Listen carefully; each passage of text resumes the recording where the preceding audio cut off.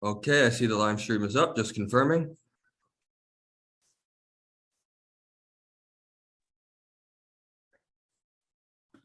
That is affirmative. We are rolling. Thank you. And sergeants, at this time, will you please start your recordings? PC recording has started. Recording to the cloud underway. Thank you, and good morning, and welcome to today's remote New York City Council Fiscal 2023 Executive Budget Hearing of the Committee on Transportation and Infrastructure, and then later the Committees on Immigration and Aging. At this time, would all council members and staff please turn on their video. To minimize disruption, please place electronic devices on vibrate or silent mode. All public testimony is set to be given on May 25th at 10 a.m. But if you would like to submit testimony, you may do so at testimony@council.nyc.gov. Once again, that is testimony@council.nyc.gov. Thank you for your cooperation. We are ready to begin. Thank you. Good morning and welcome to the first portion of today's executive budget hearing. This is our fifth day of executive budget hearings, and today we welcome our former council colleague and now commissioner of the Department of Transportation, Ydanis Rodriguez. I'm also joined by the chair of the Committee on Transportation and Infrastructure, Majority Whip Sylvana Brooks Powers. Quickly, the department's fiscal 23 budget of $1.4 billion represents 1.4% of the city's proposed fiscal 23 budget in the executive plan. DOT's fiscal 23 budget increased by $100.7 million or 7.6% from the preliminary plan of $1.3 billion. The increase is the result of a number of actions taken, most significant of which is a new need of $53.2 million added for the Transportation Streets Plan, an adjustment of $17 million in state funding for the Staten Island Ferry, $3.9 million in federal funding for the Traffic Management Center, and $1.3 million in federal Coronavirus Response and Relief Supplemental Appropriations Act funding. Commissioner Rodriguez, I'd like to welcome you and your team to today's hearing. I plan on focusing my questions on the Transportation Master Plan, City Bike, street resurfacing, transit signal priority, and some other issues. I look forward to forthright answers from the department to learn about how DOT's fiscal 23 dollars will be spent, and more importantly, where. Issues like street resurfacing, city bike placement, the master plan, and other critical issues must be equitable to neighborhoods across the 5 boroughs and every zip code. Underserved areas must be prioritized. This council will fight for a fair and equitable overall budget, and that goes for the DOT budget as well. I want to take a moment to thank John Basile, Chima Obichair, John Yedin, and the entire finance division for their work on today's hearing and all the hearings up until now. I'll now turn to Majority Whip and Chair of the Transportation and Infrastructure Committee, Councilmember Brooks Powers, for her opening remarks. Good morning, and thank you, Chair Brannon, and welcome to the City Council Finance Committee and Transportation and Infrastructure Committee's joint hearing on the fiscal 2023 executive budget. My name is Sylvana Brooks Powers, and I have the privilege of chairing the Committee on Transportation and Infrastructure. Today, we will be hearing from the Department of Transportation. I would like to thank the chair of the Committee on Finance, Councilmember Justin Brannon, for his leadership and partnership throughout this budget process and during these hearings. A reminder to those watching that members of the public are invited to testify on Wednesday, May 25th, and you may visit council.nyc.gov to learn more. Before I begin, I would like to take a moment to recognize that tragically, 8 New Yorkers have died from traffic accidents in a span of just 4 days. Traffic fatalities are now at their highest level since Vision Zero was launched in 2014, at a total of 254 people. These deaths are preventable, and the city has committed billions of dollars to Vision Zero in order to stop these deaths from occurring. Today and moving forward, we hope that the Department of Transportation remains committed to the goals of Vision Zero and addresses this tragedy by promoting safer streets in all communities. The mayor's recent announcements look promising, and I hope to be a part of this important ongoing work.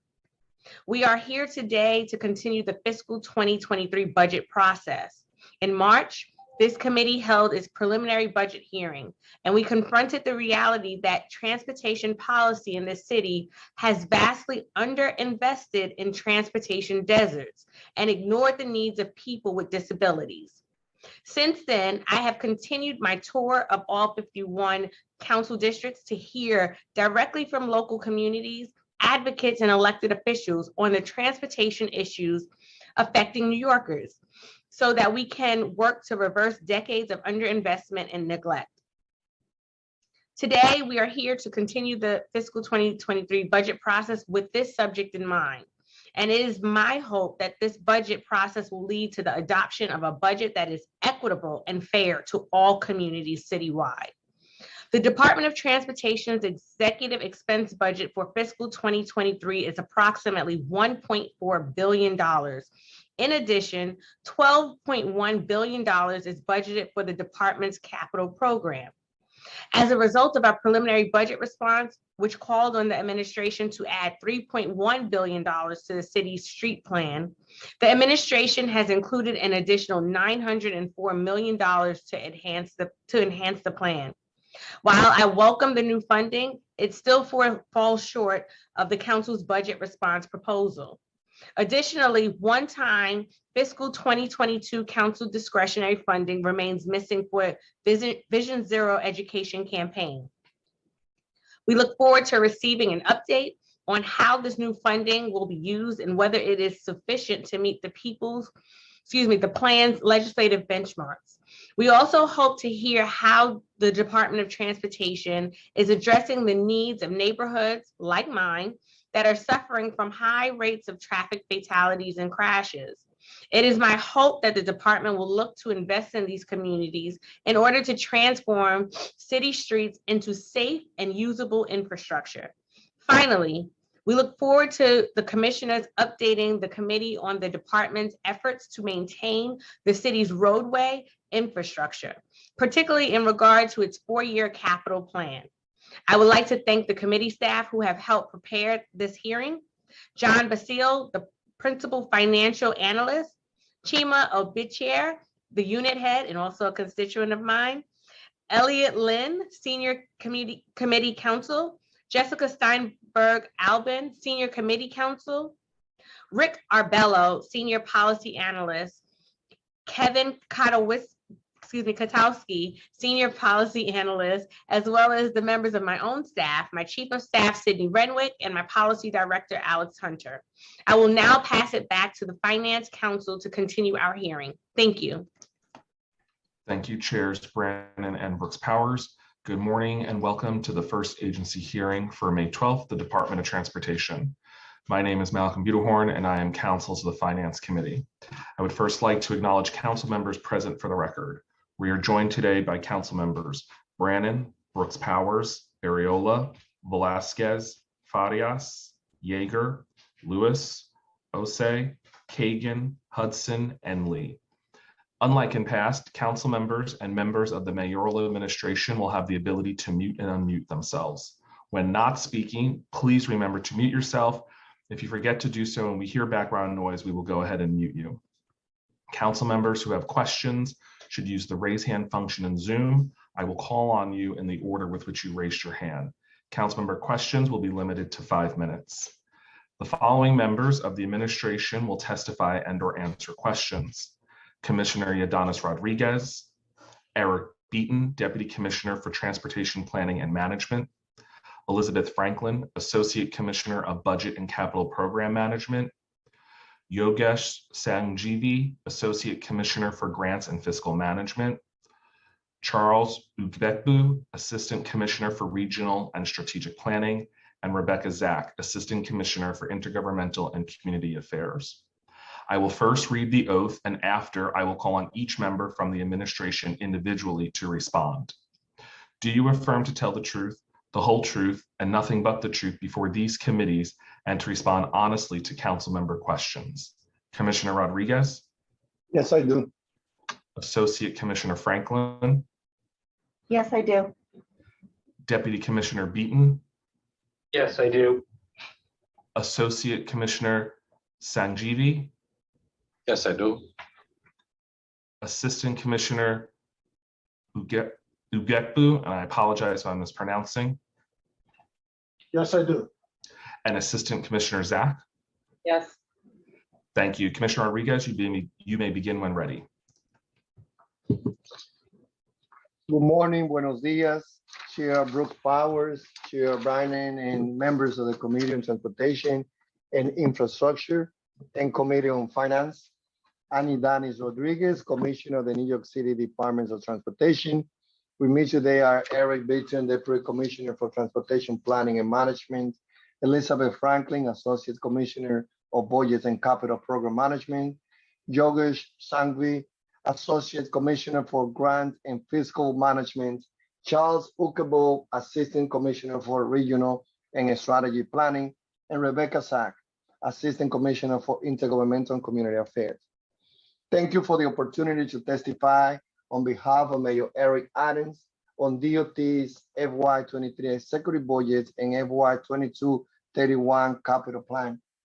I'm proud to be here for my first executive budget hearing on this side of the table as DOT Commissioner after my 12 years serving on the Committee on Transportation and 8 years as Chair, and look forward to partnering with you all.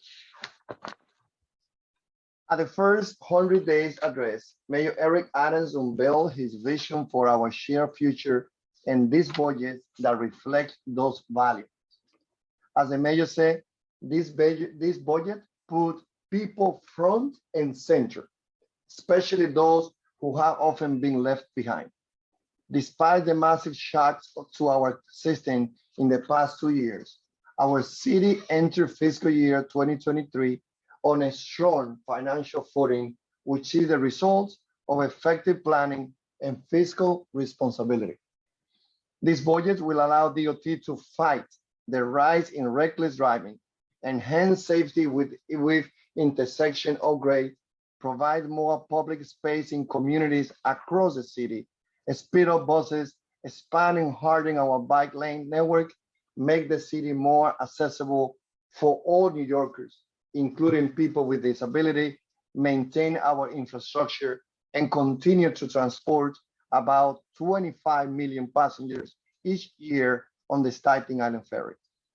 And it will further the mayor my commitment to focus our investment in working class communities that have received less investment historically.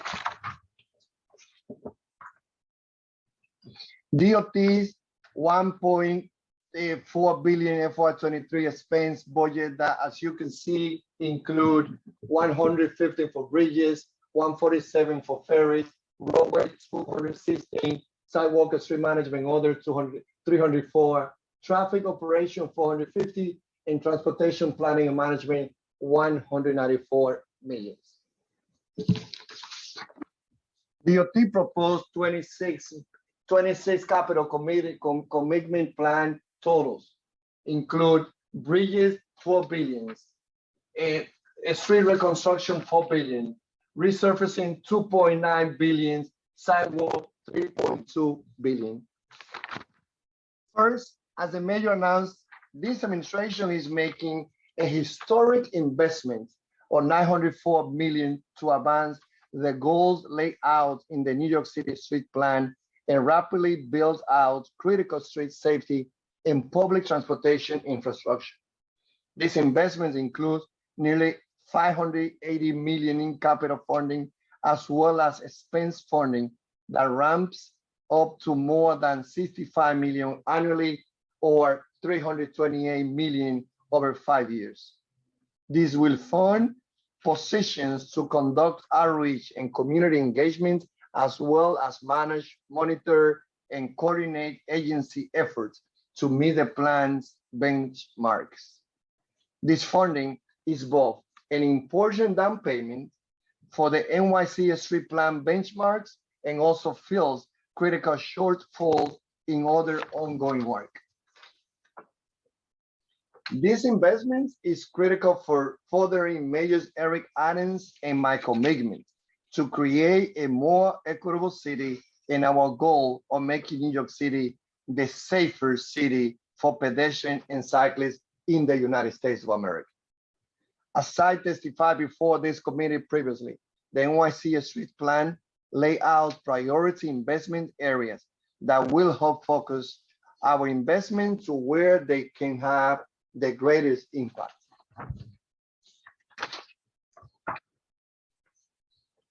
DOT will continue to invest in communities across the entire city, but going forward, street design investments as a whole will be prioritized in higher need neighborhood based on the PIA tiers, while still being guided by data such as crash histories and slow bus speed. The city's transportation network must meet the need of all New Yorkers, regardless of race, ability, or economic status, in a safe, efficient, and sustainable manner. And these historic investments will help push us closer to that goal. Far too many New Yorkers have lost their lives to traffic violence. This new NYC street plan funding builds on ongoing budgetary commitment to curb traffic deaths. The Total Vision Zero investment in DOT's current 10-year capital plan. Yeah, we'd have to find out too what. FY 22-31 is nearly $3 billion, in addition to an average yearly investment of about $250 million in expense budget. This street plan investments in the mayor's executive budget goes with funding for our previous announcement that we are redesigning 1,000 intersections to enhance safety. Thanks to funding in this budget, we will make a intersection safety enhancement in areas near Southern Boulevard and Boston Road in the Bronx, Bayswater Park in Queens, the New York Public Library main branch in Manhattan, and on new Upchurch Avenue in Gowanus in Brooklyn. This budget includes $195 million in capital funds to help us install raised crosswalks citywide in partnership with the Departments of Design and Construction. When it comes to bikes, turning to bikes, our bike lanes make roads safer for all road users. And we are focused on improving the cycling network coverage and connectivity across the entire city by building the bike lane network. The street plan investment in this expense budget includes $27.8 million in FY23, increasing to $33.5 million in FY26, and the other year to expand the city protected bike lane network.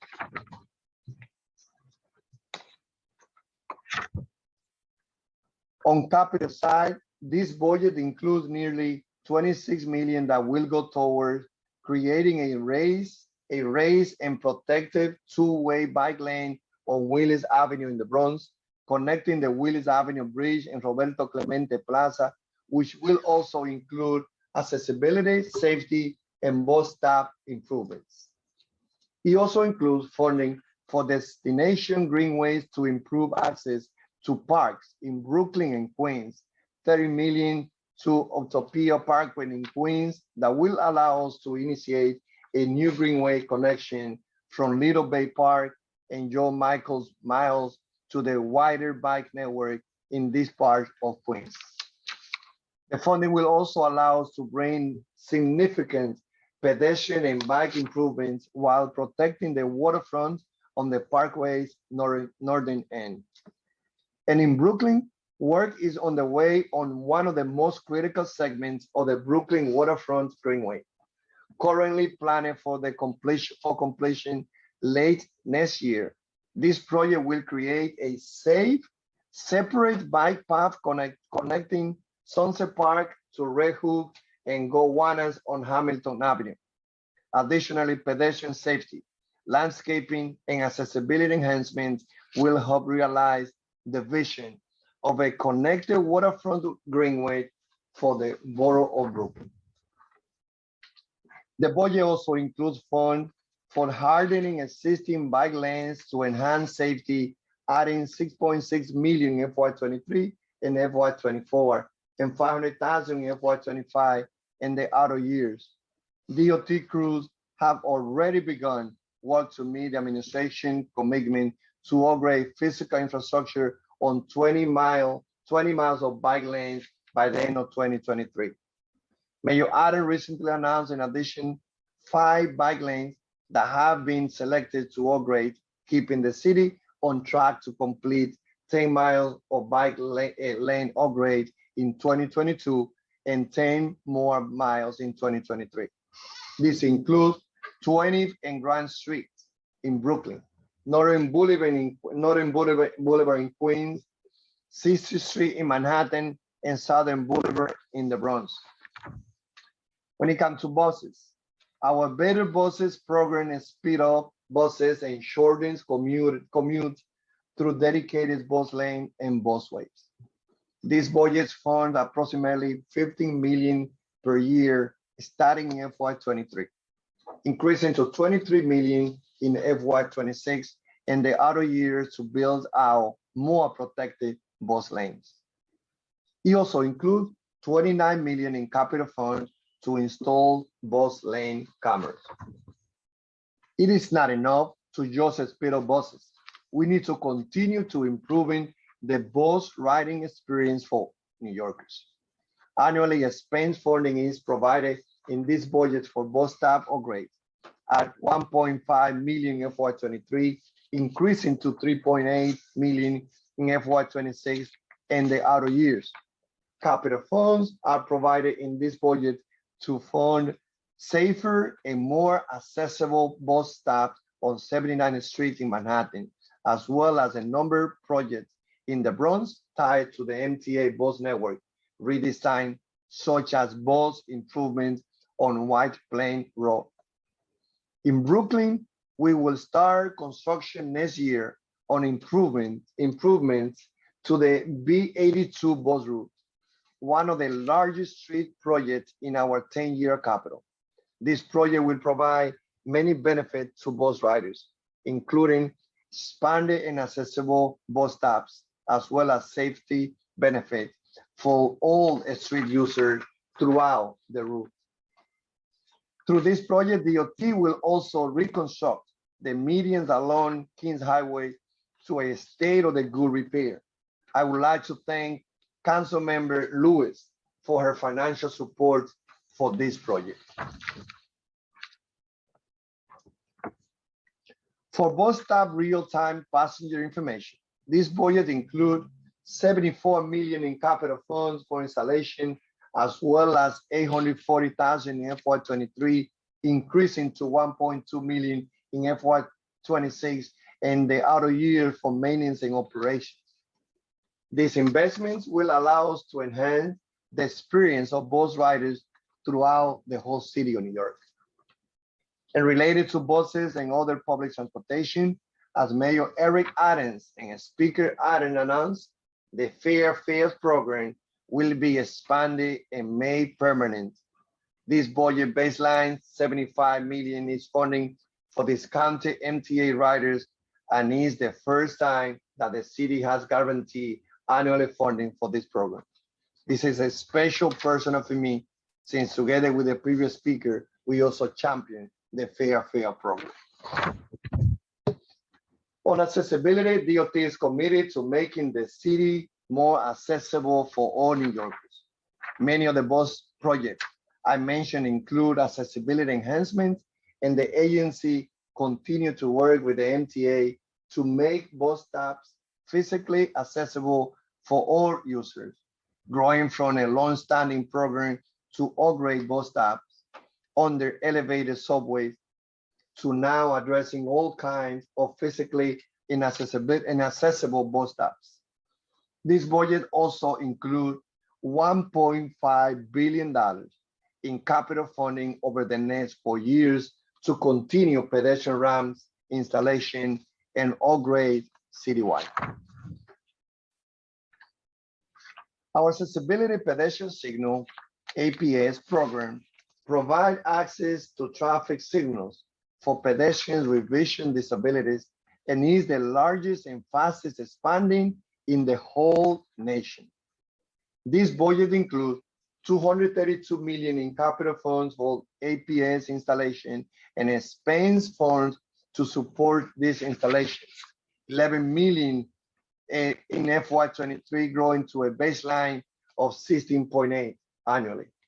DOT will install APS at 400 intersections this year, 500 next year, and eventually over 1,000 intersections annually, with 10,000 intersections equipped with APS by the end of 2030.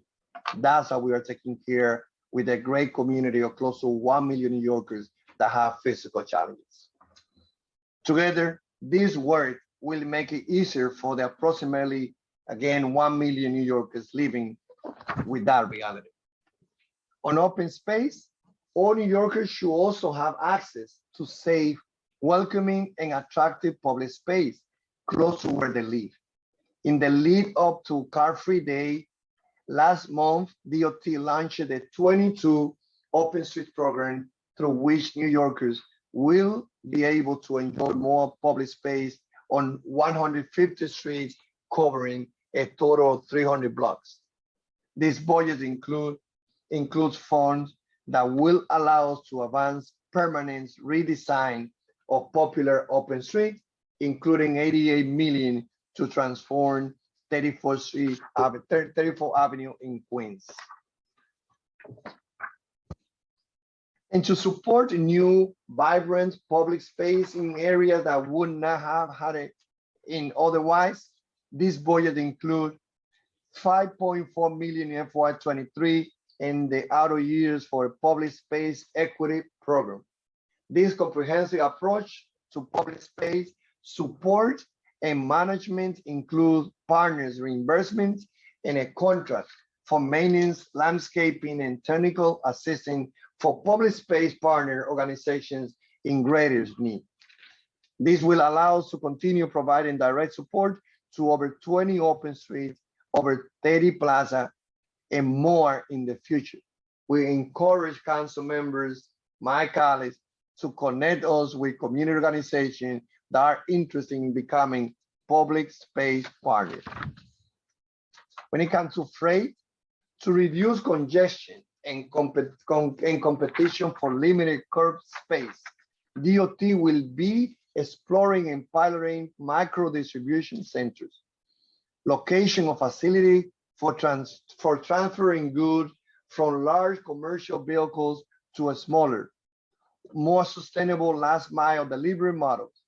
This budget includes $959,000 in FY23 and baseline $154,000 in FY25 to support the freight industry engagements report and pilot required by local law 166 of 2021.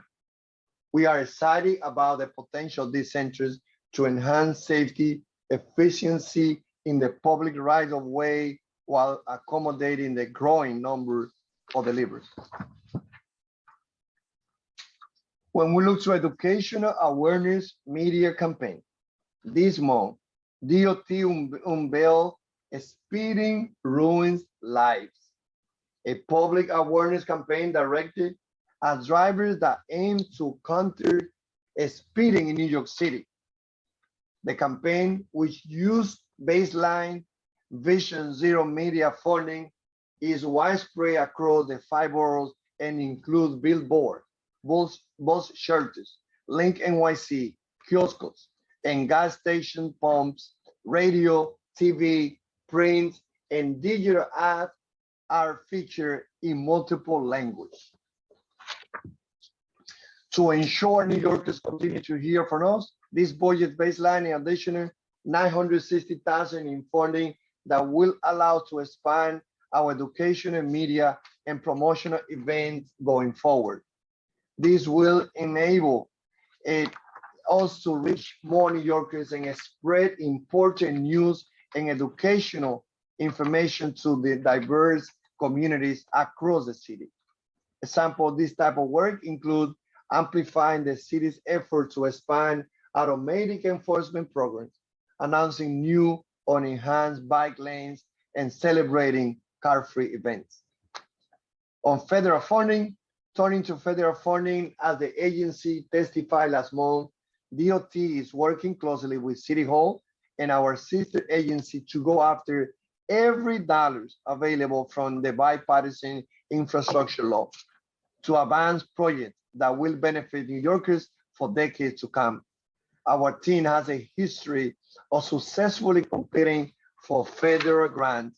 I'm very proud of the great work that they have done. Some recent successes include winning a $2 million race planning grant to reimagine the Cross Bronx Expressway last year in partnership with New York State DOT and the Departments of City Planning. A $10 million grant in 2020 for bus stop improvement along BX6 selectable services route, which connects Washington Heights in Manhattan to South Bronx, and a $9 million grant in 2019 for a safe route to transit project to make infrastructure, pedestrian safety, and accessibility enhancements for transit riders along 86th Street in Brooklyn. I'm happy to say that this budget funded additional headcount for a grant unit to assist with the coordination, completion, and review of bill grant application. On a state GUID repairs and other capital safety projects, this budget adds $185 million to fund dozens of capital projects to address state of GUID repair and to enhance safety.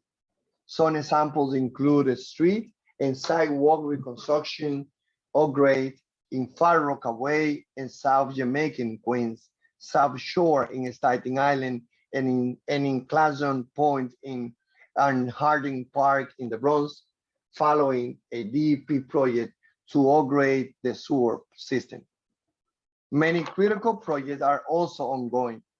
We recently started construction for the next phase of our Great Street program for Atlantic Avenue between Conduit and Rockaway Boulevard in East New York and Ozone Park in Queens. This project will continue important safety enhancement along the corridor, as well as introduce project protected bike path along a new planted median. And we are starting the construction of many critical capital projects. This year, we will begin construction on a project to make access to Canarsie Pier in Brooklyn safe. Next year, we will partner with the Department of Environmental Protection to bring much needed street repair and flooding relief to dozens of neighborhood streets in South Jamaica. A street will be brought to DOT standards, and we will be making safety accessibility enhancements. This project is part of the largest Southern Queens initiative and will bring critical investment to a part of the city that has received less investment historically. This is how we're dealing also with equity.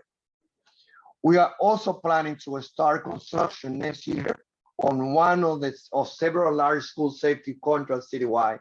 This project will create safer pedestrian crossing near 80 schools in Brooklyn and Staten Island, which will particularly benefit school-age children.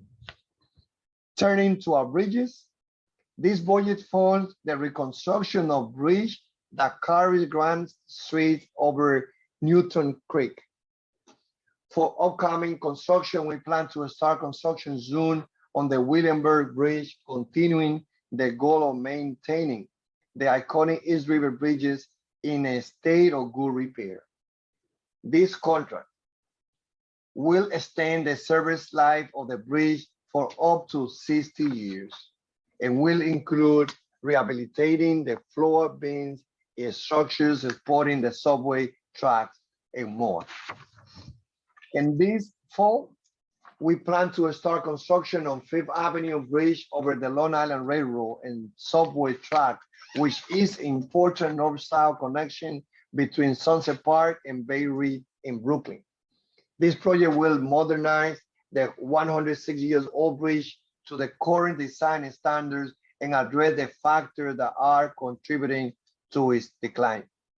On automatic safety enforcement, before I close, I must once again take this opportunity to emphasize Mayor Eric Adams and my call on the state to please allow the city of New York to expand and enhance our automatic enforcement program.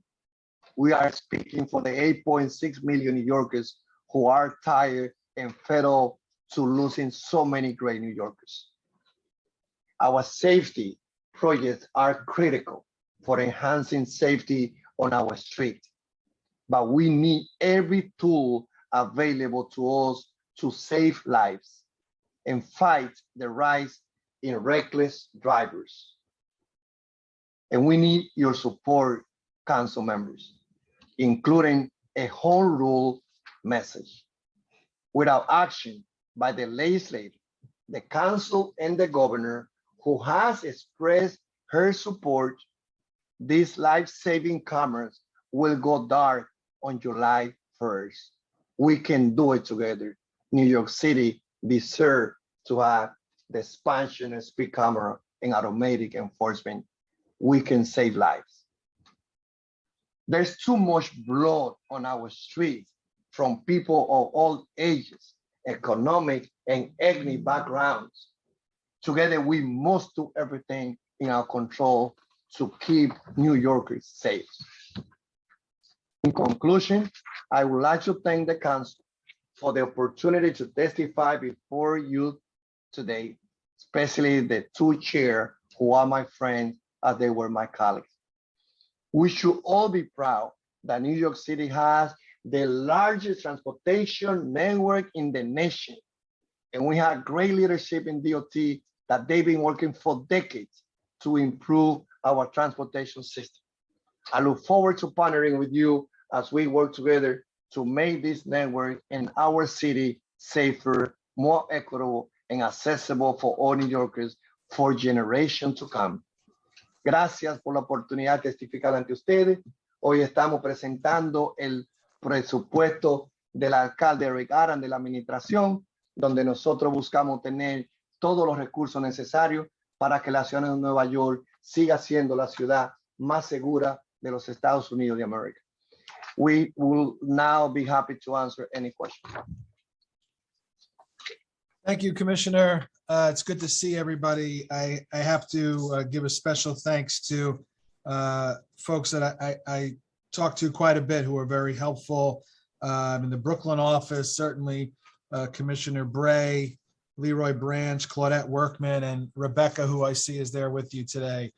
Very, very responsive and helpful, and that doesn't go unnoticed. So I appreciate that very much. We got a lot to do, so let's get into this. Before we begin, the committee may not get to all the questions, or we don't hope for this, but if you don't have the responses sufficient, we will send a follow-up letter for any unanswered questions. So, Commissioner, fatalities among bicyclists have increased from 14 in 2014 to 25 so far this year, 2022. It's almost an 80% increase. Moreover, pedestrian fatalities increased from 107 to 123 between fiscal 20 and fiscal 23. Overall, it's unclear at the present pace if the city will achieve its goal of Vision Zero, which is what we all want by 2024. What largely does DOT attribute this increase to? And then what is DOT doing to address the issue of these increasing traffic fatalities? Thank you, Chairman. And look, there's no doubt that, you know, we have a bad year, and even especially we had one of the worst weeks.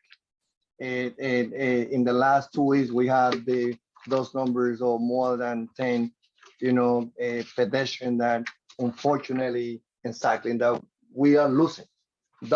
Future doctor, student at NYU, a mother original from Nigeria that in her mother day, her daughter was watching her how she was dying. Chairman, reckless drivers is the cause of this epidemic. DOT is doing the necessary investment.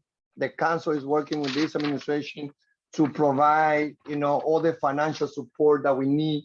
The team here doing a great job on redesigning, looking at any intersection that we need to reorganize the signal light. We are creating bike lane, bus lane, open street, everything that required from the perspective of redesigning have been doing, is something that DOT had done it.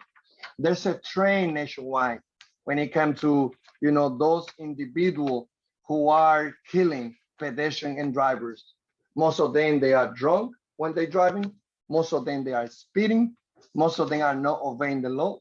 Most of them are behaving in a way that is unacceptable. So far, speed was a factor in at least 78 fatalities in 2021, up to 61% from the 2018 and 2020 average. This year, the number doesn't look good. And the main cause is related to violence drivers that we have seen that speed camera and make them to reduce the speed, because when we have a speed camera, we have seen a reduction of 14% injuries, and we also have seen a reduction of crashes in more than 60%. Those crashes are happening at intersection where the speed camera must be turned off by state law, and they also operate from Monday to Friday. That's why we need your support to expand a speed camera in automatic enforcement so that we can have it the whole years, and that the city should have the power to decide where do we install those cameras, following the data on crashes that happen in location that right now we are not allowed to install those cameras. I'm with you there. I gotten my share of tickets from speed cameras, and it's made me a better driver, 100%. That's bottom line.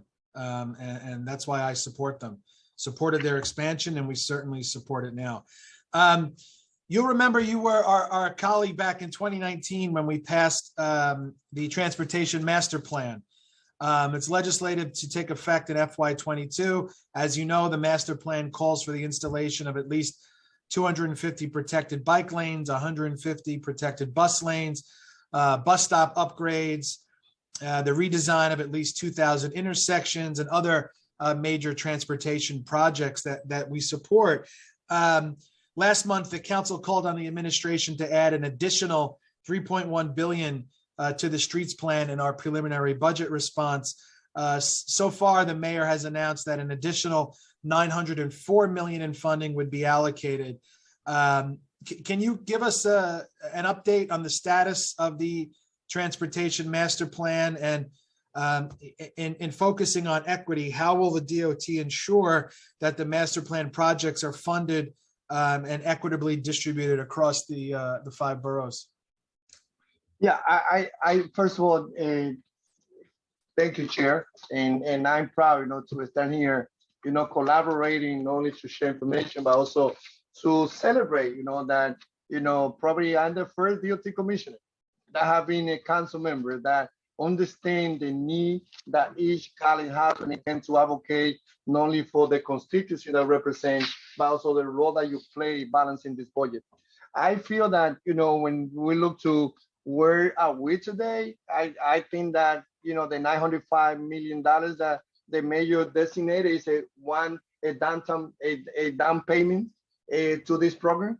And even when we look on, and of course, as a commissioner, I always want more. So not only I know that the mayor always and OMB be able to work with us to identify way of how, we always continue to get the funding that we need to build more protected bus lane, to build more bike lane, to build more open restaurant, open street. But, this is opportunity. I hope that also, each council member, as I did it, I hope that they also think they help us with the capital raise of money to identify any particular project that is important in those districts. But when it comes to the role that you as a chairman of finance, Speaker Adam and the chairman of transportation is doing, advocating, continue this conversation about identifying need that we have to always have more funding. The $905 million is additional funding that will allow the different division here at DOT to have the resources that we need to redesign danger intersection to accomplish our goal of the numbers of bus lanes that Mayor Adam committed, and that also had those goals, including the street master plan. So we are in a good place. We always will be happy to get more money. We will work with OMB to identify need and how to get support from City Hall. And of course, the support of the council is always very important.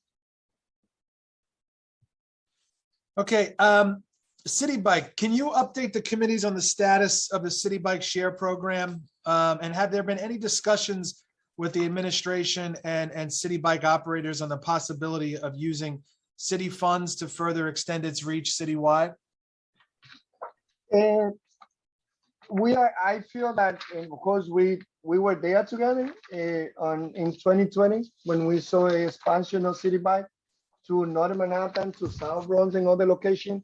And we look on not only at City Bike, but also we look at micro mobility, expansion of other bike share program, scooter that also are covering areas. We feel that working together with all those type of micro mobility, including City Bike, we will see more expansion in our at this moment right now.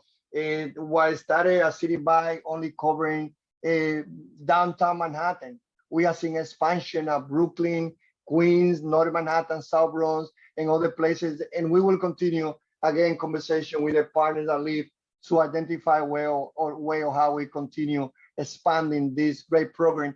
And more than the expansion, Chairman, is about making this program always affordable.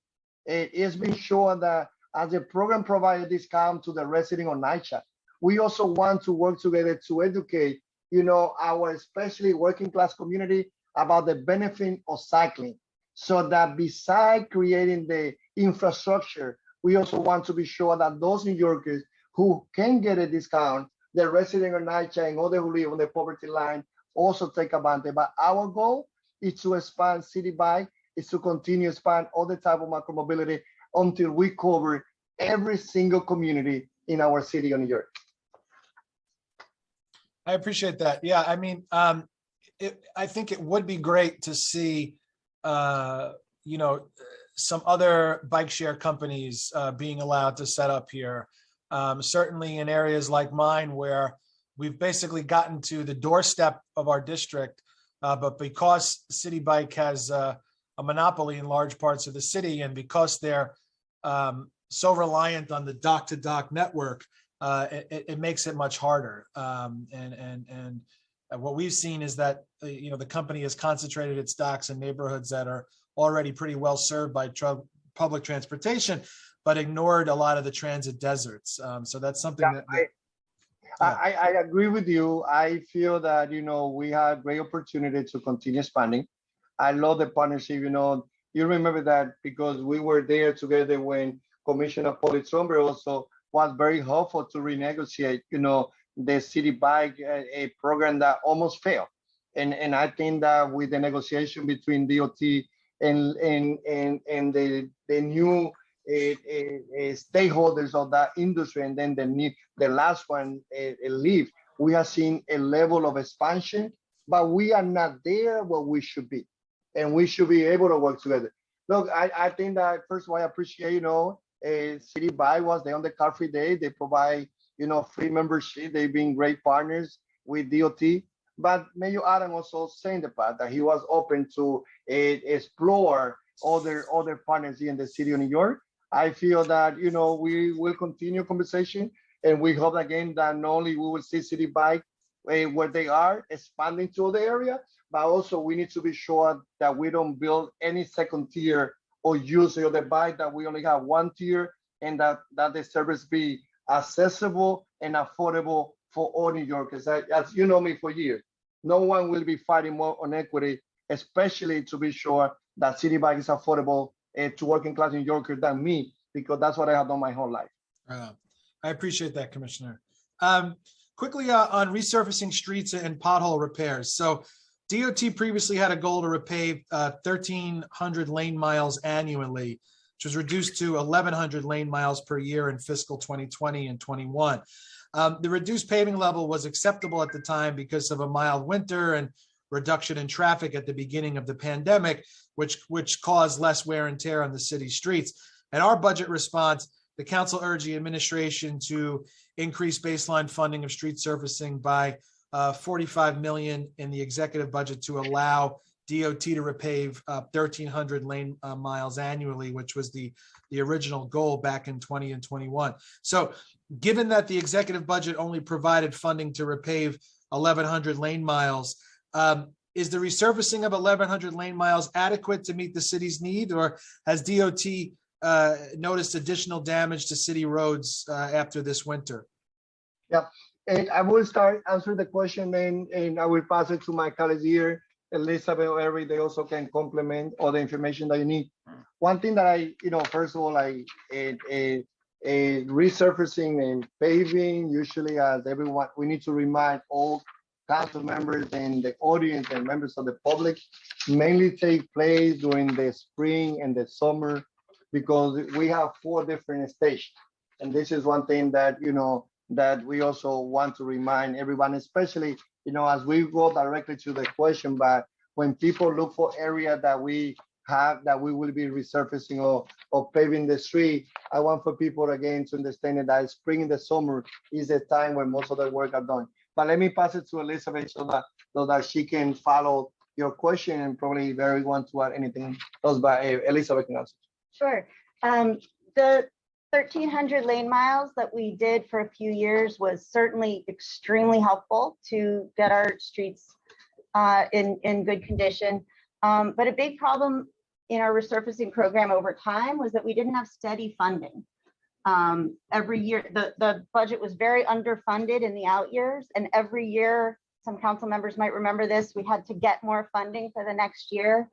What we have now is a fantastic situation. I can't overstate it, where we have baseline funding at 1,100 resurfacing lane miles per year, plus another 50 for bike lane miles specifically. And so that's really, we're in a good position right now to keep a steady funding level for resurfacing. Sorry, thank you. For pothole repairs, in the first 4 months of FY22, DOT repaired a little over 36,000 potholes. I think about 30,000 of them are in my district. 33% more in the same period than last year. The average time to close a pothole work order increased from 2 to 4 days. These changes are related to a 15% increase in pothole work orders, which the DOT correlates to a doubling of 311 complaints for pothole repairs compared to fiscal 21. Coupled with staff shortages and fewer DOT crews during the pandemic. So how much funding does DOT allocate towards pothole repairs, and how many potholes does the DOT plan to fix this year, and how many were done last year?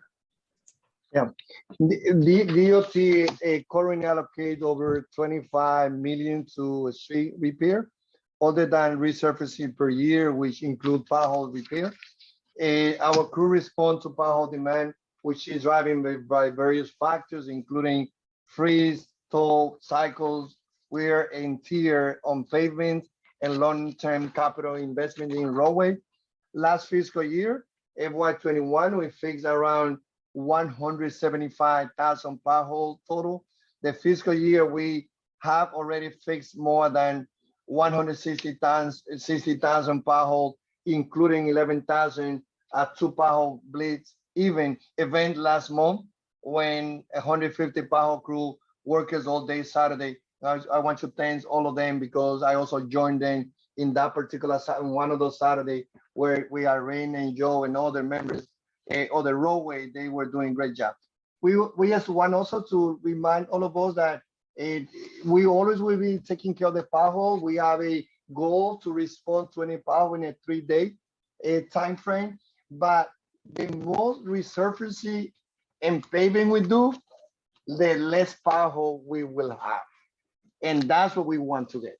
And that's what we want to focus However, we know the pothole is something that we have to take care, and we've been doing the 10-year. Thank you to the great workers that we have at DOT, a Roadway division. They're doing a great job taking care of the potholes. Yeah, they do. So they, they're very, again, your Brooklyn office and Rebecca have been super, super responsive. I can't thank you enough there. I can't make any complaints there. So you said, I heard you on the radio the other day, but you just said it now. I want to get it on the record. For the amount of time, if someone calls in 311, what are we saying? How long until that pothole gets filled? We're doing 3 days. However, there's a moment and situation where it's not only to cover the pothole. If there's any code that related to Right. a deep challenge, Yep. that's another situation. And again, as also want to reinforce what I said before. In many places, especially like the country where I was born and raised, is always warm in the Caribbean, Dominican Republic. But here we had to deal with 4 different stations. So the winter is a challenge to take care of the pothole, but our commitment is to fix the pothole in less than 3 days, unless there's challenges related to on the ground that involve DEP or the agencies. Got it. We'll work on the weather. We'll do our best. Open restaurants.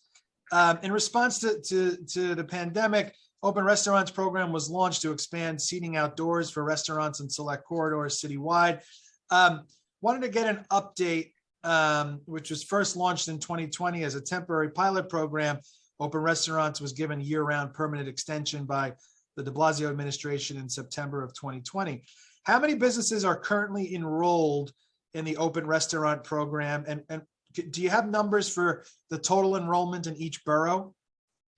We do in total, and we launched in June 2020 to give New York a space to safely dine out outside. And again, this is an initiative that the council must take credit, because this initiative also came together as a result of the council and the previous administration. That's where the decision was made for DOT to run the open restaurant. As the council codified in the law 114 of 2020, DOT is working in partnership with our sister agency to make this program permanent. So far, we have 12,000 open restaurants. We have say 100,000 jobs. And as you know, conversation continue with the council, hoping that this program will be permanent, and hoping that DOT, with the experience that the agency had, taking care of the roadway resurfacing and working with the utility program, doing open pedestrian, other things. We hope that DOT is in a great position to run this program permanent, hopefully by 2023. Do we know? Sorry, Chairman, let me also give you the breakdown per borough as you asked a question. So on percentage, as I say, over 12,000 restaurants are part of the open restaurant program, compared to 1,200 sidewalk cafe in the Department of Consumer Affairs program prior to the open restaurant. So before open restaurant, we only have 1,200 sidewalk. After COVID, during COVID and after, through this program, that number has increased to 12,000, wow, being the largest one in the nation. The breakdown is Manhattan 6,000 in a 48%, Brooklyn 3,000 on 24%, Queens 2.4 thousand on 20%, Bronx over 600, 5%, and Staten Island close to 200 on 2%. Many of those areas are areas that working class community New Yorkers never had the opportunity to enjoy a dinner with a family member in a sidewalk or the open restaurant before COVID. It's true. And I know the answer, and again, your team has been great on this, especially Rebecca, but what is the procedure, or what will be the procedure going forward to remove the shelters that have become damaged or abandoned and are no longer in use? Because we hear about that. For as many restaurants are taking advantage of it, there's some that look like abandoned shipwreck out there. So what's the plan going forward there? Is there a proactive plan, or is that still going to be sort of complaint driven? No, it is a proactive effort. DOT has done more than 60,000 inspections in those 12,000 open restaurant that we have. This program, DOT has since ramped up its enforcement, removing over 60 non-compliant structures and issuing 24 summons those so far. So for us, quality of life is important.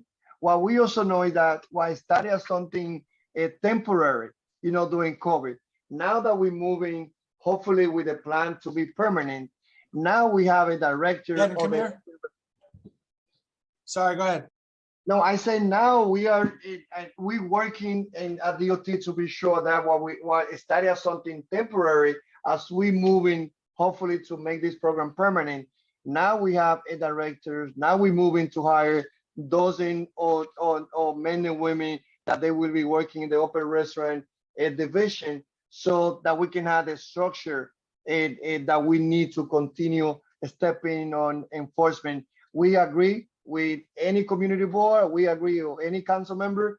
There has been a structure that some restaurant owner they have left it empty, that they are not helping us, but we feel that percentage, they are a low minority, that the vast majority of the restaurant, they taking care of the structure. All right, let's talk about the BQE. I hope to live to see the day that we tear that thing down and build a tunnel, but I'm not sure we have the money for that currently. I'm looking for it though. 2 years ago, the council released the findings of a report titled "The Future of the BQE." And it was to look at alternatives to repair the BQE, specifically the triple cantilever. The de Blasio administration commissioned a panel to evaluate the reconstruction of the BQE. The DOT currently anticipates spending $1.5 billion on this project between fiscal 22 and fiscal 2031. Can you provide us with an update on the status of the BQE cantilever project? And does DOT plan to move forward with its plan to fix the BQE cantilever, or is there an alternative plan that we're looking at?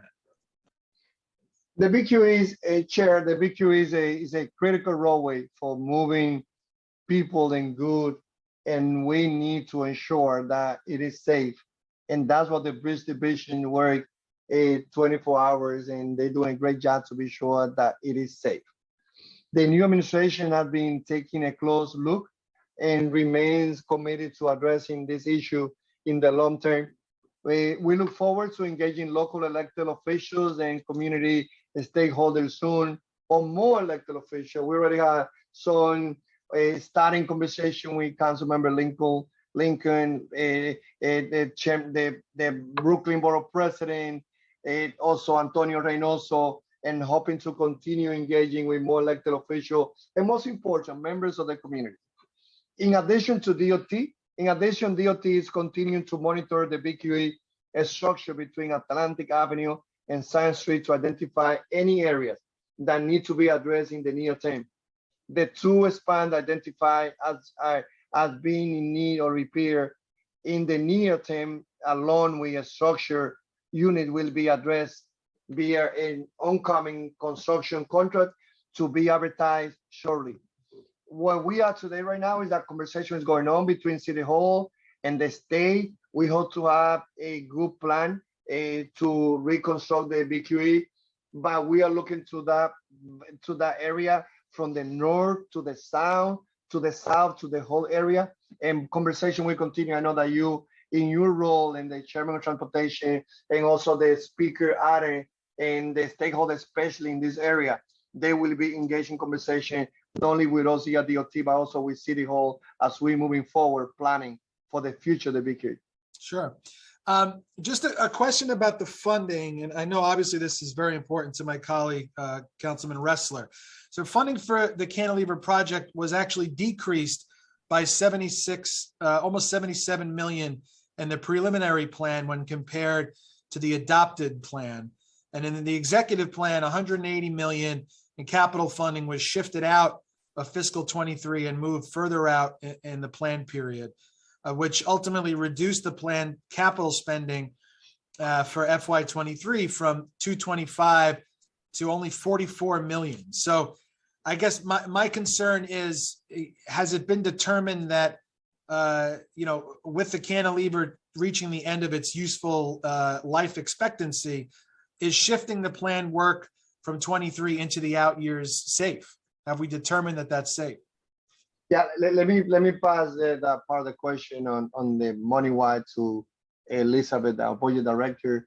We can assure all residents of New York that that area is safe, but let me pass it to her to explain the money, please. Okay. Sure. We are doing the ongoing monitoring and the new way in motion legislation to allow for automated enforcement of overweight trucks is really going to help us with that. And so we're going to start issuing violations. We aim to issue violations by the end of this year. So between that and then the ongoing monitoring of the structures, we're keeping a close eye on the BQE. And so the funding that we need for the structures in the near term, we have. That is, we have left the funding in the inner years to do the contracts that we know we have to do now. And so the funding in the outer years can be moved back in as our monitoring continues, as we find work we need to do earlier. Okay, I'm sure my colleagues will dig in on that and put a finer point on that later on. Let's see where I want to go here.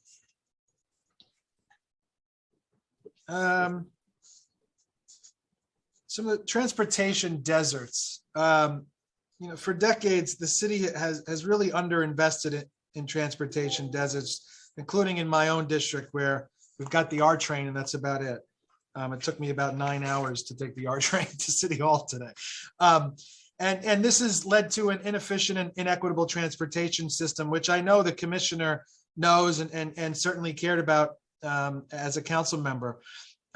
Additionally, surging gas and auto prices as a result of the inflation compounds these effects, and it's increasing the financial strain on working class New Yorkers who are already suffering from the pandemic and have no choice but to own and drive cars as their only means of reliable transportation. You'll often notice that the folks that talk about driving cars are the ones that are in transportation deserts. I mean, that's how they get around. So what is the DOT specifically doing to reverse this decades-long underinvestment in transportation deserts, and where are these investments reflected in the 23 budget?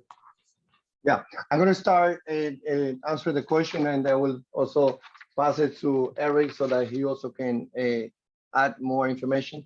Look, it's not only about transportation deserts. We have inherited a city that also has social investment deserts. So I feel that, those of us who are in leadership, regardless of the role that we play, from council, commission, and staff, has a great job to do when it comes to address deserts that we have created in the city, lack of investment, and a city that also have prioritized investment in few areas, and they have left other area behind. This is the gap that Mayor Adams will be closing in his administration. So when it comes to transportation deserts, I know that our buses is like one of those things that we are looking to use to expand in those areas that we need to provide riders more opportunity, not only to take the buses, but to go to places faster, to know that our buses are more efficient. But I think that, we have investment prioritized when it comes to do more infrastructure on protected bike lane in those communities, on bus lane, to also be sure that we use our water to connect more New Yorkers when it comes to transportation desert. But let me pass it to Eric also that he can add more information to that question. Sure, and we fully agree that this is a place that the city needs to be investing in historically underserved communities. And that's why in the streets plan, as the commissioner said during his testimony, we explicitly put out these priority investment areas. And when you look at that map, it is clearly parts of the city that have been underinvested in over the years. And we're going to be very focused there. We want to make sure that people all over the city have good options that, if you drive, we want to be providing electric vehicles that you can drive in an environment that's friendly way. We're going to be doing better bus service, working in partnership with the MTA as they do their borough redesigns, doing bus lane signal priority, improved bus stops to try to make buses a better option. We want our protected bike lane network to be a citywide protected bike lane network and not just in the historic core of the city. These are all things where we want to get those investments all over the city. We also know that that means working very closely with local communities who haven't always had that type of engagement. And we certainly look forward to working with you and with all of your colleagues in these historically underserved communities to make sure that as we want to make these investments, we're doing it in a way that is sensitive to the local needs of the community, and that we can do it in a way where we can all support it together. Thank you. Chair Brannon had to step away, so we're now going to turn to Chair Brooks Powers for her line of questionings of the DOT. Thank you for that, and it's great to see you, Commissioner Rodriguez, and your team. Appreciate the work that your team has been putting in and being responsive to my staff. So in terms of some of my initial questions, I'm going to start around City Cleanup Corp underspending. Due to projected agency underspending, federal funding to the Department of Transportation for the City Cleanup Corps was reduced by $1.8 million in fiscal 2022. Why does the Department of Transportation project underspending for the City Cleanup Corps this year? And what kind of maintenance and support has the City Cleanup Corps provided? Has the Cleanup Corps assisted with graffiti removal and power washing? Yeah, look, through the City Cleanup Corps program, we clean out, litter, remove trash, and perform vegetation control. And along highways, DOT use the same resources of funding in several ways. We employ people to help our in-house arterial maintenance crew. As a result, they remove over 8,500 cubic yards. So we know how important is this funding. We have expanded our medium maintenance service and trained people in the basis of horticulture and landscaping. This is a citywide initiative involving multiple agencies. We are looking right now to see how we will be in this program, but let me also pass it to our budget director so that she can also add more information. Sure. The underspending this year was because we encountered a few procurement delays. But as Commissioner Rodriguez explained, there was a tremendous amount of work we did get done. Thank you for that. And then the cleanup corps are entirely financed by federal funding. How will the city fund cleanup and sanitation of the open streets program after fiscal 2022 when federal funding ceases? So the federal funding, I mean, this is a citywide initiative involving multiple agencies. And so the extension of the whole program is still under discussion. However, DOT as part of the streets plan funding, well, as part of exec plan did receive about $5 million to do to maintain public spaces. So that will help us. And Chairman, as you know, we all about equity, as you are, we're in the same boat. And we will be sure that any funding, any program that we have don't expand to underserved communities. So as we will be planning how to use those funding, you have my word, you have my commitment, the commitment of the team here, that we will be giving priority to the underserved community. Thank you for that. And as far as the Coronavirus Response and Relief Supplemental Appropriations Act, initially $4.4 million in federal funding from the Coronavirus Response and Relief Supplemental Appropriations Act grant had not yet been allocated from the original award. The Department of Transportation has since identified items in their budgets that qualify for this funding. As such, the executive plan includes an adjustment of $3.1 million in fiscal 2022 and $1.3 million in fiscal 2023 as a part of a federal grant modification. What projects has the Department of Transportation specifically identified that qualify for the CRRSA funding? What does the Department of Transportation hope to accomplish with this additional federal funding? And how much funding has the Department of Transportation received from the CRRSA to date? This funding here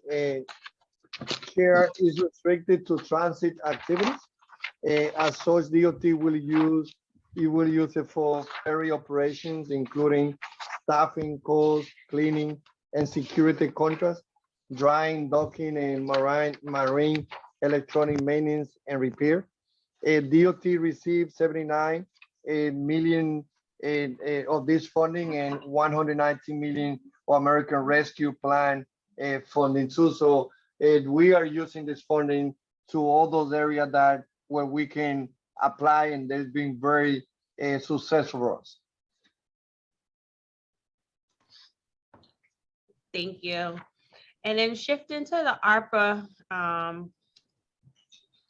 plan, federal funding for the American Rescue Plan was reallocated across multiple agencies due to underspending.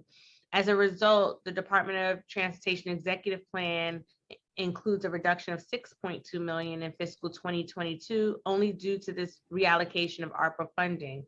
How will this reduction in ARPA funding affect the Department of Transportation specifically? And why does the Department of Transportation project underspending for ARPA funding? Let me pass it to our budget director here so that she can go deep into answer this question. Sure. Like my answer last time, we did encounter some procurement delays in some of the programs we were planning to use the ARPA funding for, including open restaurants. And we are, hiring. Yeah, mainly it was additional hiring delays. And it's also that open restaurants is in a transition phase now, as you know, between the emergency program set up during COVID and the permanent program beginning in 23 that's pending legislation. So we've begun the hiring process to prepare for the permanent program, and additional hiring and purchase will be done as it proceeds the transition. And then there's also for the Open Streets program, there were some procurement challenges and hiring challenges, and so not all the funding has been spent. Thank you for that. I'm going to move over to the Pedestrian Ramp program. So as an ongoing project, DOT has been installing pedestrian ramps at street corners in order to become compliant with the Americans with Disability Act. The Executive Capital Commitment Plan increased funding for sidewalk construction by $442.2 million when compared to the preliminary plan. This is not new funding, but rather funding accelerated from outside the capital plan window to support additionally legally required pedestrian ramp work to make city sidewalks ADA compliant. Can you please provide the committees with an update on DOT's ongoing project to make sidewalks ADA compliant?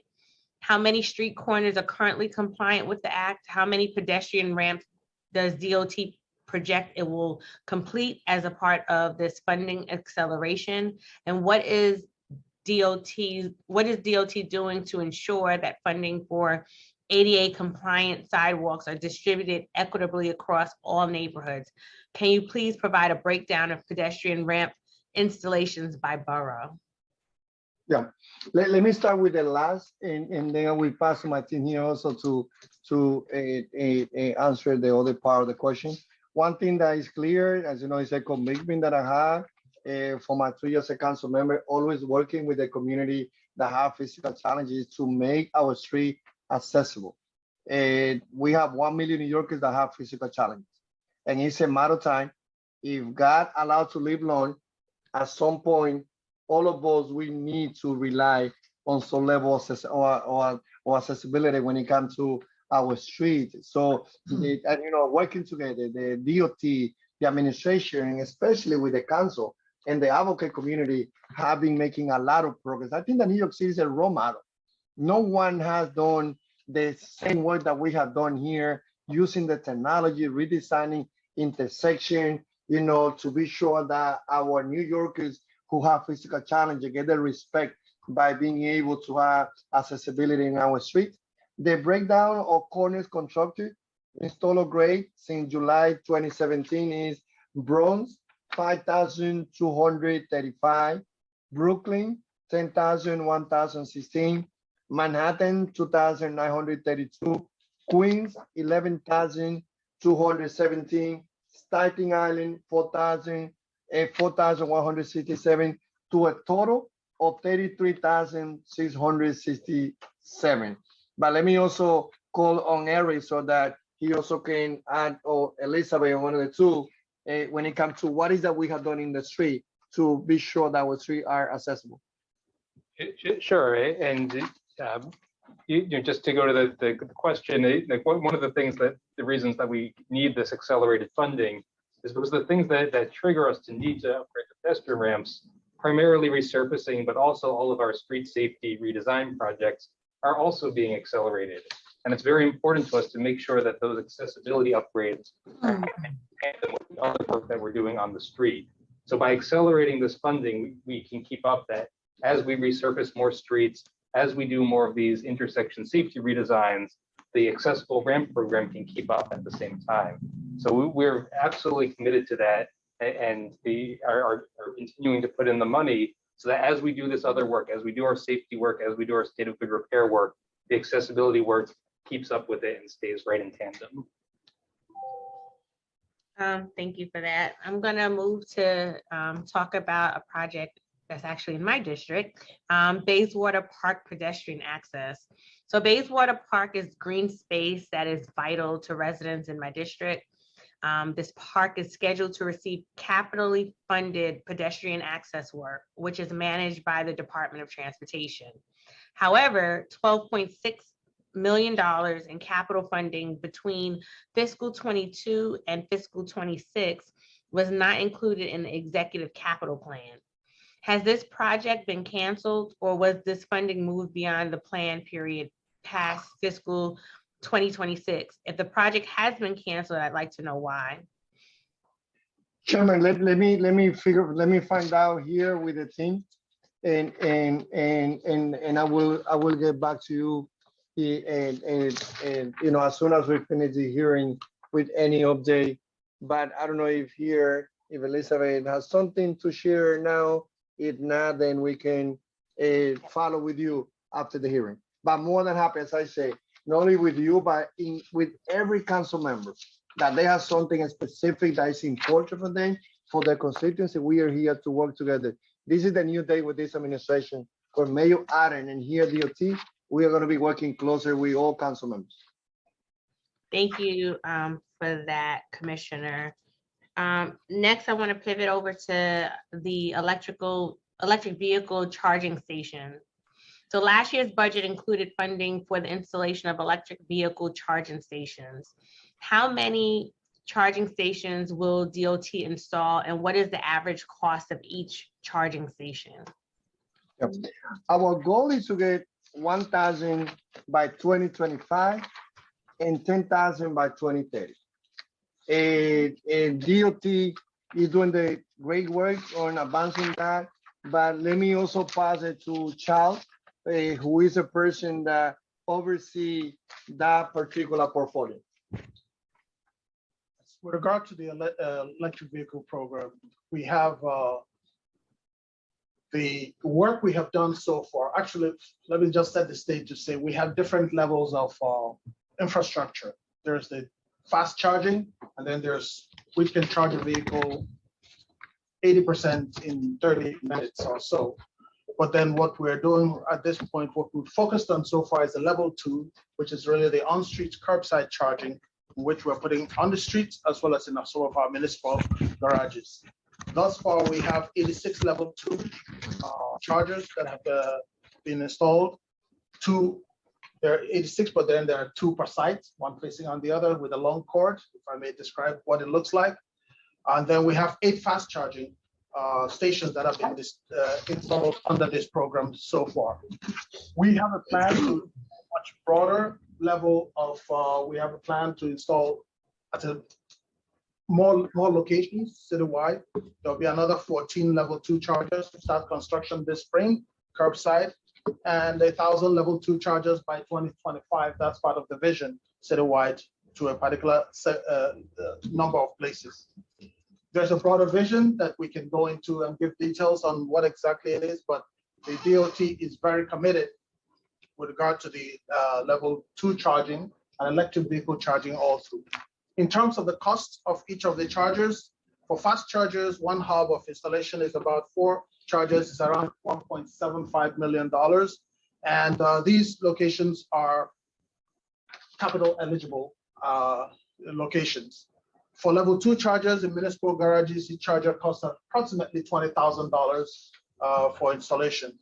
And then at the same time, also, we're building an evaluation plan for each of these chargers so that we can have a monitoring plan and we can report on what the status is.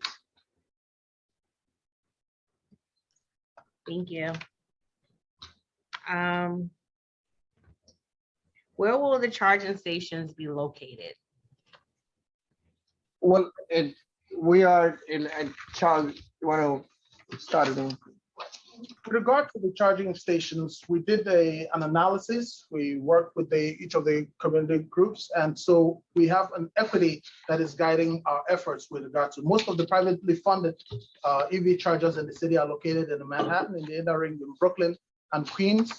We're seeking to expand access in charging to areas where the private market is not investing, so that we can fill the gap, so that it's not only those who can afford it and who have their homes have access to a garage, because we know that 50% of New Yorkers park their cars on street and they don't have access to a garage.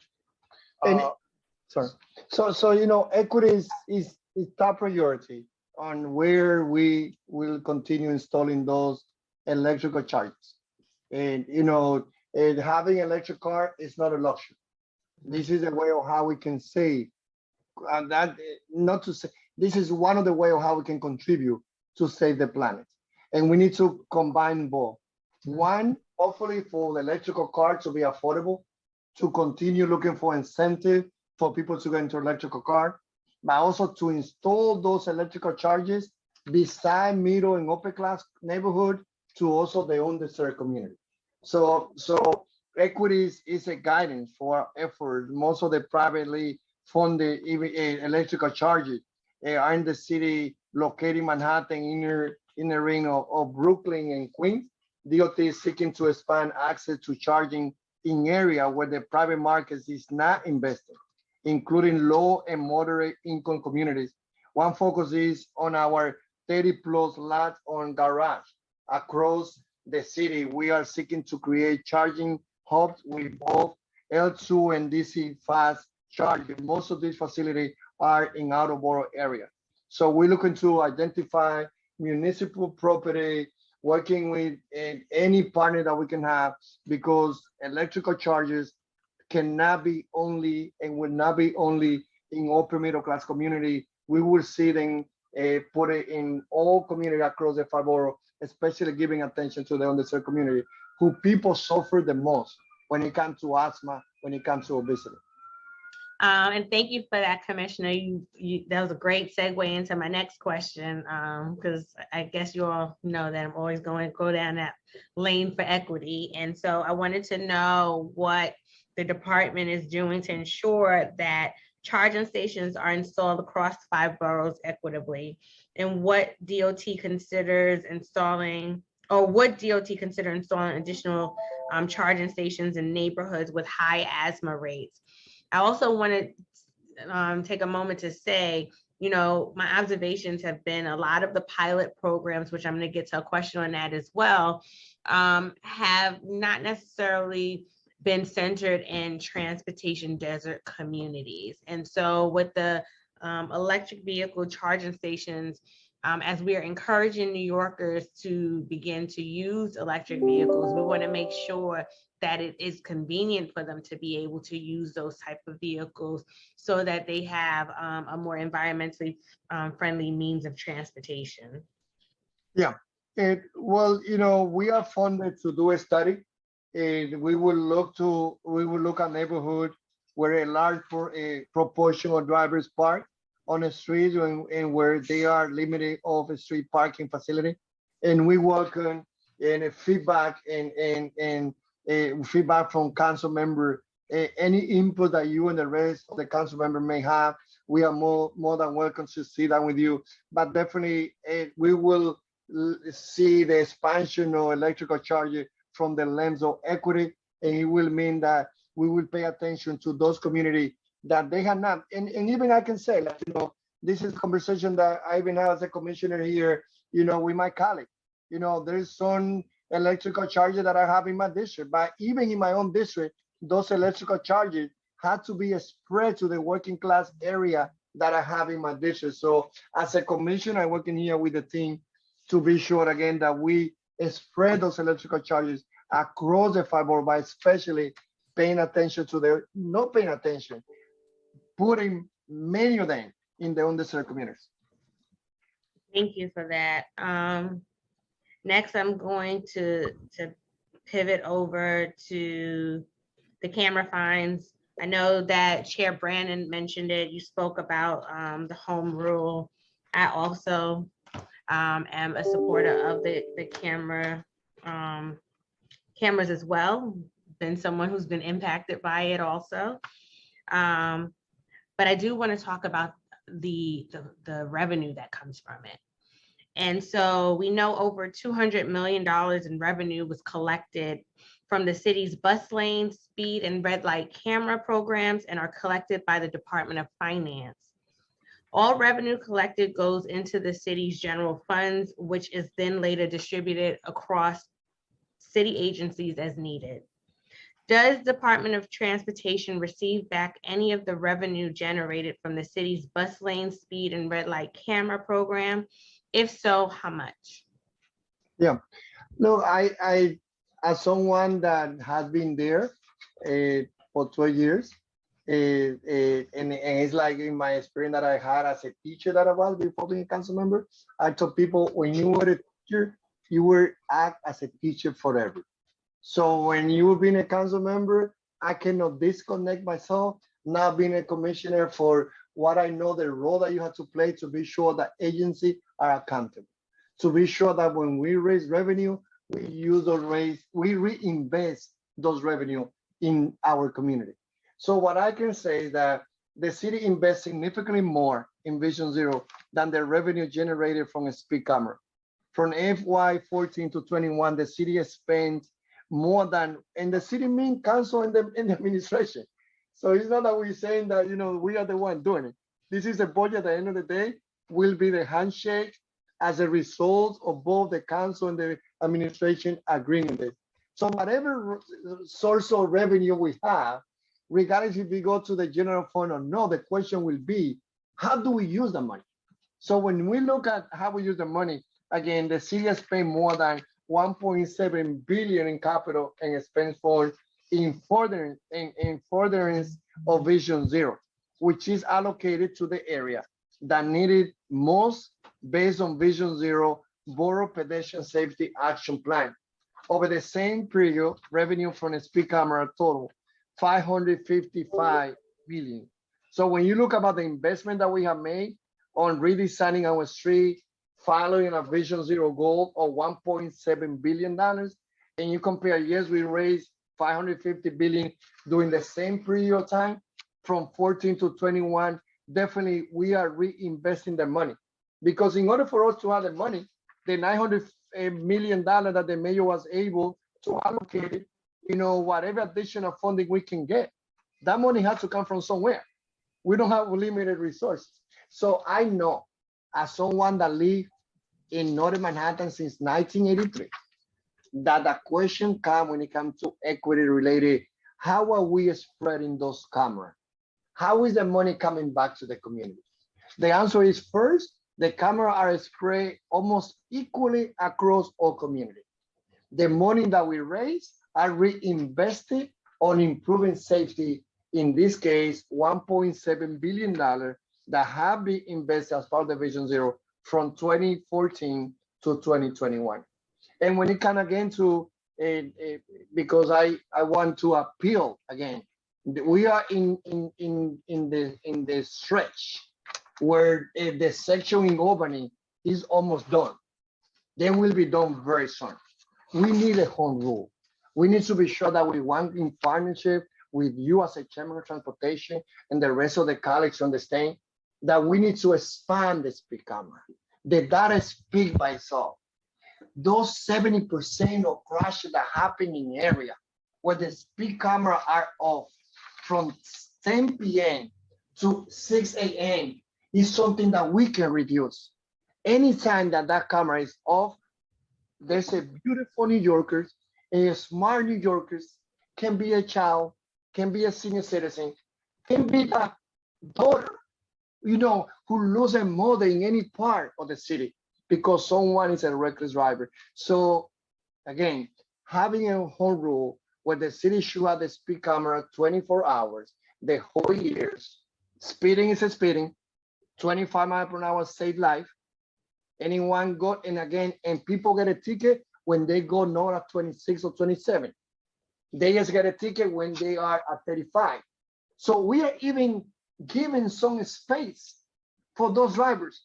So someone who get a ticket because they're driving at 50 miles per hour, if you see the car, investigation is still going on. But I was there close to NYU holding the press conference where the 21 future doctor lost his life. Investigation going on, there's no conclusion yet. But when you see that car had to be going more than double of the 25 miles per hour. So we need, again, the city need hope from the state to allow to expand the speed camera 24 hours, also the whole year. And the other part is about, Chair, that, we started this program at putting those cameras around the school. But we have many areas that they are out of the quarter mile from the school where we can install this camera. So a speed camera save life. We need to have a home rule, and the council is a great partner. We need the support of every council member to be sure that by the end of this session, not only we pass the bill home rule, at the council, but also at the state, so that by July 1st, not only the camera will continue to be on, but to expand the program. So I appreciate your support. Thank you for that. And I just want to stay on this for a moment longer, just because I really want to zero in on how that money comes back. So when you look at the communities that have the highest traffic fatalities, because you mentioned that the money gets distributed equally across the city, but there are some communities that have a higher traffic fatality.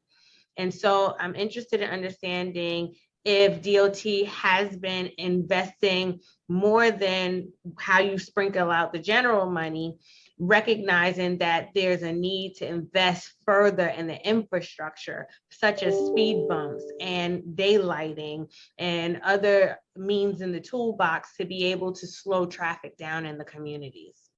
Yeah, let me correct myself. Probably I didn't, was not clear. I said that the camera are equally distributed across all neighborhood, and I said that because I know that sometimes, as someone also who is part of the Black and Latino community, Asian community, we know who immigrant myself, we are part of that reality that sometimes those working class neighborhood, they have felt that they've been targeted. But the first thing that I want to assure that no, the speed camera are everywhere. And the reason why is because we have to change the culture on how we drive in the city of New York. Then that speaks by itself. When someone get a second ticket, most of the time they don't get a third or fourth one. And at some point, people get it. It's like, any of us can get a ticket. The question is, if you get it, can you change the way we drive? And so we are equally distributed. But when it comes to, the money part, how we invest the money, let me also, besides what I said, that my point was that the speed camera has allowed the city of New York to raise $555 million from 2014 to 2021, but that we have invested $1.7 billion, 3 times more on Vision Zero initiative. That's my point, that when it comes at the end of the day, it doesn't matter from where we, council administration, get the money. We need to get revenue in order to do the project. So we don't have any intention to raise $1 from a speed camera. We hope that we can get a day where there's no one ticket. But in order for that to happen, we need to change the culture. The revenue that comes is a revenue that is reinvested on Vision Zero initiative. And I appreciate that. And I want to get to a point where there's one day where there's not a traffic fatality.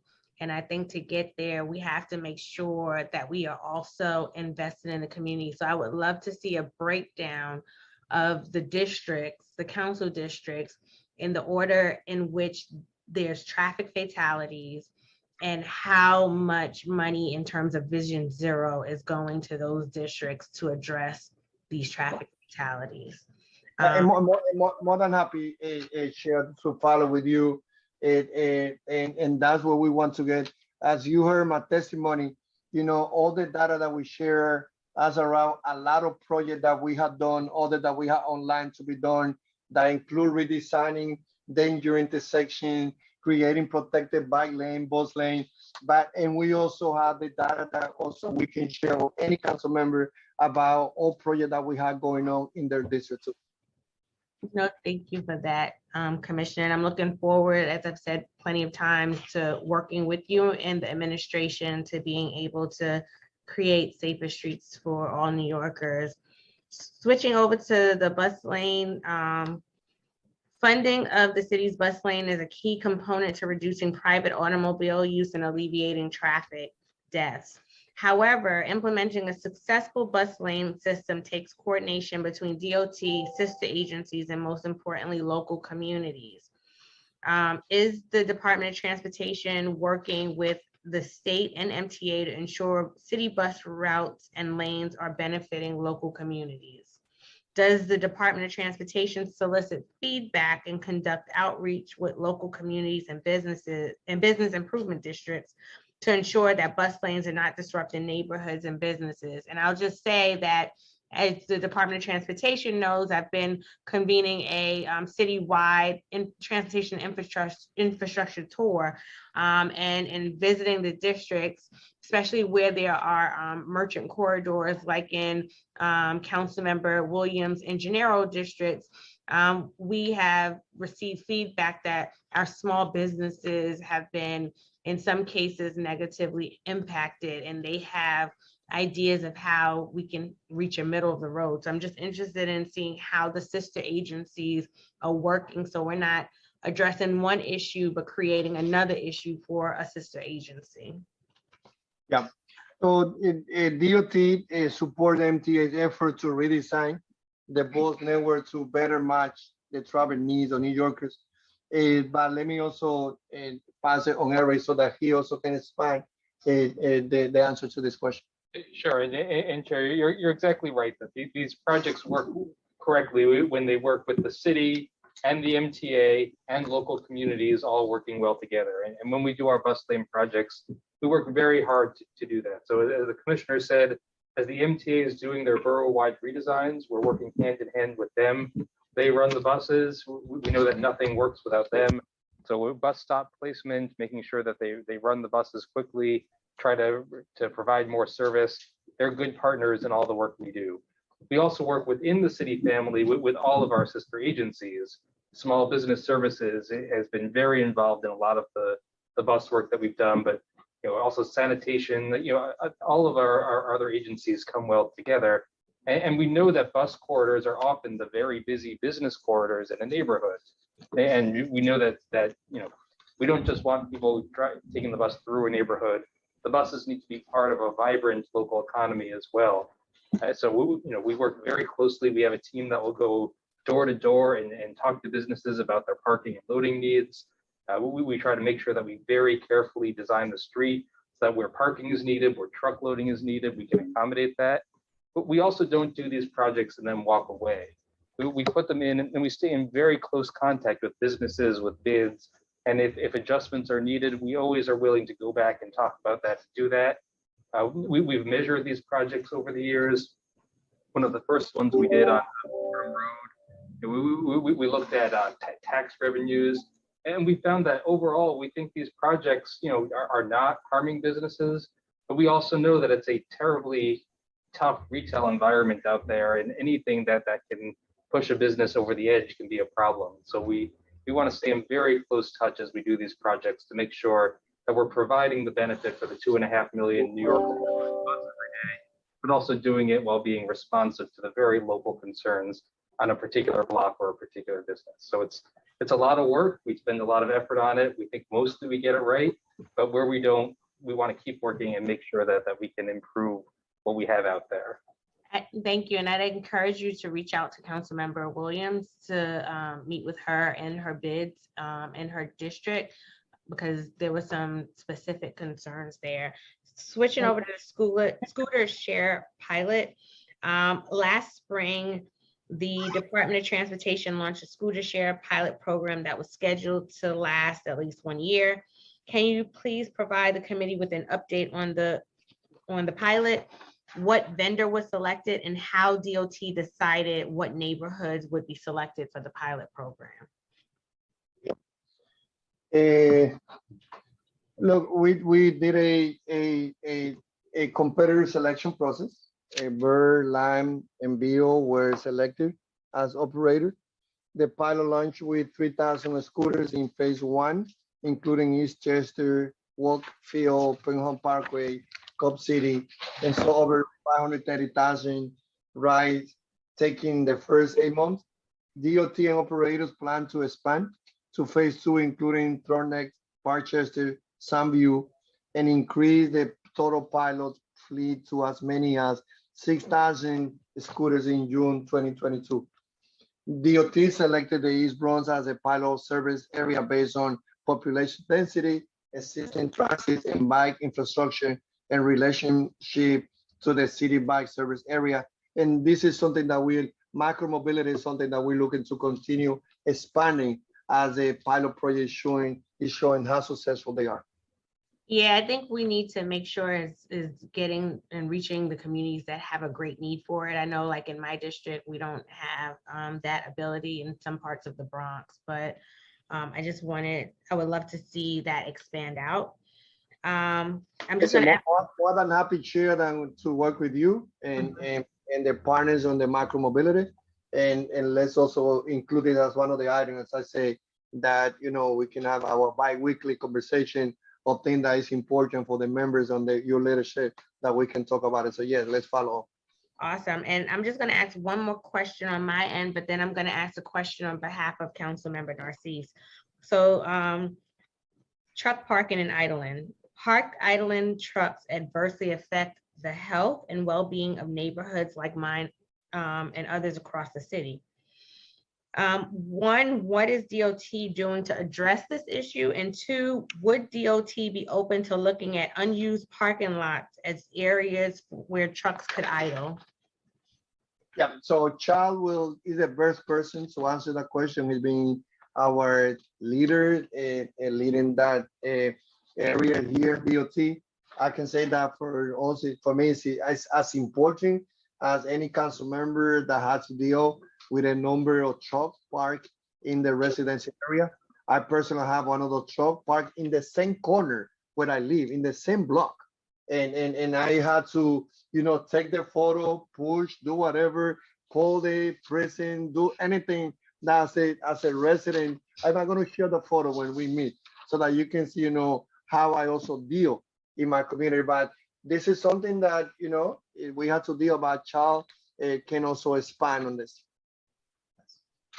Last year, we DOT released the smart truck management plan, our strategic plan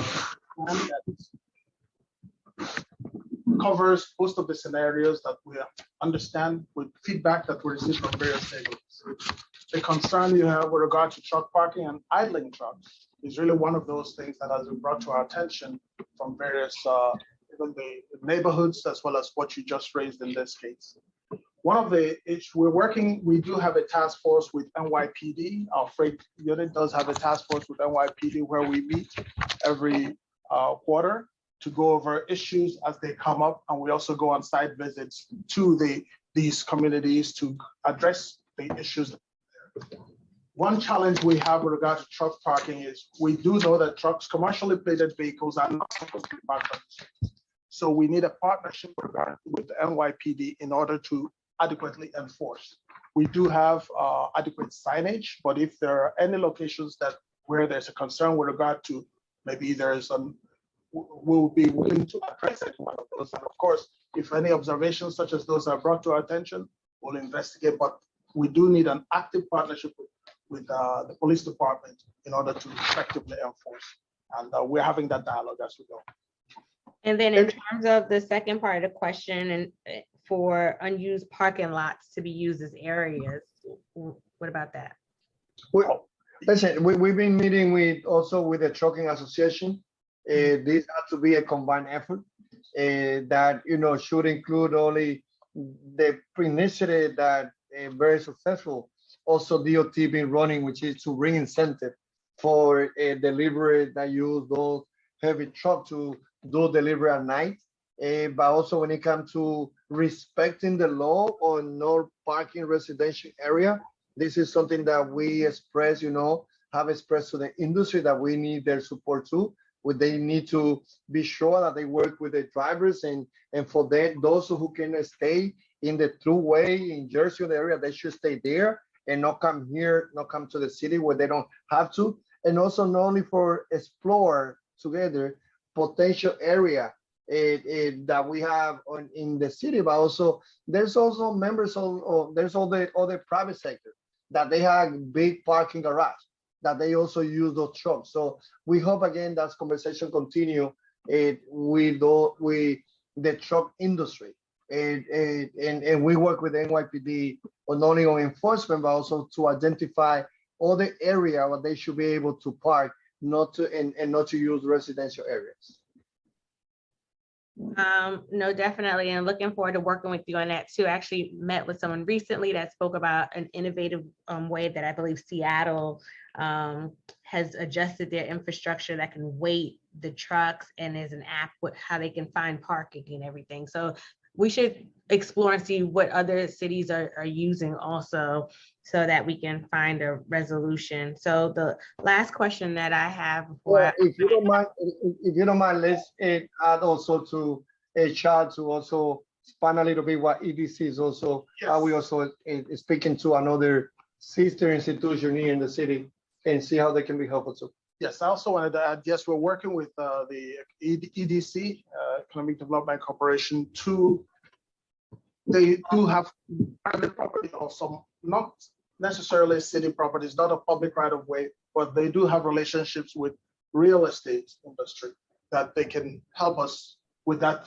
kind of dialogue. Also, the precipitant of this whole issue with regard to overnight parking, we need to understand the broader challenge. It's really that the federal government passed a law that requires electronic data logging, whereby truckers are not supposed to drive more than 12 hours at a particular time.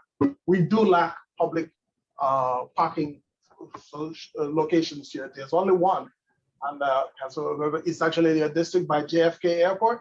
It's really one we helped to fund, working with Port Authority, and so part of our plan is to see how we can expand those types of opportunities across the city to other areas. But there is a challenge with regard to the value of real estate, but we're working with all the partners to ensure that we can do that.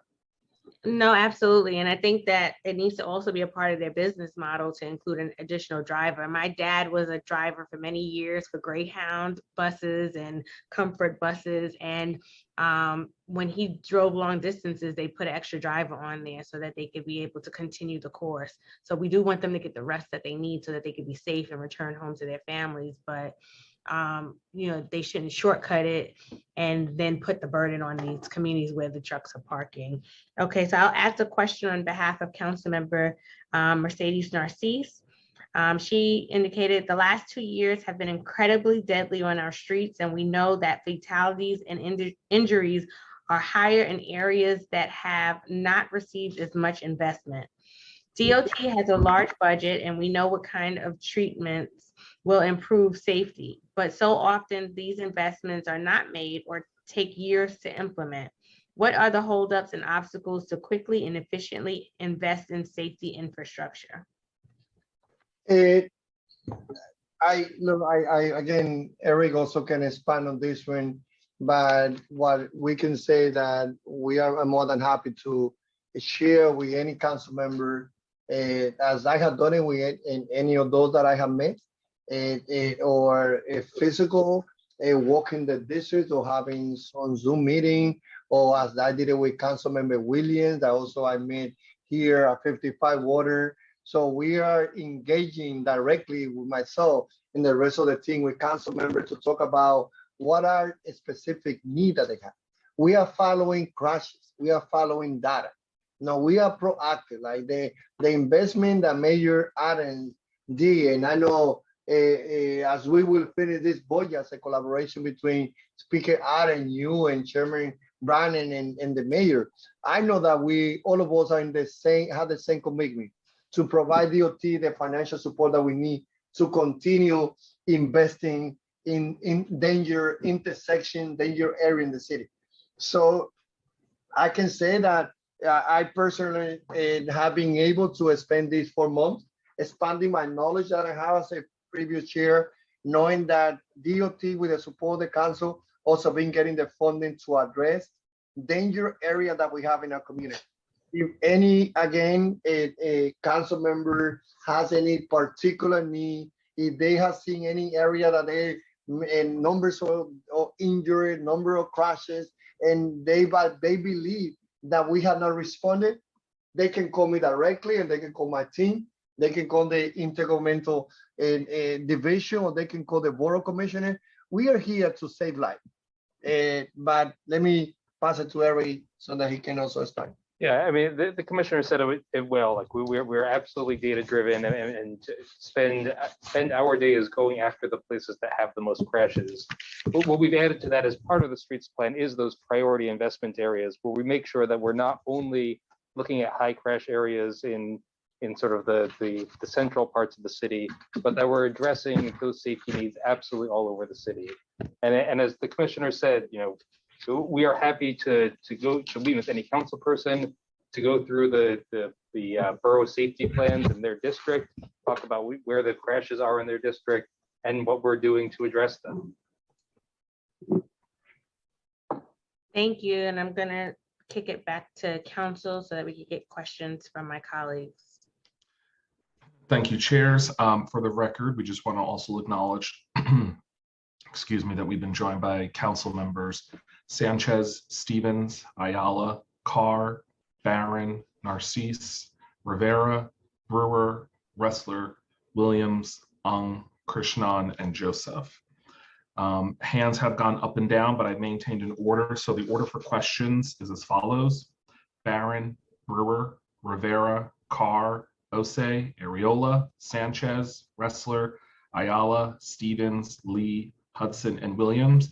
I want to remind council members that your questions are limited to 5 minutes. When the sergeant calls time, we ask that you please wrap up your comments so we can move on to your fellow colleagues, as we do have 2 more agencies that the Committee on Finance is to hear from today. But we'll first turn to Council Member Barron. Starting time. Thank you very much. Good morning, all. You know, we always hear the right rhetoric, particularly when a Black or Latino gets in a high position, how much the commitment is. But if you say you're following the data, then the data shows that East New York has some of the highest fatalities and accidents, yet we don't receive the highest amount of resources.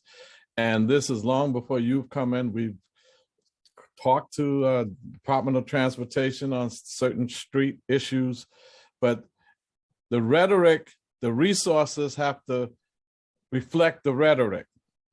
It can't be just talking commitment.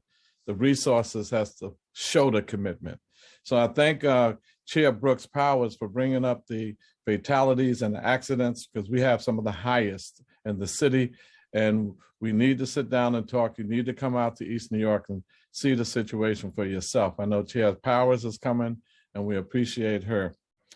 Secondly, we have a lot of elevated trains, and we need elevators for these elevated trains. Our seniors are struggling to go up the elevated trains, and for years, elevator costs 20 million, it costs 10. When I was asking for it, it was 12 million. Now it's 20 some odd million.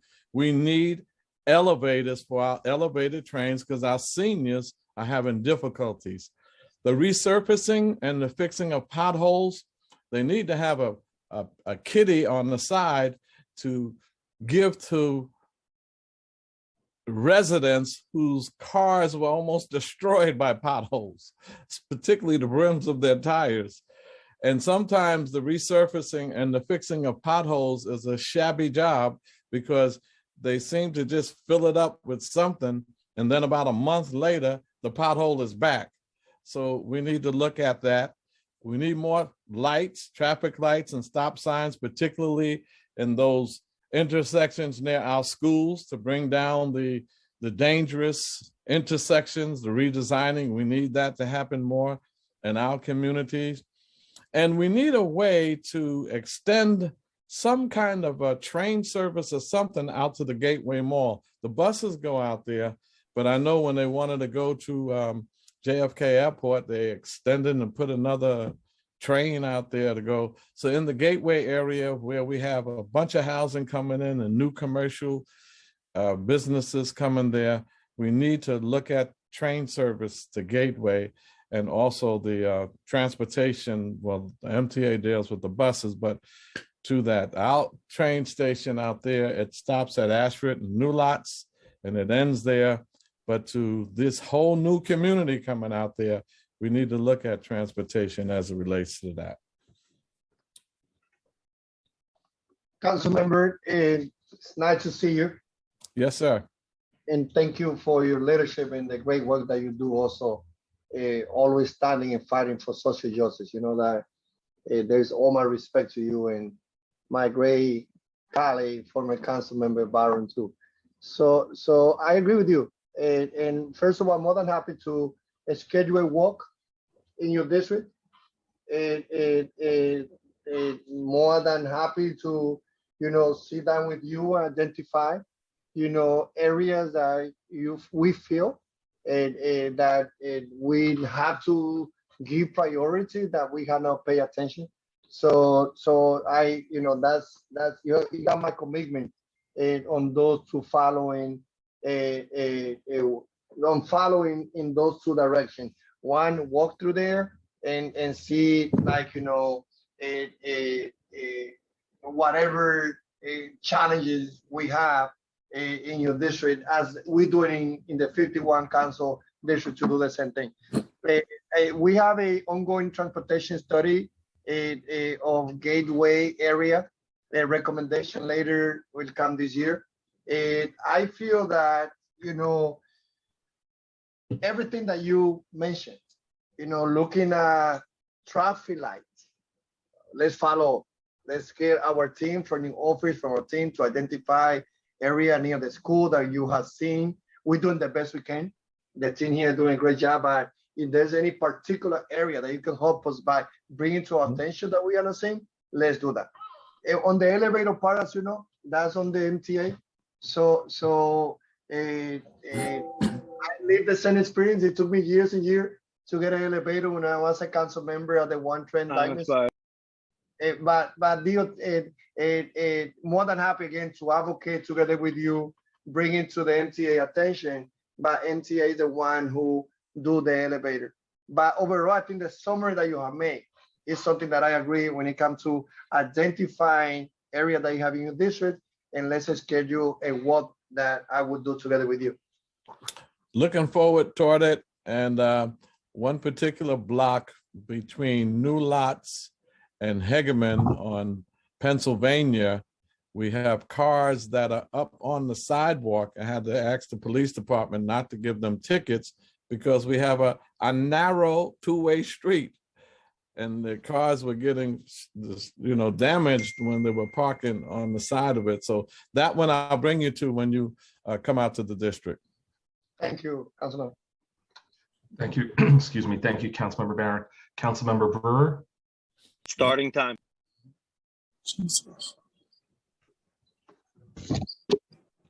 Okay, she may be away from the computer. I will circle back. I don't see Councilmember Rivera on anymore. So next we'll turn to Councilmember Carr. Starting time.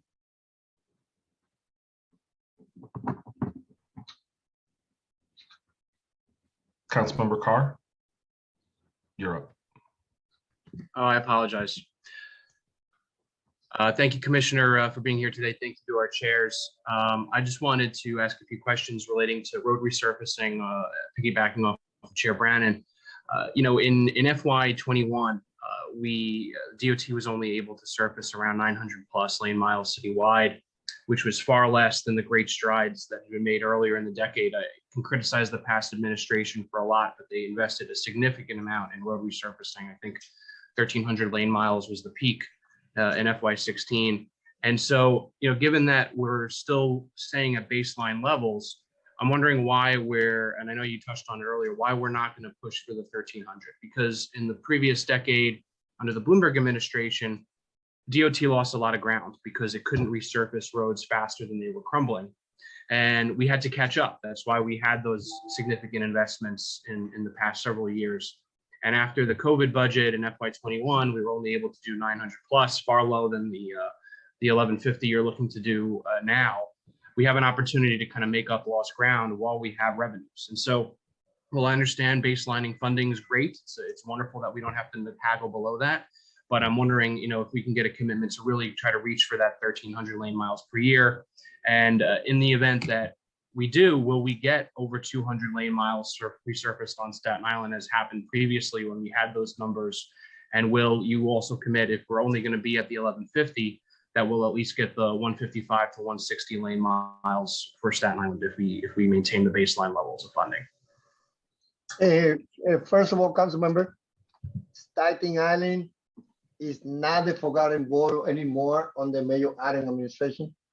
And whatever is important for your constituency and for the whole borough is something that we will be giving attention, because we want to be sure that the residents of Staten Island know that your priority in that borough is something that is a top one for Mayor Adams and here at DOT. Let me pass it to Elizabeth to go more detail on that question. 1,300 is good, but to sustain that level of resurfacing, we would likely need more equipment, more facilities, and also a lot is tied to the resurfacing program, like all the pedestrian ramps. The upgrades have to be done with that, and as we've discussed, I think over 400 million had to be brought back into this 5-year window for pedestrian ramps. So there's a lot more that's going into resurfacing. So it's 1150 is a high level that is more than what we had been doing previous to the 1,300, and it's a good sustainable level for us. So are we on track for 155 lane miles this fiscal year? And if we do get the baseline funding again, is that what Staten Island will at a minimum expect to receive? We are on track for the 1150 this year. Yes. Not the 1150, but the 155 specifically for the borough. Oh, for Staten Island? Let's check. We can get back to it, and let's be sure that we are committed to, do everything that we have committed, but let's see where we are with the number, and we can also follow with you and your team. Okay, I appreciate that. I also want to ask about Local Law 52 of 2017, Commissioner, which you supported during your tenure. Former Councilmember Mizell authored that law and required DOT to do a study of private roads in the city and make up a report about potential roads for acquisition. Staten Island has a number of private streets. We have a number of streets that for all purposes are public roads that were CCO'd. And then there are private roads that are in the middle of public road beds that we reach out to the agency for resurfacing and we're told they can't be resurfaced even though they're effectively a highway service road. And so I'm wondering, where are we in terms of the city looking at acquiring title to roads that have been in the public domain for some time and that DOT has been responsible for in the past? And can we kind of pick up that conversation, after this hearing and in the weeks to come? Yeah, let's follow the conversation. This is something that we've been discussing internally here, and more than happy to follow up with you. I appreciate it. Thanks so much. I yield the balance of my time. Thanks. Thank you, Councilmember Carr. Next, we'll turn to Councilmember Osei, followed by Councilmember Ariola. Councilmember Osei. Starting time. Thank you so much, and good morning / afternoon to everyone. Commissioner, I know we haven't officially met in person. However, you have a great opportunity to meet me. I'm throwing an event on Saturday, the 14th at 2 p.m. We're doing a bike day right here in Bed-Stuy at Restoration Plaza. We'd love for you to be there. Hope I can put that on your radar. But in terms of my questions, District 36, the district that I represent, is a naturally occurring retirement community, a NORC, and I represent many seniors in our city. The biggest concern I get from my constituents is the lack of accessible transit options for seniors and those with mobility needs. And while I know that many of those issues pertain to MTA, such as Access-a-Ride being inaccessible, many seniors feel unsafe in these streets, whether it's how cars drive, whether it's delivery drivers on e-bikes going down the street. So I wanted to ask how much of the DOT budget will go towards expanding safety for our seniors on a city level. Well, as you know, the $905 million allocated from Mayor Eric Adams to DOT is directed to invest on improving the safety of our roadway, our sidewalk, and a street, and for the agency to add other resources that we need in order for pedestrians and cyclists to be safe. I think that it is also important that as a team here work redesigning danger intersections, that also we address the issue related to reckless drivers, because in area where we have especially our senior citizens, they are the one that when they are hit by the car intersection, they make 50% of the fatality. So we need to be sure that we protect our senior citizens, and this is one of the priorities that we have. Let me also call on Eric here to also add other information to that question. Sure, and as the commissioner said, seniors are a special focus for us from a street safety perspective, because they're not necessarily more likely to get struck by a car, but when they are struck, they're much more likely to die from it. And so we really need to focus on making sure that people are not hit in the first place. Sounds obvious, which is an incredibly important thing to do.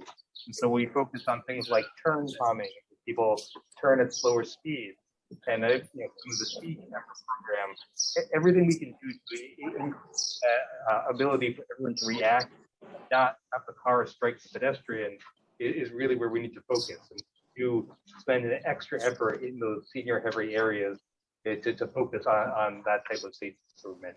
So we're happy to talk more with you and absolutely. Maybe on bike day on Saturday at 2 p.m. Restoration Plaza. Another question that I have is, lights are critical to ensuring public safety for our communities, and my constituents in North Crown Heights are often concerned about the lack of lighting in our parks, like Brower Park. I understand that the Department of Transportation is looking to install new bulbs and park lights that will bring in more illumination to the parks. And I wanted to ask, what is the progress on this installation, and where have the bulbs been installed in the city? Is the Department of Transportation prioritizing neighborhoods that have previously been underinvested in, especially neighborhoods where parks need the most illumination? Yeah, let's get Rebecca from the intergovernmental. Yeah, council member, I'll reach out to our lighting in the Brooklyn office and follow up with your office. That would be wonderful. And then the final question that I have is, sorry, one second. Could you name the park again? Yes, Brower Park. Thank you. Yes. And the final question I have is, the district that I represent is unfortunately home to the third largest number of traffic fatalities. This is due to the lack of enforcement of motorists. There are constantly vehicles that speed on our streets, which pose a risk to our pedestrians, especially our seniors and motorists who double park and block protected bike lanes. making it unsafe for our cyclists. What part of the budget is DOT allocating to enforcing Vision Zero priorities? And what is DOT doing to further ensure that our streets are safer for our communities? Councilmember, as you can see in the back here, this is like, our focus.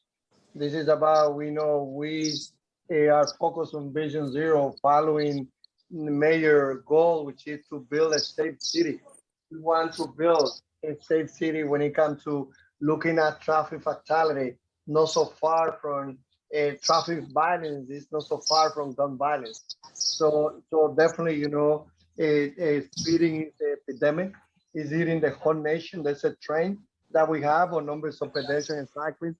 The cyclists losing their life because of those drivers. So we are, not only we are investing in spends of $5 million for the education awareness campaign, teaching drivers that they must slow down. I think, as I said before, I will not be tired to say over and over, 25 miles per hour is the speed limit in New York City. Drivers who drive at 25, they will be able to stop if they see a pedestrian, if they see a cyclist. If by any chance they hit anyone, the probability that a person have a major injury is so low. The probability that a person die is so low. So what we are doing is, one, educating the drivers, but also letting drivers know there's consequences. And Mayor Allen also is calling on the NYCC, together with us, and he put a message. It's going to be a step in enforcement, because we want to be sure that, working together with the NYPD, DOT, New York has to see, and they are seeing already that we are doing stepping in enforcement. But please also help us, calling you senator, calling you assembly member, who are our friends, who already have expressed, many of them, that they will be working with us to be sure that we expand the speed camera and automatic enforcement, so that by July 1st, we should be able not only to renew the program, we should be able to expand it so that we get the speed camera automatic enforcement 24 hours, the whole year, and lift up the restriction that they only can be installed a quarter mile from school. Thank you, Commissioner. Thank you. Hope to see you on Saturday. I'm gonna try. Okay. Okay. Thank you, Councilmember. Next, we'll turn to Councilmember Ariola. Starting time. Thank you, chairs. Thank you, Commissioner, and your team for coming to testify. I want to talk about the bike racks. So last year you received funding for 10,000 new bike racks over 2 years. So in the portion of my district, that's Rockaway Peninsula, we've had some areas where bike racks were installed, especially along Shorefront Parkway, which runs along the beach. Most recently, actually in March, early March, we had a meeting with the Queens team from the DOT to note a number of issues along that strip that needed to be addressed. One of which were the bike racks. What's happening with the bike racks is anytime there is a snow of any magnitude that needs removal, the bike racks get plowed away and then they get replaced in the very same spot. That is a tremendous waste of taxpayer dollars. We mentioned to the DOT team that had come down, gave them alternatives to where the bike racks could be placed because they were broken, at the point when we met.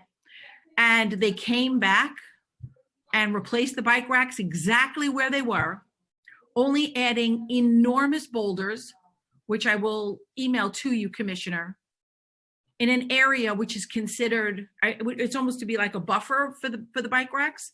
But this area is an evacuation route for the Rockaway Peninsula in the event of another superstorm. So I don't know what kind of thought was put into that and why the DOT did that. They did that without any notification, not to my office and not to the community board, not to the civic associations. We've also talked to them about the protected portion of the bike lane where cars just naturally park there, and it is no parking. And we had asked for zebra stripes in the areas because a portion of it is where Parks Department has their facility. And once cars park there, they're unable to leave their facility with their vehicles and their machinery.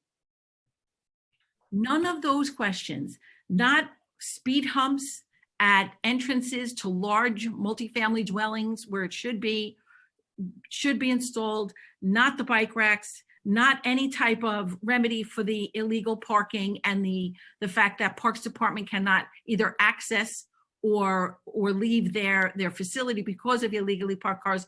Nothing was ever responded to. We have ramps that still need to be painted that go up and into where our concessionaire areas are. And we're 16 days away from our beaches opening, 16 days. None of the things that were on our list, which the community board chairperson, Dolores Orr, detailed in an email so that your team from Queens would know exactly what was discussed and what needed to be addressed and what they would need to answer, yes, no, or maybe to, was sent. We never received anything back. And that's unacceptable in and of itself. But what was done was 2 poles got fixed. And as I said, the bike racks were put in the exact same spot. And then these enormous boulders were put side by side in what is considered an evacuation route. So my question is, why aren't we getting a timely, we're here at May 12th now. That was back in early March. Why aren't we getting timely responses from the borough office? That's number one. Number two, why aren't we being notified and or considered when making such decisions like putting boulders in emergency evacuation routes? And number three, why does DOT tend to be, in many instances, reactive and not proactive when community boards, elected officials are saying to them, this is what we need here. This is what we need to protect the community. People who are riding bikes, 4-way stop signs at this corner, zebra stripes so that no one can park and this way there's not an accident with a beach vehicle coming out of Parks Department and a bike lane to cross, and then we have parked cars in that lane. I don't understand why everything goes back for a study and never ever, and I'm asking you to really reach down because you were council members, so you get this, why not use us as the real study, the real expert as to what's needed in the communities? Yeah, so council member, definitely I will be following with you, and as I have done it, with the other colleague, more than happy to schedule my tenure and walk in your district. And being in the other side, so I understand, the level of advocacy that, that you are bringing on behalf of the resident of the district that you represent. At the same time, I can say that, we had a great team. One of the things that I have seen being for months in this agency is that the team that I inherit here, they've been running the largest transportation system in the whole nation. And even though we definitely will pay attention, to the need of different, reality, because each community are different. But, when it comes to expanding our micromobility, expanding our bike lane, it's important for us because we also want to connect all New Yorkers, on those additional access to transportation. But in those particular needs that you have mentioned, more than happy to get our team to be following up with your and also to schedule a walk in your district. Commissioner, I welcome that, and I will have my office reach out to yours to set that up. Thank you for that. Thank you. Thank you, Councilmember. Still not, Councilmember Brewer, are you there? Okay, next on my list is oh, there we go. I'm here. Thank you. Okay. I have Yep. I'm sorry, I'm in a cab. I appreciate it. I'm in a cab, you know how I am. I have 3 quick questions. And first of all, Udonis, you're doing a great job. I didn't know, but everybody likes you. I'm impressed. If you say, I think as it's It's an ongoing joke for those who don't know. And then secondly, Ed Pinkar is fabulous. Three questions. One is, I think you've given me before, but the status of the accessible pedestrian signals. Number two, the data on, I think years ago we had the data on incoming traffic to the central business district. Are you keeping track of that? If not, should you? I don't know. Then third, I know that you talked to your credit about figuring out on a pilot basis how to deal with the Amazon parking, the Fresh Direct, the Peapod, and the UPS, and so on. I know you're going to try to get rid of some of the 18-wheelers, do something different. I just want to get a little bit more on that, because you can imagine West Side, they all order online. I never do, but they all do. And it's a big problem. And then finally, the intersection issue where, you know, people park and then nobody can see and then somebody kills somebody. Is there something else we can do on that front? Those are my questions, and thank you so much and congratulations. Thank you. This is fine. Thank you, Councilmember. You know that my respect to your dedication also to be not only now back as a council member in your previous role at the board president. There's one thing that I learned from you is that you knew how to take care of the need that we have in all community from the top to the bottom of Manhattan. So more than happy to follow all the same, commitment as we pay attention here, DOT, to all the need of all 5 boroughs. So I'm going to be sharing the information. One on the intersection, say something, and then on the APS, and then the rest of my team, they also will add the other answer to the other question. Look, I'm more than happy to do anything on daylighting, anything that can for us to identify intersection where we have to remove car. We are committed to use all the tools to improve safety. Most crashes happen in intersections. And not only we have the team here that they are looking on redesigning the intersection, in some cases, separating the time for pedestrian to cross and driver to turn. But in other cases, about the daylighting, it's about removing a car from an intersection that they block the visibility. So on the accessible pedestrian signal, I gotta say that as a March 31st, 22, DOT installed APAs at 1,040 intersections citywide. In calendar year 22, DOT plan to install APAs at 400 locations, almost double our high watermark of the last 2 years when we average just over 200 intersections. And in calendar year 23, DOT plan to increase to 500 per year. And we plan to continue ramping up to eventually installing more than 1,000 intersections per year, with a target of having 10,000 intersection equipped with APAs by the end of calendar year 2030. Let me pass it now to Elizabeth to also answer the other question. I can't remember the other Oh, wait, question. so we have neighborhood loading zones. Hold on 1 second. So it's great to see you, Councilwoman. So I think Eric could talk a little bit about neighborhood loading zones, and then, Charles too, sorry. And then could you repeat one of your questions? Because I tried to write them all down, but you're too quick for me. One was a APA, the other one was an intersection. Yeah, which were the other? You're muted, Councilmember Brewer. Sorry, I'm trying to, the data of incoming vehicles to the central business district. I think we used to keep track, but I don't know that we still do. Yes, we do. We work closely with NIMTIC, the Metropolitan Council, and we do collect that data every year, and it gets published.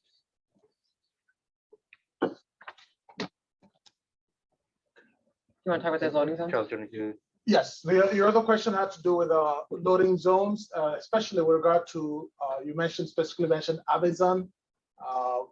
I would say that we do have a partnership with major delivery companies. Amazon does have a cargo bike program by which they try to deliver the kinds of things that you did mention that people order online.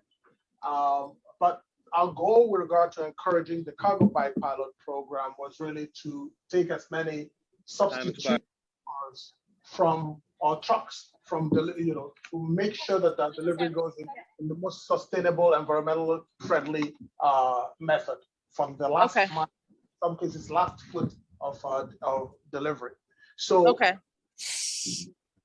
if what we did is we're working with Amazon, and not just Amazon, but any other operator who wants to use cargo bikes. We do have a pilot program whereby we can designate specific areas on the curb, on the sidewalk. I'm sorry, on the curb, on the main driving lane, so that these vehicles can park and so that people can deliver their deliveries in the most efficient manner. Ultimately, also, we're integrating some of these cargo bikes also include electric assist, pedal assist bicycles that Councilwoman, you attended the launching in December of 2019, but it was launched, and we're pleased to report that it's been a very successful pilot. We're trying to make it permanent, expand it across the city. The other component is really a neighborhood loading zone program, whereby we're also designating spaces whereby drivers, taxis, Ubers, even personal vehicles can load and unload in a designated area so that this reduces double parking. We found that this reduces double parking by up to more than 73% of double parking in areas, and that's really a safety boom for us. Okay. Thank you very much. Thank you. Thank you. Thank you, Councilmember. Next, we'll turn to Councilmember Sanchez. Starting time.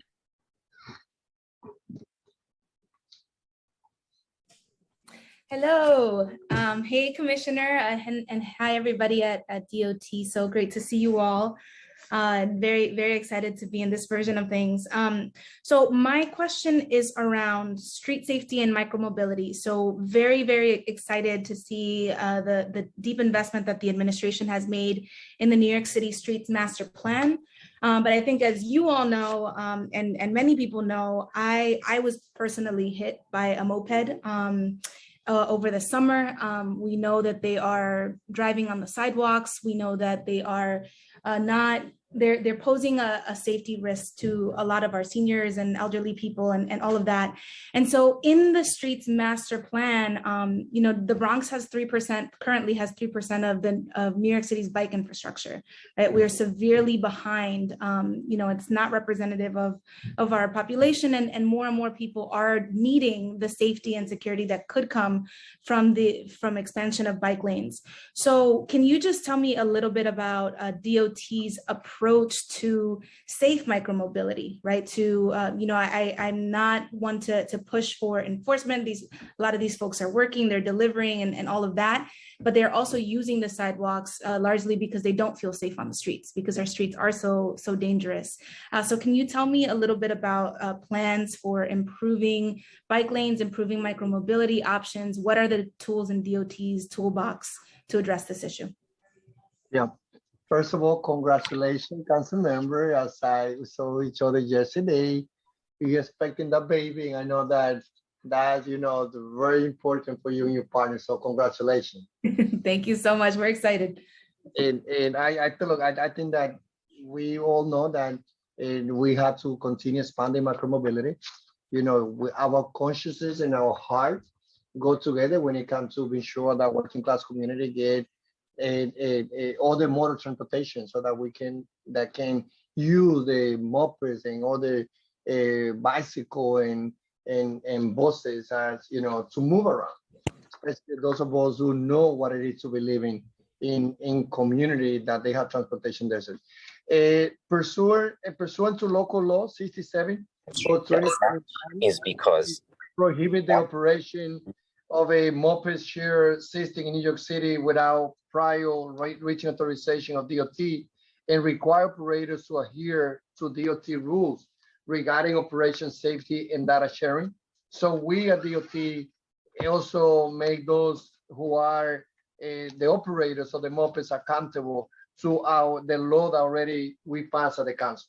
Moped share systems are a network of subservice and publicly available electric class B or C limited use motorcycle. An operator must pay a permit fee of $1,000 for the initial 6-month permit, and they have to be sure that mopeds should not be in the sidewalk, and it's not legal for them to do it. So if there's any particular cases that that you have seen, that you have experienced, or the constituency brings to your attention, be sure that you bring it to us. Be sure to let us know which operators are the one that has any mopeds like used by any riders in the sidewalk, and we take that very seriously. You heard from my colleagues here tonight. Senior citizens are the one who are dying in larger numbers when they hit not only by car, they also can die by hit by moped. So we want to be sure that as we expand micromobility, we also take care of the more vulnerable population, which are our senior citizens. And Commissioner, we absolutely agree with you that the investment in the on-street infrastructure is a big piece of that, and there is a very big focus on bike infrastructure in the Bronx this year.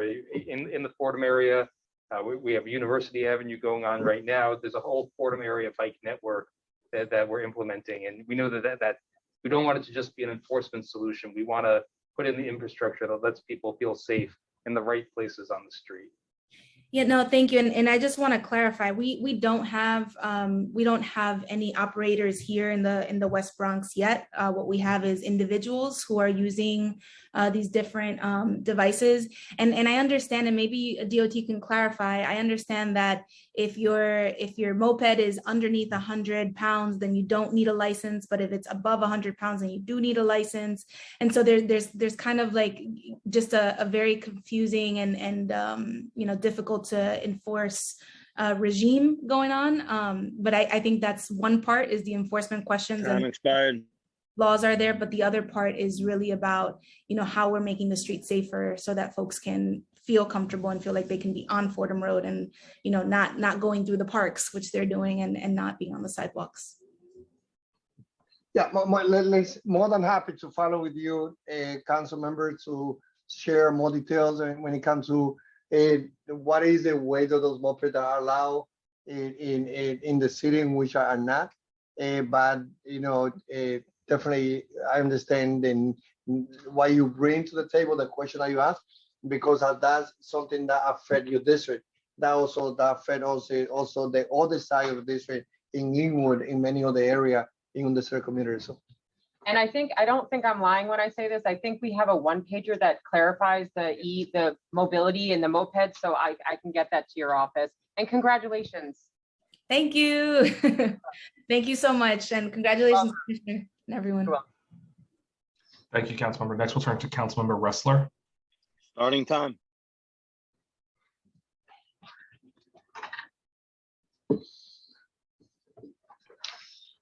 Councilmember Ressler, are you there?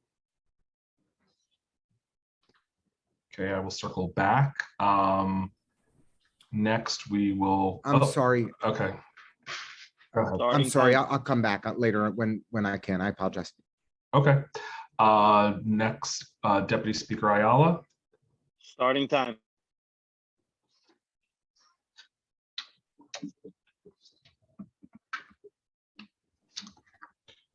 Okay. Next, I'll try Councilmember Stevens. Starting time. Hello, good afternoon, everyone. I just have a few quick questions.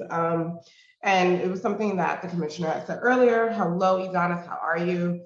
I know you said that the turnaround time for like potholes and things being addressed is like a 3-day turnaround. That hasn't been my experience in my district, and so I would love to work with your office to get have that turnaround happen, because we have a number of potholes that are growing and a number of sinkholes that have just been developing throughout my district. So I definitely would love some time to talk with you and your team about how do we get those things addressed in a much more adequate manner and faster manner, especially since in other places, I guess it's happening in 3 days. So we'd love to set some time up for us to talk about that. And then I think you touched on this earlier as well, just talking a little bit about how are we prioritizing transit deserts, and what are we doing other than bus lanes and bike lanes? Because my district it's a unique one, right? Because we have a number of very steep hills, and bikes always is not necessarily an option. And even with the bus redesign in some of those areas, they remove bus stops. So it's a much greater distance between stops now. So just thinking about how are we prioritizing each transit does and what does that really look like? And do we have any monetary investments that we're thinking about? Yeah, I will start in probably the team, not probably the team here also will complete. Look, I feel that, you know, all of us been fighting on the issue related to transportation. That didn't happen overnight. You know, happening as a result, where major investment in the city only happening in certain area, and it's not investment only on transportation. Like when you have an area, and you know, I got myself the state controller doing a study on Inwood, and I used to be the council member, about what is the average time of resident on Inwood to go to work. And he found out that 80% of the residents in my district, they have to travel an hour and a half to go to work. So I feel that besides, you know, addressing, connecting all community with buses, with train, you heard like right now, the MTA is working, the Governor Hochul leadership to, you know, connect all the train through using train to connect Queens and Brooklyn. And we feel that, you know, we definitely have to have our long vision about thinking about connecting underserved community, those who live in transportation deserts, with new train lane. However, we also know how expensive are to build those trains. And I think that the immediate resources that we have are our buses. And that's why we also want to be sure that we all work together to be sure that we redesign our bus system.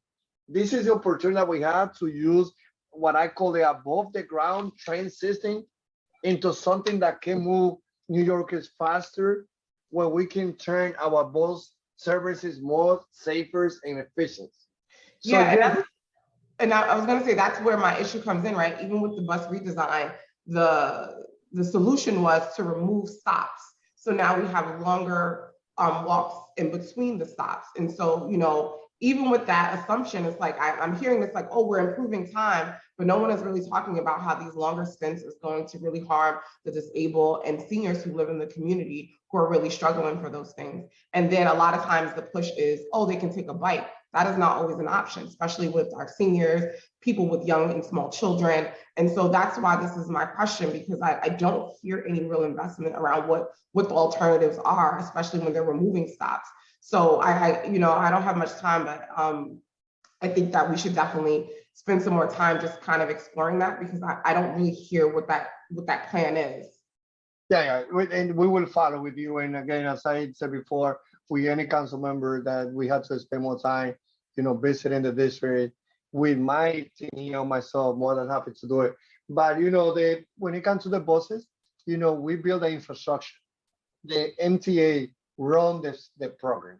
Absolutely. So, and I feel that it's important also that, you know, we engage the other senator, assembly member, when it comes, you know, for them to bring the input to the MTA when it comes to buses. But again, as you said, yes, we are expanding. We are concerned and interested on the connectivity to connect more New Yorkers in this community in different types of transportation. Yeah. We need to expand. We need to bring the protected bus lane to the community, because on the COVID, most people who died, they were coming from community such as the one that you represent and the one that I used to represent. And most of them died because of asthma and obesity and diabetes. And we feel that, you know, connecting those communities, our communities, we bike lane, bus lane is important. But I see that question, and yet there's an interest in this administration led by Mayor Adam when it comes to figure out how we can connect those New Yorkers who live in transportation deserts with additional source of transportation, mode of transportation. And just one last statement, because I've heard a lot of talk about city bikes again, and I just want to say I think that we have a missed opportunity where we could be investing and having a shared bike program led by people from the community and young people, and really have a career pathway. And I think that we need to really be exploring those options of having and making sure that we don't have monopolies in our throughout our city that we're supporting. But I think it's a missed opportunity that is something that we should be thinking about moving forward with our young people. Thank you. Thank you. Thank you, Councilmember. And next we'll call on Councilmember Lee. Starting time. Hi, everyone. Thank you so much, Commissioner, and to all the DOT staff that are here, as well as the chairs, Brandon and our Majority Whip, Selvena Brooks Powers. And I just wanted to ask more specifically about the resurfacing, not so much with the pothole filling, but when there are repairs that are being done. My understanding is that the resurfacing, once it's milled, the streets are milled, there's about a 4 to 6 week time period before you guys do the resurfacing of those streets. And my understanding, and please correct me if I'm wrong, is that it's to allow for you guys to coordinate with DEP if there needs to be any other work that's done underneath the surface, and to allow for that time. But I know that with some of the sewage being replaced and the resurfacing and the streets being torn up, some of the major thoroughfares in my district were torn up, and to the point where residential driveways were being blocked, and they didn't even have access to their own driveways for months. This was actually a very long time. And, when they inquired to the city, they were just kind of talked back and forth between DEP and DOT. And I think there was just a lot of frustration there. So I guess if you could speak a little bit more to how that coordination is happening in terms of the efficiency, and how we can help address our residents, our constituents' questions around, because it really is impacting, just the noise, the fact that they can't access their house or where they live, their residence. And so if you could speak a little bit more to the time period in between after the milling happens and when the resurfacing happens, and how the coordination with DEP could be more efficient. Yeah, I cannot explain for what happened in the past, as you said. We can talk, I know that this is something that we agree. We can talk about the present and the future and learn from things that was not doing correctly in the past. So definitely, the interest of the residents in the street where they live is very important for this administration. But let's hear now from Rebecca, who will also expand with more concrete details. So I think the DEP project, that's a capital project. That's not a milling project. So when we mill the streets, we do keep them milled for a handful of weeks so utilities can do work and like Con Ed and get in and do that. And then we don't usually leave streets milled for months at a time. I think the other project that you're talking about is a capital project that DEP is doing, and we issue the permits for that.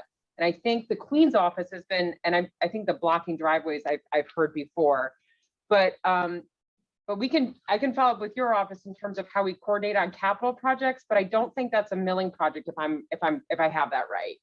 Well, and just to be clear, that's just one example, but even there are other streets where, after the milling takes place, it's about 4 to 6 weeks minimum before it gets resurfaced. And so just wanted to know the reasoning for the time lag, and if there actually is coordination happening with DEP. Sorry, I'm having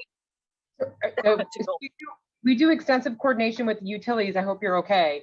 But so it's an opportunity. So before we put fresh asphalt down, we have the street open so utilities can do work. They know that there's a period of weeks that the street is going to be open, that they can do the work. So hopefully we can avoid, and it doesn't always happen, the streets then getting cut into after they have just been paved. So that's the reasoning for the street milling. I know it's not pleasant when it's like that, but at the end of the day, you hopefully get a bunch of utility work done. You get a freshly paved street that doesn't get cut into for a period of time. That's the reasoning.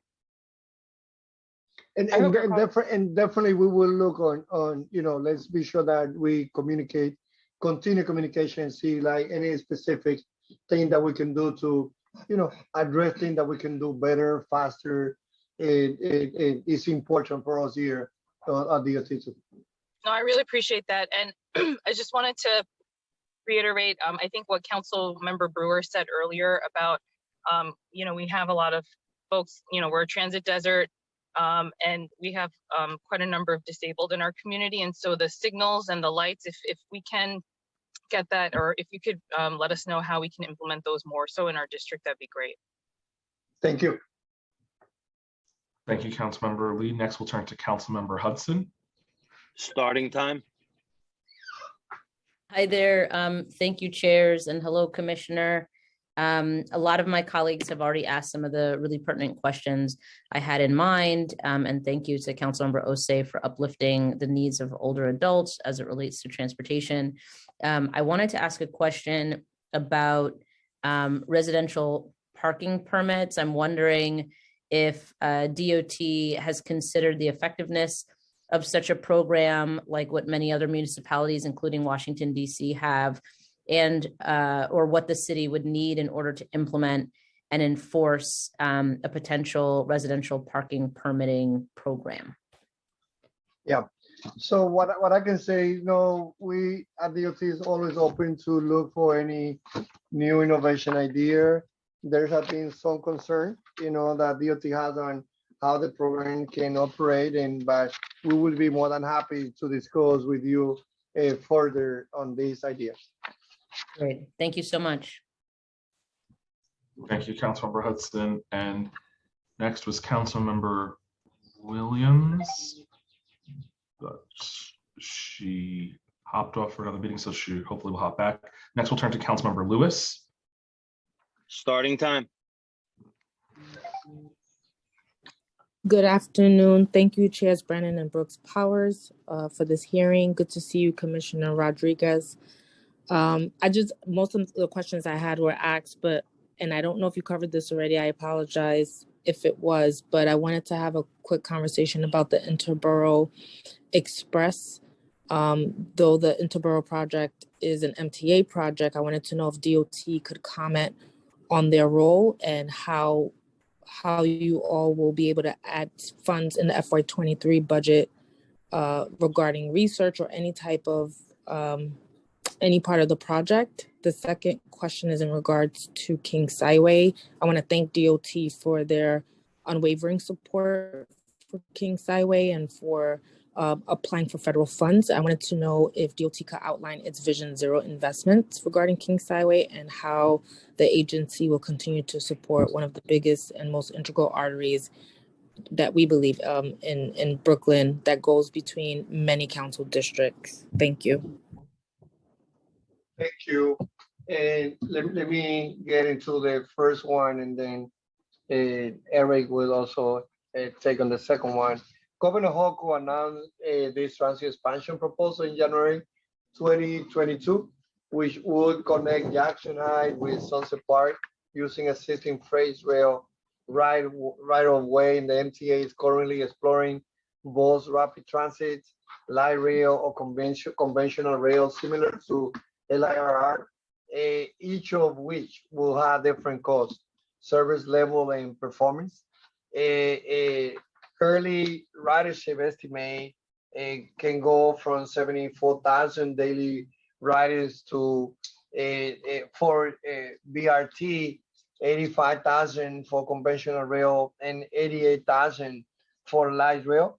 The MTA anticipates choosing one of these to advance to environmental review process by the end of 2022. So they are the leading one. But we are more than happy again to follow with you and make the connection with MTA. And then on Kings Highway, we couldn't agree more. Like, we're incredibly pleased to be investing in that corridor. There's about $82 million in the capital budget for that. And as you know, it's such a big wide street. It is challenging for people to cross. There's tremendous speeding. And so a lot of what we want to do is make that street easier to cross.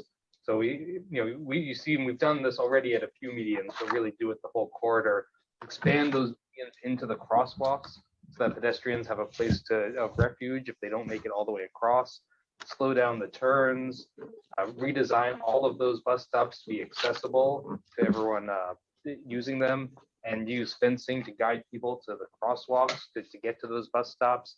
It's really going to be a full-on redesign of that whole avenue. And we think it'll be better for safety, better for buses, just to really try to take that street from being almost a highway through the community to being something that is really safe and accessible for everyone who lives there. All right, we look forward to working on that with you all. Thank you so much, chairs. Thank you. Thank you. Thank you, Councilmember Lewis and Councilmember Williams. I see you're on. Starting time.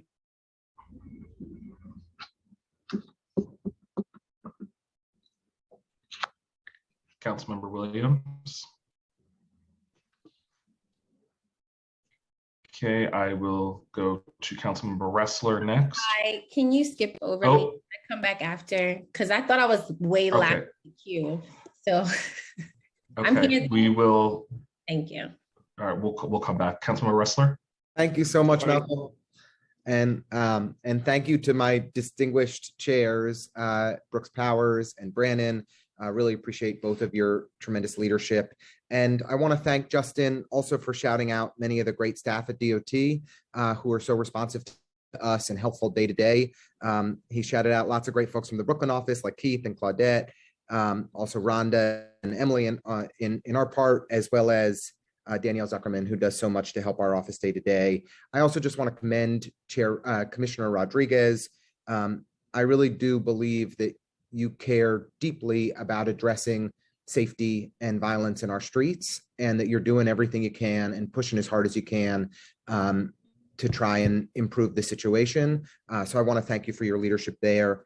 I want to commend some of the folks at City Hall, notably the Chief of Staff, Frank Carone, and Deputy Mayor Joshi and their teams for pushing to try and think about the future of the triple cantilever and think about a transformative and bold plan. We're certainly eager to get more information in my office, and my community is desperately seeking more info here, and we're hoping that that will come in the weeks ahead.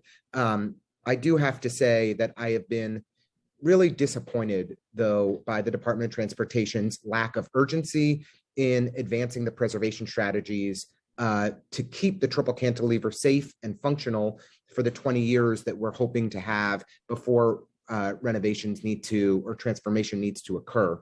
And the dramatic reductions in funding by upwards of $180 million that should have been spent this year, a reduction from $225 million down to $44.6 million that Chair Brannon rightly shouted out earlier, is of grave concern, and frankly is indicative of the lack of urgency that DOT is placing on making the necessary repairs at this location. And I am very upset about it. And frankly, in my communications with DOT, I've been underwhelmed by the response that I've gotten from the agency. And so as it relates to the slowness of WIM installation, the slowness of the sensors being installed, the slowness of addressing water infiltration issues where we've had major flooding this very calendar year, I am disappointed and concerned about the safety of our community and about our ability to preserve the lifespan of the triple cantilever for these 20 years so that a bolder, more transformative solution can take place. So my simple question is this: will the Department of Transportation, Commissioner Rodriguez, commit to meeting with me on a monthly basis to give critical updates on preservation strategies so that we can be sure that we are holding DOT accountable to extend the lifespan of the triple cantilever? First of all, congratulations to you and Anna as you got married. Honest, you're a good man. I love you. What can I say? Thank you very much. We're really happy. Listen, as someone that knows better City Hall than you, and you know how much time you have spent in your previous role looking at the cantilever and the whole BQE, you know that, as you've been engaged in conversation with City Hall, and here we have previous conversation that we have touched about our whole plan to, especially now that we have engaged in conversation with the state.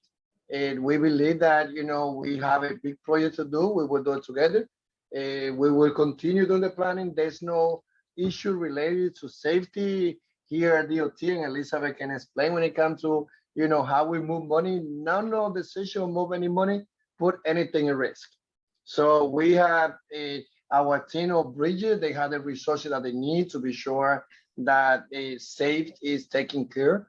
But at the same time, and you will be part, as you have been in conversation, with City Hall directly and with us here too, as we move forward, having planning conversation, we are looking to have more engaged, stepping on engaging not only the local council member and yourself, but also the board president with whom we also met and other stakeholders. So let's keep tuned. Let's be sure that we follow all the level of coordination. This is going to be a big project, but safety has never been an issue when it came to the resources that DOT is designated to that project. I appreciate that. And I know that you're planning a briefing for us, for myself and others soon, about the future of the triple cantilever. But the preservation of the structure is my concern. And if we don't act with extraordinary urgency and haste to preserve the structure for 20 years, we're not going to be able to implement a bold transformative solution that we all know is necessary and that I know the mayor wants to achieve. And so that's why I'm asking monthly updates with DOT on the progress that you're making on the preservation strategies, particularly. This is the area where I'm very concerned we're not getting the responsiveness that we need. Is that a commitment that you're prepared to make? We will continue to meet. And as also we're trying to figure out, and we are coordinating with City Hall, how we're going to be bringing all the stakeholders, and not only again the elected, but all the voices of the community on discussing the future of that area. And this is something again that, you know, we will have the time. As you know, someone that have been at City Hall, you saw for many years and know how we work when it comes to the BQE and the whole project. Is something that, you know, very soon you will hear on what is the next step on the community engagement. That also will include the elected official.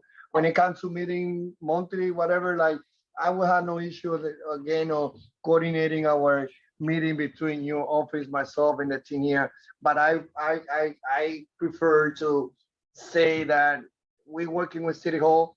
Let's see how we plan the level of coordination as we move forward. But I can tell you that Mayor Eric Adams having a conversation directly with his team, not letting Albany know that coming together, planning together is very important for all to accomplish that particular big project. One of the most important projects that we have in our generation when it comes to improving safety there. But one thing I want to be clear, never has been or it is an issue of safety in that area. Our bridge division engineer, they have all the resources that they need in order to keep that area safe. I appreciate that. I know my time's expired. I would have greater confidence if there was greater communication. And so I'm not asking for a meeting with you every month, Commissioner, but for the Bridges team and your InterGov team to sit with us every month and give us crisp updates that I could share with my community would alleviate and assuage many, many concerns, because I'm hearing every day from constituents who are freaked out. So I'll follow up with you, but I appreciate you answering the question. Thank you. Thank you, Councilmember. Deputy Speaker Ayala, I see your screen is now on. You were on my list before, so I will turn to you. Thank you. Starting time. Thank you. And good afternoon, Commissioner. It's nice to see you. I haven't had the pleasure of seeing you since you entered your new role. So congratulations to you. Obviously, I'm really concerned about, you know, the safety of our older adults and individuals with disabilities who are having difficulty navigating sidewalks that are in disrepair. And I wonder how much of this year's budget has been allocated towards sidewalk renovation and how much of that funding is specific to public housing sidewalks. Yeah, and I can follow with the specific about the public housing sidewalk, but I can tell you, and first of all, it's a great honor again to be working with you, you know, in our role and here to support anything that it comes to improving transportation in the whole city, but especially you and I know, because we were there together in previous also speaker leadership at the council, and I know that you also going to be doing a great job now working together with Speaker Adam, but we've been there, and we know that we are so committed to be sure that we protect our own New Yorkers, but especially our elderly. Like, you know, my mom was hit at 108 and 3rd Avenue when my parents used to live at 1738 Lexington Avenue, where I did my swearing in 2009. So I will continue working again. In this case, with Commissioner Agent Lorraine Cortez, who also always is there caring for the senior citizen. But when it comes to, you know, the work that we're doing, DOT have previously committed $4 million annually for sidewalk repair and NYCC properties. However, due to procurement delay related to COVID 2021, DOT will increase this commitment to $5 million for a calendar year 2022. So yes, we will be working together. The team here, you know, have the resources that they need. Mayor Eric Adams allocate, you know, close to $1 billion for us to take care of a lot of the need that we have in transportation, and taking care of the roadway and sidewalk is also part of our priority. But how much of the budget is that? And the reason that I'm asking is because I represent, the largest, public housing stock in the city. And not only, so not only is the work not getting done there, and I commend you're adding an additional million, but when one sidewalk is costing, $500,000 to $800,000 for repairs, then we know that this is not going to really make a dent, right, on the list of priorities that has already been established of the sidewalks that are in the most dire condition. So I appreciate that, but I would always argue that we need a lot more resources there, because I find that the city is really quick to fix, sidewalks in front of private homeowners, spaces, but the public housing developments would have the same condition ongoing for years. And what's happening is that we're seeing as a result that many of our seniors are like crossing in the street, they're like literally walking in the street because they can't navigate walkers, shopping carts. If they're wheelchair users, they can't safely navigate the sidewalk. So now we're putting them at greater risk by forcing them onto the street with vehicular traffic. And that concerns me. And I would love to see some level of priority in the budget for that, because I think that it's something that isn't necessarily on anybody's radar, at least not in any space that I've heard it become a priority. So I really would welcome that. And then I also wanted to know how much of the budget is dedicated towards the highway and ramp cleaning. The highways, I know specifically in the Bronx part, going into the Bruckner, are in pretty bad condition. Normally when I'm crossing over the Willis Avenue Bridge, I've had to personally call several times to have the bridge cleaned, because it hasn't been, and I get it. We were in the middle of a pandemic, but we have the resources to address these issues now. So I wonder how much of the budget is dedicated for that. Yeah, thank you, Councilmember. I will pass it to our budget director here, Elizabeth, who will explain that answer that question. But definitely taking care of the sidewalk is top priority, because we know how important is our sidewalk for New York, especially for seniors. Time expired. And could I piggyback on that too, Commissioner? Councilwoman, if you have priority locations, if you could send that to me or to the Manhattan office or the Bronx office, depending on where they're located. And I would say, even if they're not scheduled for concrete repairs, we could talk about maybe making some asphalt immediate improvements. I will definitely do that. Thank you so much. And for the cleaning of the bridges and highways, unfortunately, I don't have that number at hand. So we will have to get back to you about that dollar figure. Okay, and just before I end, it's not really a question, but more of a suggestion.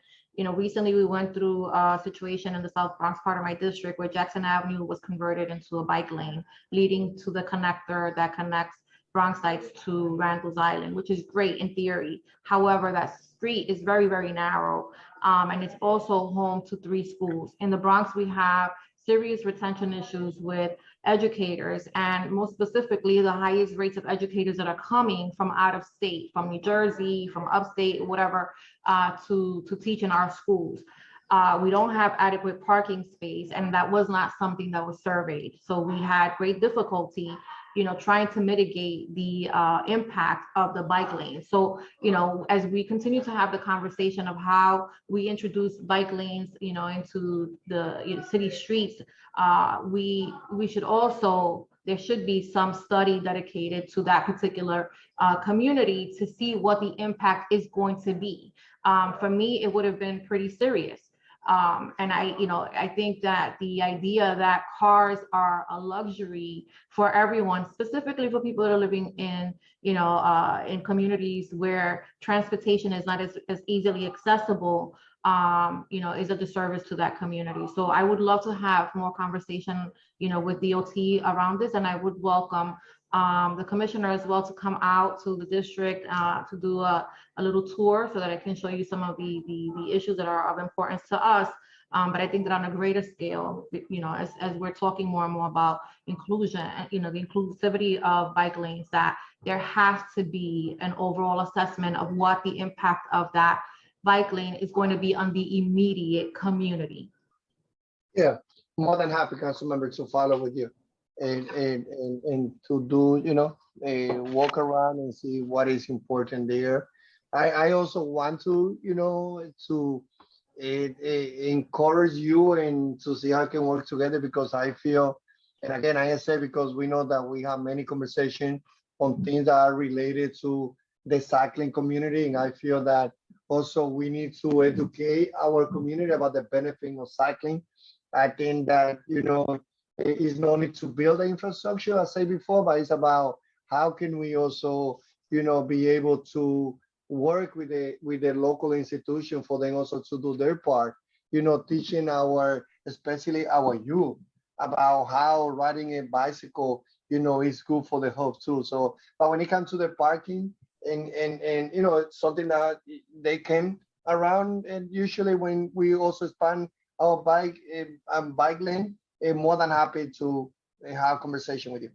I appreciate that. Thank you. Thank you. Councilmember Williams, I was told you're now ready.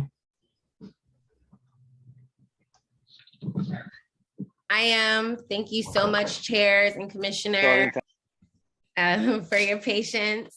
I think my colleague, Councilmember Ariola, said it best. And Commissioner, as a former council member, you know that often we know our districts well.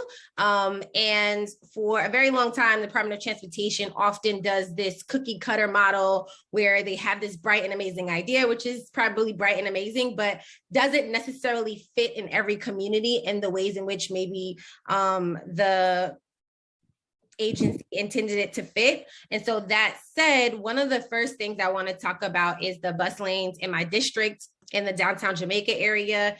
It is absolutely horrific. We don't like them. And we want to see some changes happen. It's my understanding that the pilot is set to end a few months from now, but that is way too long for so many of the businesses that are losing business as a result of the bus lane that still isn't being enforced and isn't sort of offering the benefits that it was set to offer outside of certain metrics that talk about reduced time in buses actually getting through that corridor. And so wanted to know what type of indicators outside of bus times are you using to really determine whether or not the bus lanes are working in certain communities? Yeah, I can pass it to Eric again to add an answer to that question. I can speak about my own experience when it comes to buses. That 181st, sometimes, a small person, they feel when the bus lane are starting that they will be losing, and at the end of the day, what happens is that they don't lose consumers. Sometimes, the bus lane add because more people walk in those areas. But each community are different. And again, you are the ERU community, and we are more than happy again to hear from you, to work with you. And as you will hear from Eric, part of the thing that we say is about we are always open to go back and see, what has been the experience. But I just want to encourage all of us, but regardless on the side that we are elected or in a commissioner level, that understanding that when we bring our bus lane, we are connecting those group of the working class resident who they don't have other motor transportation. But I also know that we also have to look for the small business. But let me. Yeah, it's not just the small businesses. Yes, the small businesses are the most harmed, but my district is a hybrid community. We have cars. And so when I think about the Department of Transportation, and maybe I'll do a Councilmember Barron and I'll just say a statement and you don't really have to answer, so I can get to another question that I'd like you to answer, which is we are a hybrid community. And I think it's critical that the Department of Transportation takes into consideration that people do drive cars. We want to make sure that people that use public transportation have the proper resources to do that it's efficient, that they can get around well. But I think we need to really look at how we could make some small tweaks to ensure that it is not disproportionately affecting one group of people, one demographic of stakeholders over another, and that is the case. And so again, there's other things that the agency could be doing, resources that they could be allocating to the district outside of like dumping a bus lane that's still not enforced and still not properly regulated. So the other question I have is around school safety, and wanted to know if the Department of Transportation anticipates receiving an additional $1 million in state funding in fiscal 2022 to support infrastructure improvement in school zones. So I have a whole bunch of schools that talk a lot about traffic safety. They have petitioned and lobbied for speed bumps, stop signs, and to no avail, while children are getting hit by cars. And so wanted to know if there is going to be a focused attention around school safety.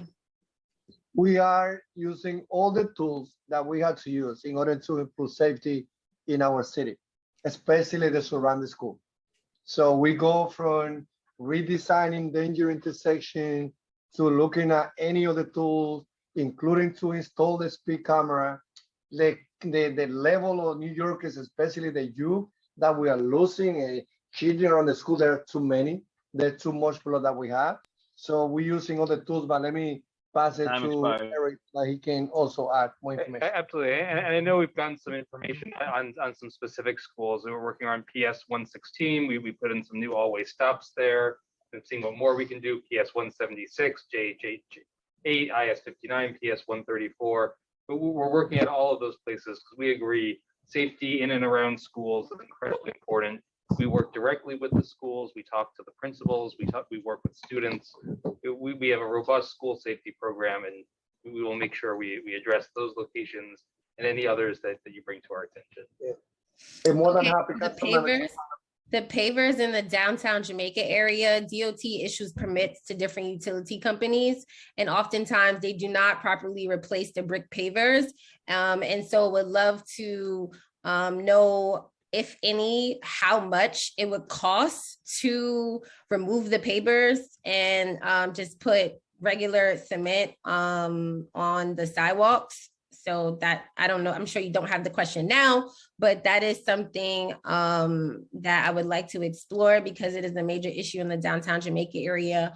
Also medians, wanting to understand who oversees the maintenance and repair of medians, and if there are any resources that have been allocated in this budget to maintain the medians. I'll say this about the medians, it varies from agency to agency. Sometimes it's parks, sometimes it's us. So I think we'd have to know a specific location, and I'll let Elizabeth talk about the funding part of that question. If your office wants to send either the Queen's office or my office specific median locations that you're discussing, then we can figure out the jurisdiction. Okay. Thank you. And maybe we could, yeah. We did get additional funding in this plan for maintenance of various public spaces, including maintenance. I'm looking for the exact dollar value, but that is going to be something we're increasing. Okay, and if you look for the exact dollar value, just my last final thing about bike lanes. So Southeast Queens really has no bike lanes, again, because we're a hybrid community. A lot of our community members are not huge fans of bike lanes, but I do think there are spaces that we could have more bike lanes. And so I would like to work with the Department of Transportation, especially an area that has historic illegal dumping. That area could quickly be turned into a bike lane. And I know the mayor and City Hall has committed to keeping bike lanes clean. So really want to have a conversation with the Department of Transportation about how we could expand some bike lanes into my district. More than happy, council member, to following with you on, we want to expand bike lane. I think that this is not a luxury. This is something that is important for the whole, all New Yorkers, and we want to be sure that as we look at macro mobility, and also we know that each community must be connected to bike lane. More than happy to follow in over you.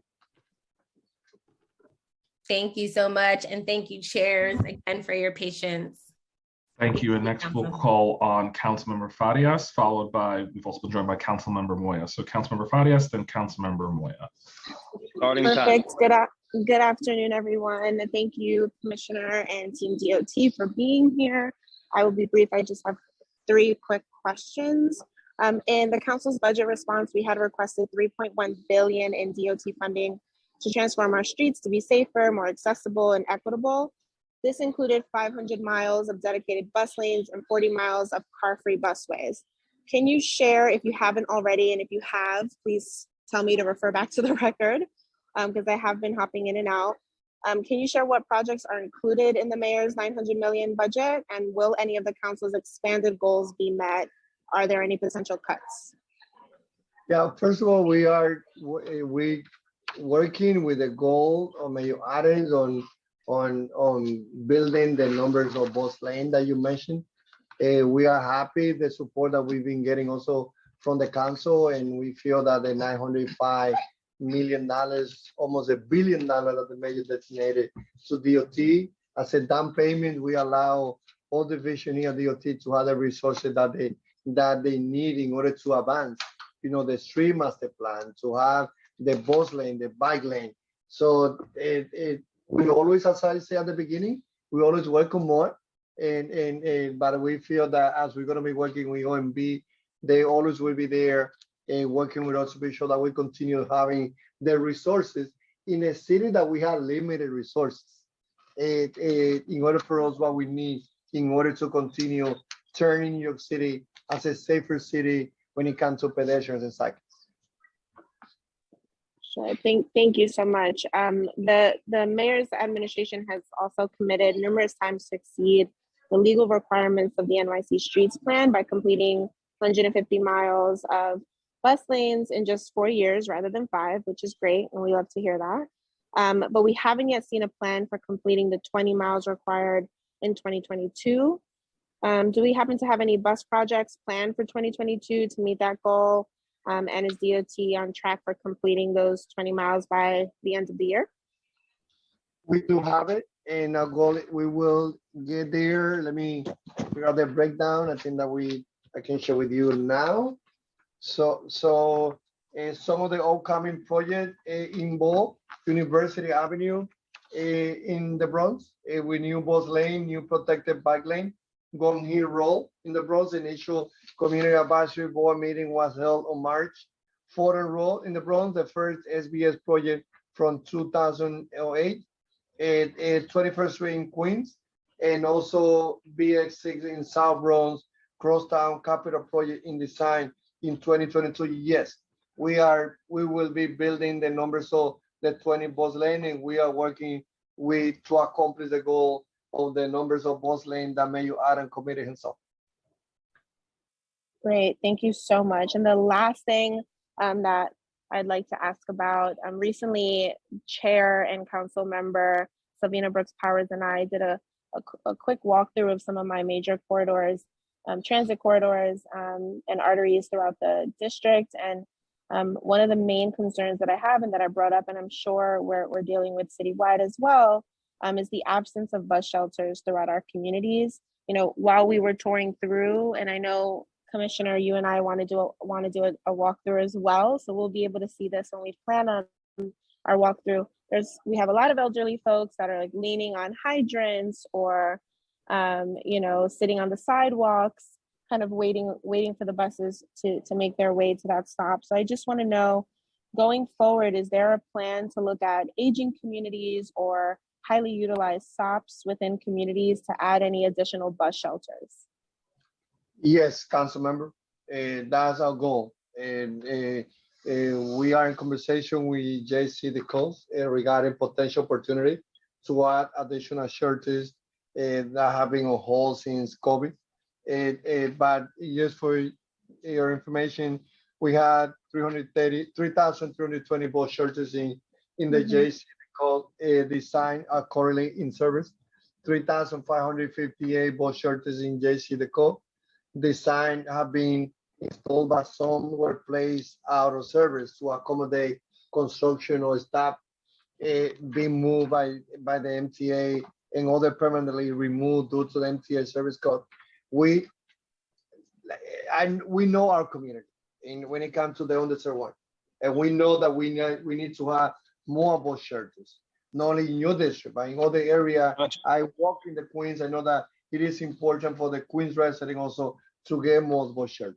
This is a need that we have across the 5 boroughs, and this is something again that as we are having conversation with JC DeCog regarding potential opportunity, we're looking to add additional shelters, bus shelters that have been on hold. Great. Thank you so much again for all of your testimony and answering the questions. Thank you to the chairs for allowing me the time. I won't take up any more. Appreciate you folks. Have a good day. Thank you, Councilmember Farias. Next, we'll turn to Councilmember Moya. Thank you. Thank you, Commissioner. Good to see you. ¿Cómo tú estás?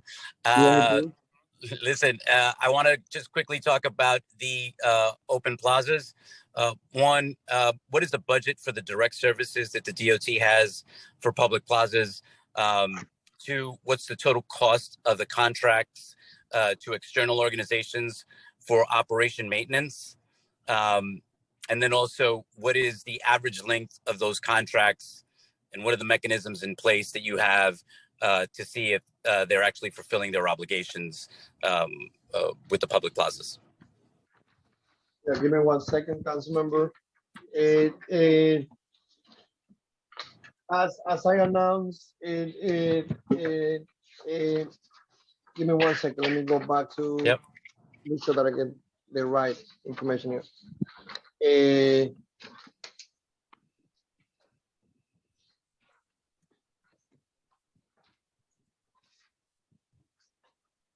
Give me 1 second.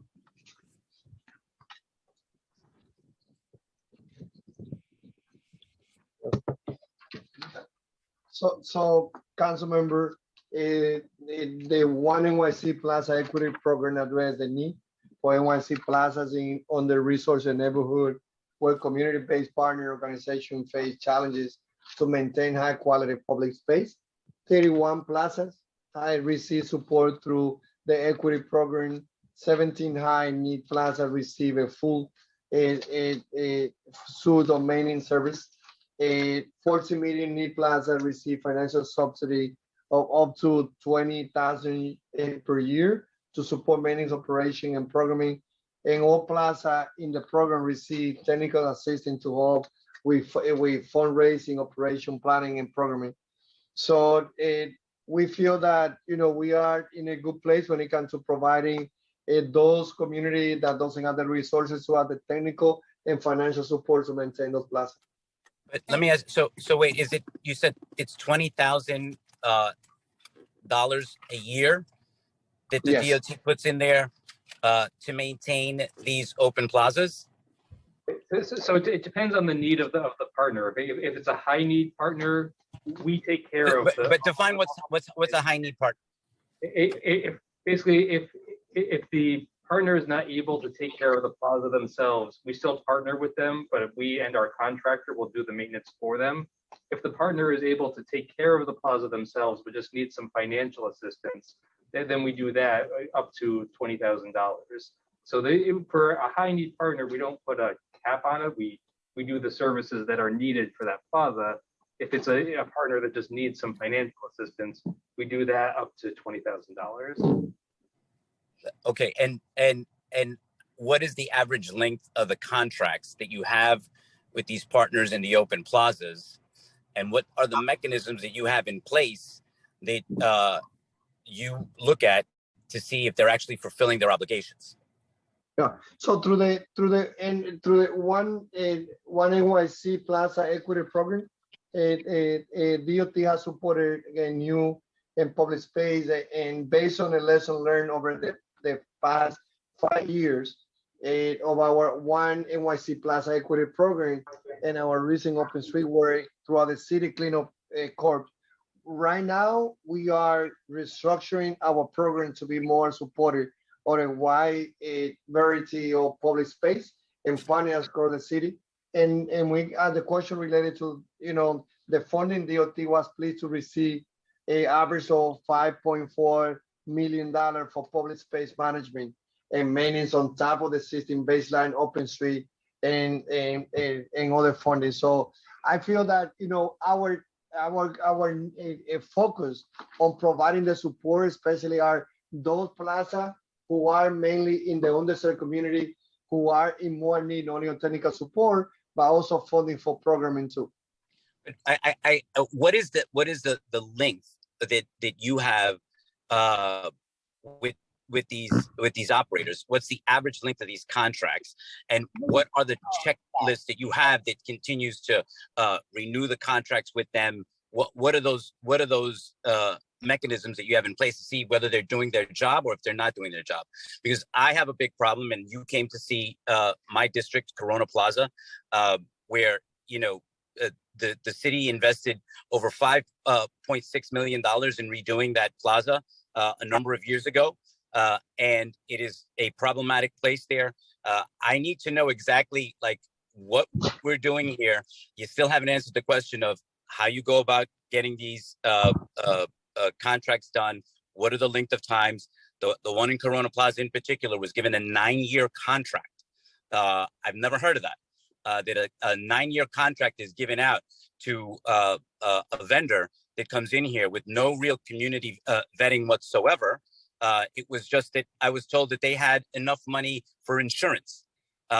So I really want to get to the core of this, because this affects our communities like mine. That, the people, the number one complaint has been about Corona Plaza, the quality of life that has gone consistently down. So I really want to get these answers so I can understand what is the process that the DOT has when, one, they select the vendor, and their conversations that they have with the community and the local elected officials here.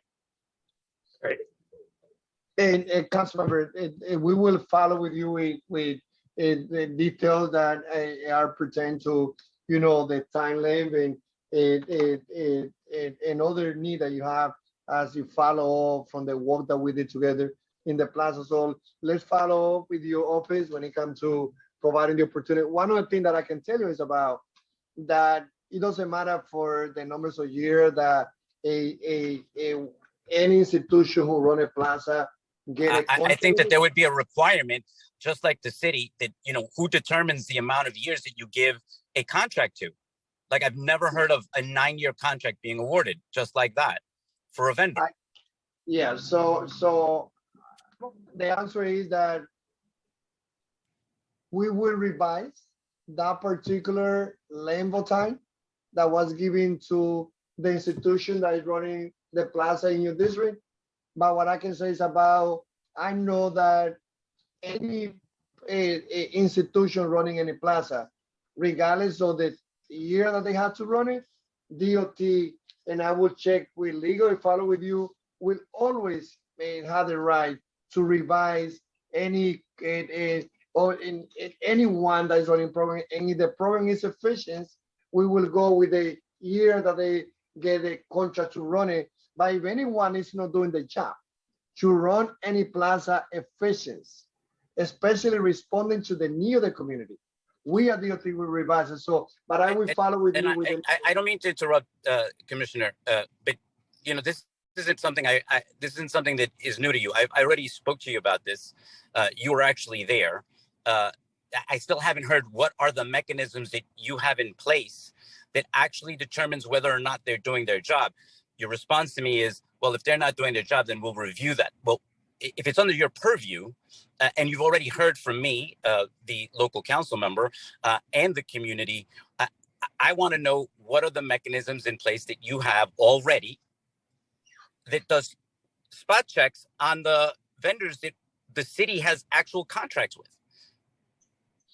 I will follow with you and myself or the team here at DOT, but I understand the need that you have in that plaza. I'm more than happy to continue working with you, but I know that you have a specific question, and I will be following you to provide the answer. Okay, I appreciate that very much, Commissioner, and thank you, Chair, for allotting me the extra time. I appreciate it. Thank you. Thank you for coming with me to the district too, Chair. I really appreciate that tour. Thank you. It was a great time. Thank you. Okay, thank you, everyone. That concludes councilmember questions for the Department of Transportation. I will now turn it back to the chairs. Majority Whip, do you want to take it? Just want to say thank you to our colleagues and to the administration. We clearly went way past our time, but I think we were able to touch on a lot of important issues concerning transportation and infrastructure across the city. And I believe with the administration taking back this feedback and with the body taking back this new information, we'll be able to be in a much better place. So thank you so much, everyone. And thank you, Chair Brannon. Thank you, Chair. He's on mute. Well, I'm mute. Thank you, Majority Whip. And Commissioner, it's great to see you. I look forward to working with you. We acknowledge that this administration is only 5 months old, but a lot of your team has been around and they've been very responsive, and we appreciate that. And I think the breadth of questions that you saw today just shows what a integral and important agency the DOT is in everyday course of business that we do in our communities. So we appreciate your time today, and thank you so much. We look forward to working with you going forward. Thank you, Chairs. And all those questions were similar to the one that I asked, right? That's you. Oh, I appreciate it. Thank you. Right on, Commissioner. Thank you so much. All right, everybody, bear with us. We're going to switch over to Moya, and then we will get the second leg of our journey on the road.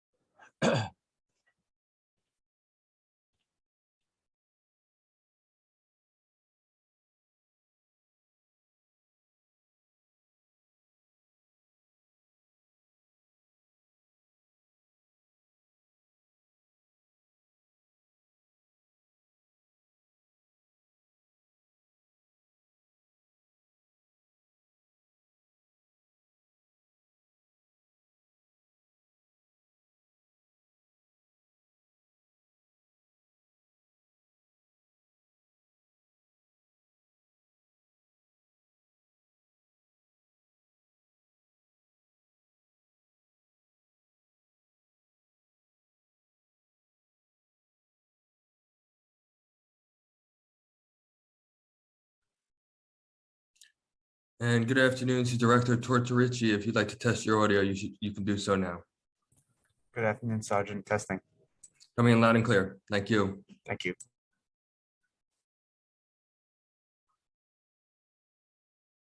And Executive Director Montesano, if you'd like to test your audio as well.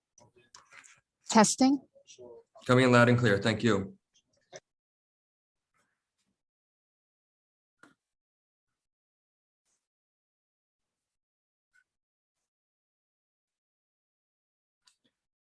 And good afternoon, Commissioner Castro. If you'd like to test your audio, you can do so now.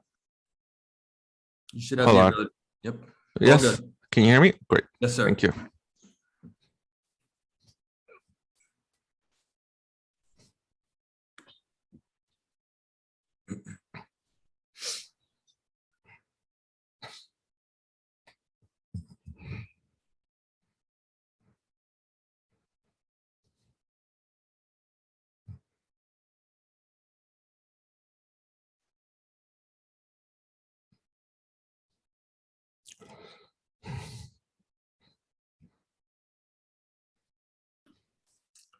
And good afternoon, Chair Hanif. If you'd like to test your audio, you can do so now. Absolutely. Thank you so much. Good afternoon. Coming in loud and clear. Awesome. So we are just waiting for Deputy Commissioner Colette Saman. I'm here. Oh, there we are. Perfect. Okay. Okay, chairs, are you both ready? We're ready. I'm ready. Okay. Chair Hanif, let me know when you're ready, and then we will hit the show on the road. I'm ready. Thank you. Okay. Good afternoon, everyone, and welcome to the second portion of today's hearing, May 12th. We will now hear from the Mayor's Office of Immigrant Affairs. My name is Malcolm Butelhorn, and I am counsel to the Finance Committee. And we want to make sure that we recognize council members present for the record. Council members Brannon, Hanif, Barron, De La Rosa, Farias, Joseph, Osei, Ressler, Sanchez, Yeager, Ayala, and that's it. Chair Brannon will turn to you for your opener, then Chair Hanif, and then I will swear in the administration. Thank you, Malcolm. We'll now begin the second portion of our day and hear from the Mayor's Office of Immigrant Affairs. For those joining us for this portion, I'm Councilmember Justin Brannon. I have the privilege of chairing the Committee on Finance, and I'm joined by Councilmember Shahana Hanif, who is the chair of the Committee on Immigration. The Mayor's Office of Immigrant Affairs projected FY23 budget of $818,000 represents less than 1% of the city's proposed fiscal 23 budget in the executive plan. Moya's budget resides within the budget of the mayor's office, but this does not provide a full picture of Moya's entire funding, as the office coordinates and collaborates with various city agencies, including DYCD, HRA, DOH, all of which on managing Moya programs found within their agencies. I welcome Commissioner Castro and his team for being here today to answer these committee questions on their proposed FY23 budget. I'll focus my questioning mainly on staffing, language access, day laborers, and other topics. I want to thank Florentine Cobore and Carillion Francisco, as well as John Yedden and the entire finance team for the preparation for this hearing. I'm now going to turn over to Co-Chair Hanif for her opening remarks.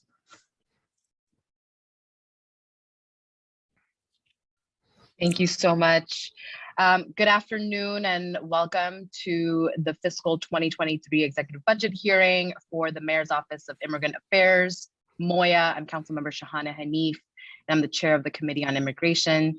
Today's hearing is joint with the Committee on Finance, and I'd like to give a special shout out to my colleague, Councilmember Justin Brannon, for co-chairing this hearing with me. Moya's proposed fiscal 2023 expense budget totals roughly $818,000 in city funding to support 7 full-time positions. Moya supports and empowers over 3 million immigrant New Yorkers who speak over 200 languages.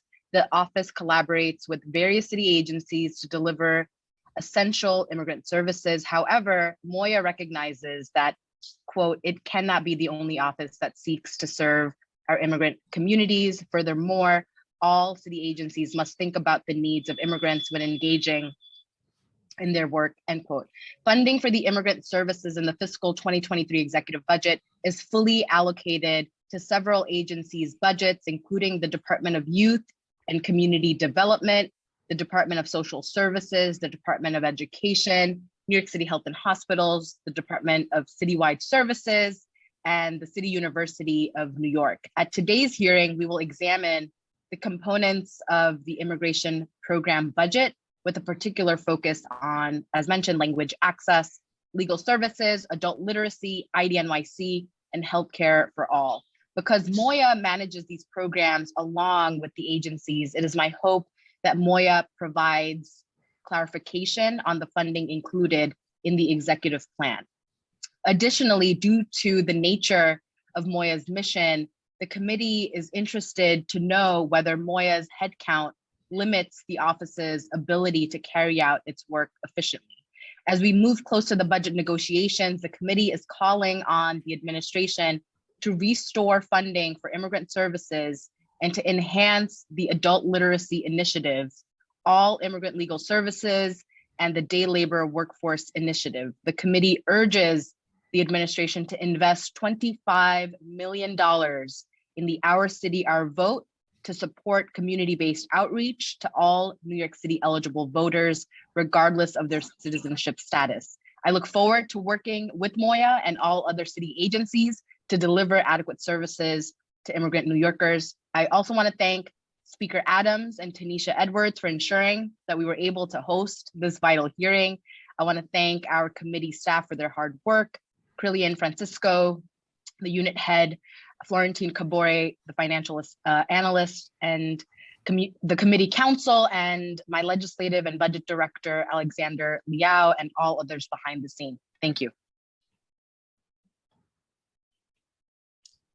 Thank you, chairs. And I just want to remind everyone that unlike in past, council members and members of the mayoral administration will have the ability to mute and unmute themselves. We just ask that when you are not speaking, to minimize disruption, to remember to mute yourself. Council members, you've heard it before, and I'm going to say it again. If you have questions, please use the raise hand function in Zoom. You are limited to 5 minutes. I ask that you please listen for the cue from the sergeant, and when they say time is called, to please wrap up thoughts or comments so we can move on to your next colleague that is waiting in line. The following members of the administration are here to testify and or answer questions. Commissioner Manuel Castro, Deputy Commissioner Colette Saman, Ann Montesano, Executive Director of Interagency Initiatives and Language Access, and Tom Tortorici, Director of Legal Initiatives. I will first read the oath, and after, I will call on each member from the administration individually to respond. Do you affirm to tell the truth, the whole truth, and nothing but the truth before these committees, and to respond honestly to council member questions? Commissioner Castro? I do. Deputy Commissioner Saman? Yes. Executive Director Montesano? Do. And Director Tortorici? And if I do. pronounced that wrong, I apologize. That's correct. Thank you. I do. Thank you. Commissioner Castro, whenever you are ready. Thank you. Thank you. And thank you, Chair Hanif and Chair Brennan and members of the committees on Immigration and Finance for holding this budget hearing. My name is Manuel Castro, and I am the Commissioner of the Mayor's Office of Immigrant Affairs, or better known as MOIA by its acronyms. Since I may be speaking with many of you, especially members of the Finance Committee, for the first time, I would like to start with an introduction and also by reviewing MOIA's goals as outlined in the charter. My testimony will be a little long, but I thought that this was important just to set a baseline. Prior to my appointment in January of this year, I was Executive Director of New Immigrant Community Empowerment, better known as NYCC. I myself am an immigrant. I crossed the border with my mother when I was 5 years old. I grew up undocumented here in New York City, in Sunset Park, Brooklyn. And I was part of the early generation of dreamers that began to fight for an opportunity to an education and a pathway to citizenship, and is a community that is still very much active in fighting for these same things. So I am incredibly proud to now serve New York City in this role and to be able to work with many of you in addressing the many needs of the immigrant communities that live here in New York City. As it relates to the New York City Charter, it explicitly outlines the importance of our office and our work together for immigrant communities. It notes that immigrant New Yorkers make up a significant large percentage of the city's population. 3 million New Yorkers, or almost 40% of all people living in New York City, are immigrants. However, when including the children of immigrants, this percentage goes up to nearly 60% of all people living in New York City. So because of this, the well-being of the city depends on our work together and the willingness of immigrant New Yorkers to engage with city government. Given this reality, MOIA is not and cannot be the only office or agency that seeks to serve our immigrant communities. All city agencies and offices must think about the needs of immigrants when engaging in their work. The Charter, however, recognizes MOIA's unique expertise as the mayor's office that focuses on immigrant-related issues, and it gives a special consideration in advising and assisting the mayor, the city council, and other offices and agencies on developing and implementing policies related to immigrants and limited English proficient proficient New Yorkers. Moya is also asked to track state and federal policy and law, increase access to city programs, benefits, and services through outreach, help advise on the legal service needs of immigrants, and consult with the community and other stakeholders, and coordinate an interagency task force on immigrant affairs. In addition, Moya works with relevant city agencies to address the needs of immigrant crime victims and witnesses, including by working with agencies on the issuance of U visa certifications and T visa declarations. Finally, Moya is also required to report annually on its programming and on the demographics and needs of immigrant New Yorkers. That said, I am proud to report that Moya has been doing all of this and much more than what is outlined in the charter, whether it is responding to the needs of immigrant New Yorkers during emergencies like the devastating fires in the Bronx and most recently in Sunset Park, or assisting immigrants when they are victims of crimes, such as the recent subway shootings or crimes against Asian communities and delivery workers. And our leadership and staff are committed to go directly and be with communities on the ground. Today's testimony builds on my remarks from our last preliminary budget hearing and briefly outlines Moya's continued work to respond to the challenges of immigrant New Yorkers. I like to emphasize, however, that I am not covering all of Moya's current work in this testimony. The report we published in March of this year includes descriptions of the ways Moya designs, proposes, implements, and manages a portfolio of programs that directly serve immigrants and are intentionally responsive to their needs. The following overview touches on just a few relevant pieces of our work, which focuses on two main areas. One, responding to the unique needs of immigrant communities and closing the access gap for immigrant New Yorkers. So first, responding to global crises and newly arrived immigrants. From the outset of the Russian invasion of Ukraine, the mayor and I called on the federal government to extend temporary protective status, or TPS, for Ukrainians already living here, and to streamline the process to help forcibly displaced Ukrainians come to the United States, particularly those with families in New York City. The Biden administration listened to our many calls for action by announcing that the United States will extend TPS to Ukrainians already living here and welcome up to 100,000 Ukrainians and others fleeing Russia's aggression through the established resettlement pathways, as well as introduce a new process specific for Ukrainians. As home to the largest Ukrainian population in the nation, it was only right that New York prepared the resources needed to welcoming arriving Ukrainians and meet their needs. So this past April, Moya joined the mayor, elected officials, and Ukrainian community leaders to announce more than $2 million in funding to help currently residing and newly arrived Ukrainian New Yorkers take advantage of the available forms of relief and resettlement pathways, including TPS, humanitarian parole, and more. The initiative will also include outreach, case management, interpretation, and translation services, and direct assistance for displaced Ukrainian families resettling in New York City. The funding is a prime example of how Moya is proactive in responding to global crises, and in particular those that impact New Yorkers and their families, as well as the city's continued and relentless commitment to all communities and to all immigrant communities. Currently, the city is going through an RFP process to determine which community-based organizations will deliver these services. We plan to give a more detailed announcement in the coming weeks.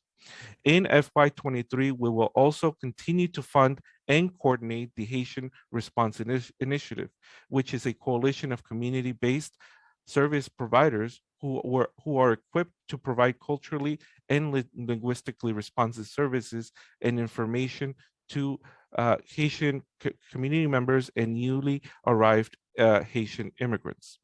given the need, the tremendous need that continues in these communities. Second, legal services. I recently was able to see that the impact of the city's investment in naturalization support at John Jay College, where Moya sponsored and tabled at a CUNY Citizenship Now application assistance event. This event helped over 200 green card holders to ascertain their eligibility for U.S. citizenship. Many of them also qualified for fee waivers that will allow them to naturalize without charge. Immigration legal services are a tool of empowerment for immigrant New Yorkers and their families. And Moya demonstrates its commitment here, not just by word, but by deed. New York City leads the nation by dedicating more funding to immigration legal services than any other municipality in the country. We do this in partnership with legal service providers, community-based organizations, and city agencies through initiatives including Action NYC, Immigrant Opportunity Initiative, and Rapid Response Legal Collaborative. We are grateful for community-based and citywide legal service providers who carry out this difficult work in service of immigrant New Yorkers every day. To date, we invested tens of millions of dollars into immigration legal services. Moya oversees more than $10 million in funding for legal services programming, over $8 million of which is baseline funding. Action NYC makes up the lion's share of the funding, with over $8.7 million allocated to that program alone. The council can find more details on Action NYC in our annual report, as I mentioned, published in March of this year.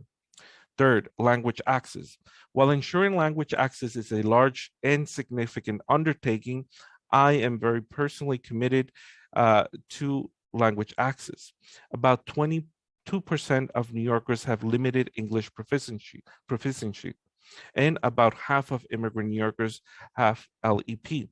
In addition, over 200 languages are spoken in the city. We will continue to build on the city's infrastructure to support the delivery of high quality language services, advise and provide technical assistance to our sister agencies and offices to provide the way city governments communicates with non-English speaker New Yorkers, and serve as a lab to pilot and further educate our partners on best language access practices. We look forward to sharing more details about this work through our forthcoming press announcements. And in conclusion, in the past couple of months, I have had the privilege of meeting with diverse immigrant communities across New York City's 5 boroughs to hear directly from them about their needs and what the city should be doing to meet these needs. With every interaction, conversation, and event I've attended, it is clear that New York City is the city of immigrants, and we must do all we can to support our immigrant communities to thrive so that all New Yorkers are able to prosper together. So with that said, thank you again for calling this hearing. I look forward to working with City Council on addressing the needs as the budget process continues. And now I'm happy to answer any questions you have. Thank you so much, Commissioner. It's great to see you again. It's great to see you leading Moya, having someone who knows what it's like to be an advocate and an activist in the streets. Leading this mayor's office is certainly not lost on us or any of my colleagues. So it's very meaningful. But before we begin, I always say the committee, we may not get to all of the questions, or we don't anticipate it, but you may not have responses for everything. So we'll send a follow-up letter for any of the unanswered questions.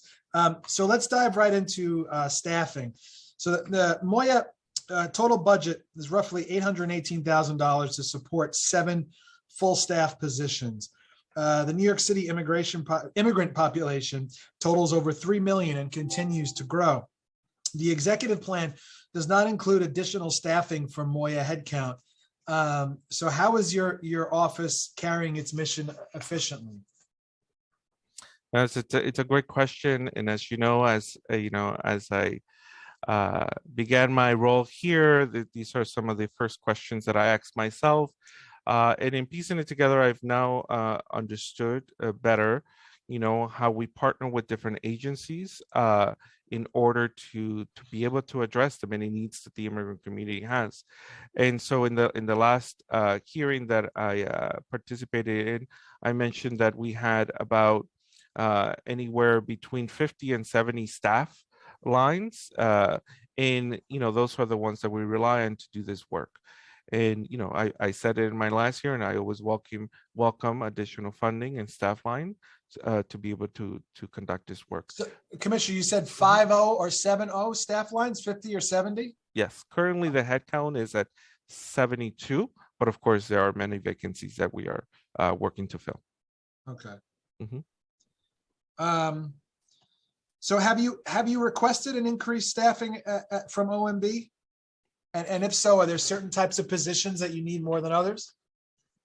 So we've been working closely together with the OMB. Like I said, in the first couple of months for me was just to go to OMB and really understand what kind of staff lines we had and what needed to be addressed. And they have provided a number of staff lines for this next fiscal year. And certainly language access is a priority, and so that's what we're working through right now.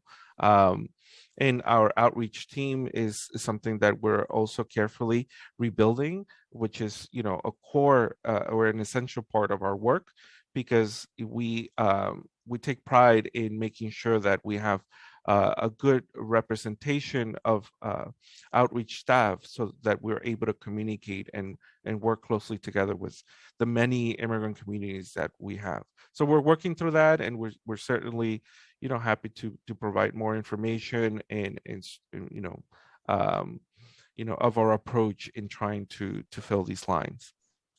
So let's talk a little bit about language access. So in the preliminary budget response, the council called on the administration to include $5 million to expand language access. We were delighted to see even more funding of $8.7 million in FY23 for interpretation and translation services. We also, the council in our budget response called for an increase in access to language services across city agencies, which is very, very important. Improving the quality of translation by creating a community interpreter bank, and providing employment and business opportunities for immigrant communities by developing a worker-owned cooperatives. So how will the 8.7 million, how do you see this funding being allocated as far as these asks that the council had with the community interpreter bank, increasing the funding for language access to the city agencies, and which agencies do you think are in greatest need of language access services? Yeah, and thanks so much for this, because it's been my focus in the last several months. It's something that I understood was a priority for advocates, having come from the advocacy and community group world. And so I tackled that first. It's a tremendous need, but it's also a tremendous undertaking because of the size of our city government. And I'm happy that we're moving things along. This is a good amount to start working with. And just to clarify, much of it is going to the Department of Education. If you take a look at the breakdown, I believe 7 million is going to the Department of Education. Some of it is going to some of it is going to DCAS and so on. But yeah. Commissioner, I worked at DOE. Aren't they one of the only agencies that currently has an in-house translation office? I believe so. Yes. My understanding is because of the size of the need there, and of course, working with parents of immigrant parents or even children, immigrant children, is quite a significant need, and it's important to the administration. So yes, they'll be expanding that work, and I'll certainly be involved for sure. Because I think something that and I can only speak for myself, but I think Chair Hanif feels similarly in that what we would love to see is something like this in every agency, but also with a focus on, instead of outsourcing to vendors, if we're going to hire vendors, it should be selections made within the community for a lot of the nonprofits that do this work already. Is that something you are in alignment with? Yeah, and that's actually something that I'm excited to look into, and I think it's come up in all of our hearings, and something I've said that I'd want to continue to explore. I now understand the magnitude and the need to also build capacity for these smaller vendors and the nonprofits that want to do this work. So I believe that is something that we're going to tackle initially, and I'm certainly taking a lot of what we discussed in our hearings into account, and also in meeting with some other groups that have been working on this particular issue. And in fact, I have a meeting next week with the Language Access Coalition to continue discussing these needs. So yes, I'm very excited to be working, along the same lines. Great. Yeah, the council wants to be partners there in that work. So yeah, please keep us, think of us as a partner and leverage us where you can. I want to jump into emergency food assistance. So food remains an issue amongst the immigrant population, and the city has to ensure that immigrants know that there's not any public charge risk for them to apply for emergency assistance. Did Moya conduct any outreach to the immigrant community regarding emergency home delivery meals and SNAP benefits? Well, on the outreach piece, yes, we're continuously informing our different communities about these resources and benefits. We integrate them into all of our Know Your Rights trainings and activities. On the food access question, as I learn, how we address food insecurity, now I see how the amount of funding and work that goes into it, and how dispersed it is throughout the city. In fact, I just had a meeting, really great meeting with the Department of Parole. They also have a food program. And so my emphasis now is understanding where these resources exist so that we can make sure that our communities know where to connect to these resources. But I'll definitely have to refer to Department of Sanitation that coordinates a lot of this work. I know that they've been, thinking about this very, strategically, and they'll be addressing it together with us. And what channel, I mean, not only for emergency food assistance, but just sort of overall, what channels is Moya utilizing what are your go-to channels to notify immigrant population about any benefits or new information coming from Washington? Or what have you found to be the most effective channels to communicate on? Well, certainly working with community partners on the ground, which is why that's been my focus initially, meeting with our partners and actually visiting them, because, well, I have firsthand experience that, this is really the entry point for so many people, especially newly arrived immigrants. And but just because I led one of these agencies doesn't mean that it looks the same everywhere. So I've began to visit. My goal is to visit somewhere around 200 agencies this year, and I've developed a list, added many more to this list, that I am familiar and I have worked with in the past. We have about 800 agencies that we work with, and yes, that prior to me arriving, and certainly now, I think the focus will be partnering with these community organizations, community groups, faith groups, to make sure that they have the information to pass along to their communities. Aside from that, we have our own outreach and organizing staff that provides Know Your Rights trainings, that provide just outreach to communities, whether it's tabling or speaking with community leaders about the services that that we have or that immigrants can access that are provided by the state and federal government. And as the city welcomes new immigrants from the Ukraine and from Haiti, how is the city, are we ensuring that these communities have access to food assistance? Well, on the food assistance, and like I said, it piecing together, the many resources that exist on food assistance. But we partner closely with many of the city community-based organizations that have food pantries or have began food pantries as a result of the pandemic. And wherever they do exist, this is where we channel or this is where we refer people to. We also have a hotline that people can call for any of this information, which we can provide to them as needed. Of course, they can call 311, but we are also encourage people to call us directly to inform them of these resources. Good. Okay, I have some other questions about recovery as it relates to the pandemic, but I do want to give ample time for my co-chair of this hearing, Shahana Hanif. So I'm going to hand it over to her now. Thank you, Commissioner. Thank you. Thank you so much.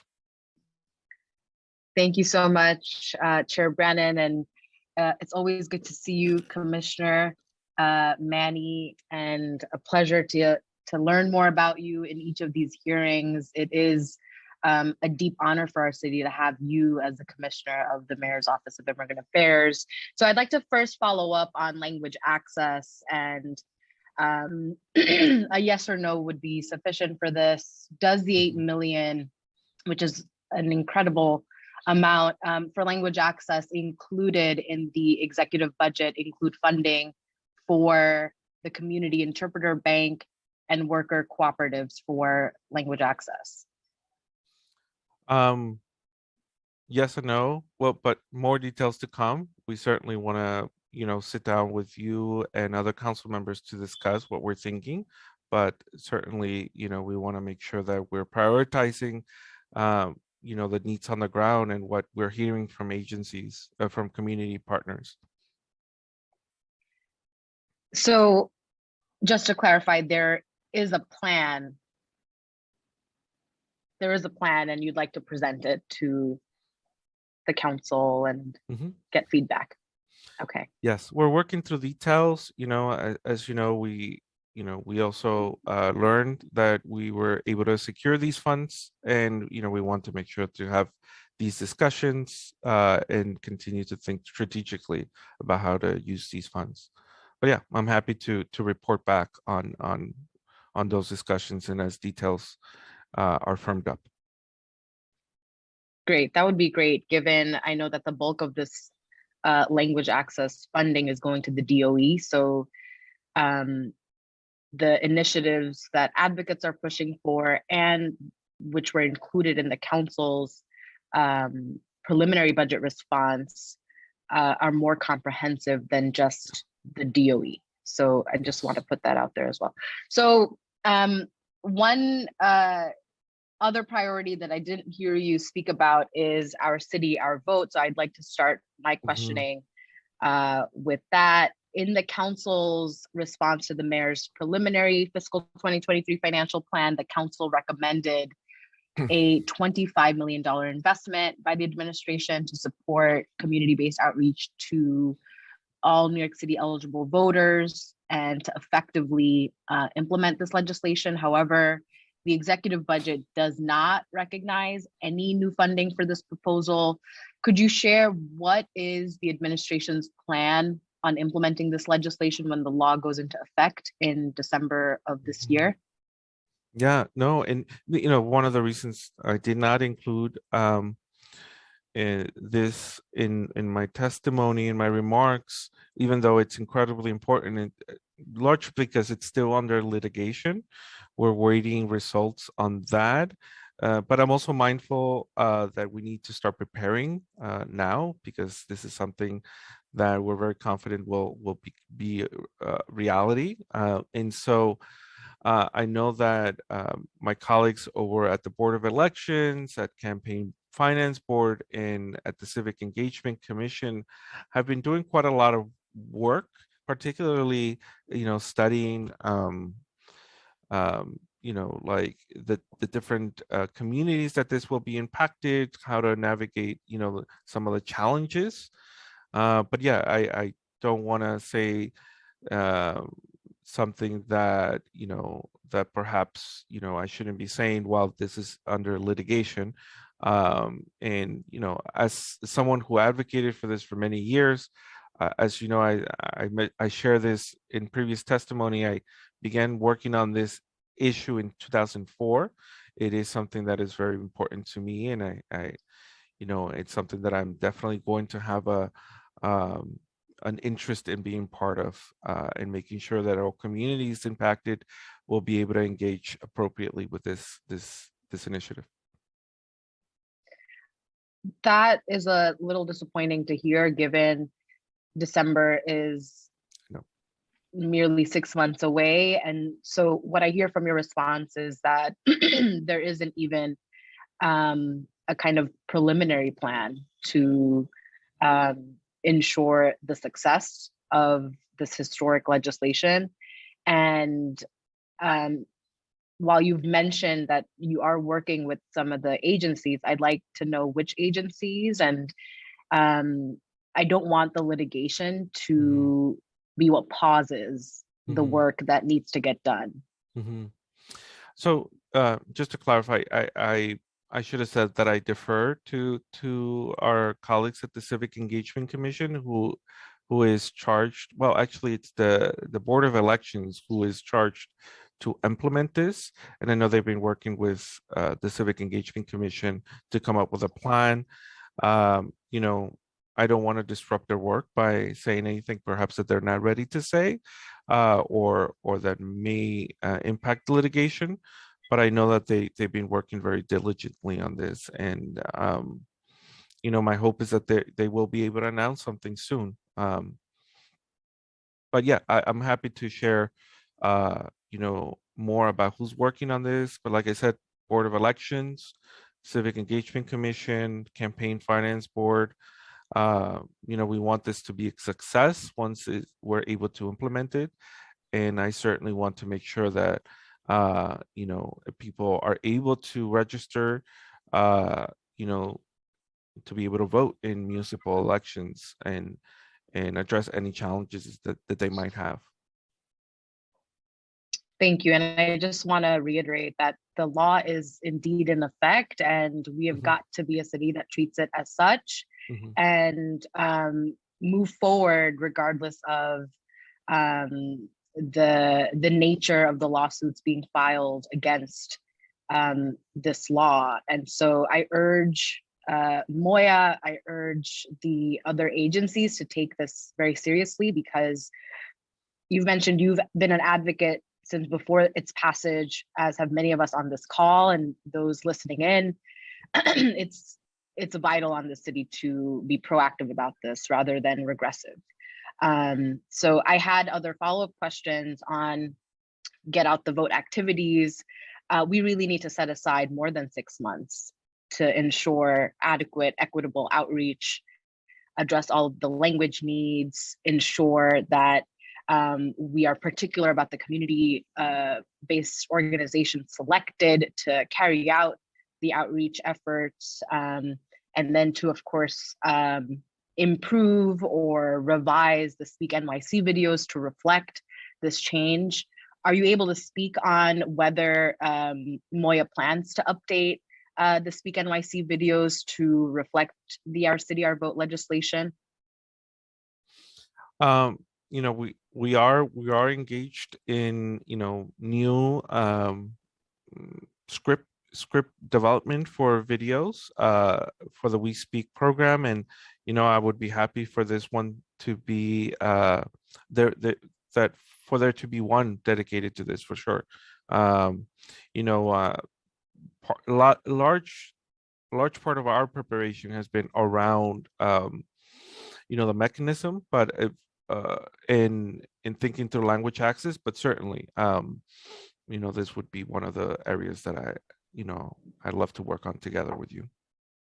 Thank you. I feel that this is a given that we include this historic legislation and the nature of expanding our democracy for a program that is utilized by our immigrant and undocumented neighbors. And I ask this because I know that the program had been or continues to promote 2 unique videos in partnership with CUNY and Census 2020, which portrayed census questions as well as immigration status. And so I think this is just in line with the kind of work that has been lifted up through the We Speak program.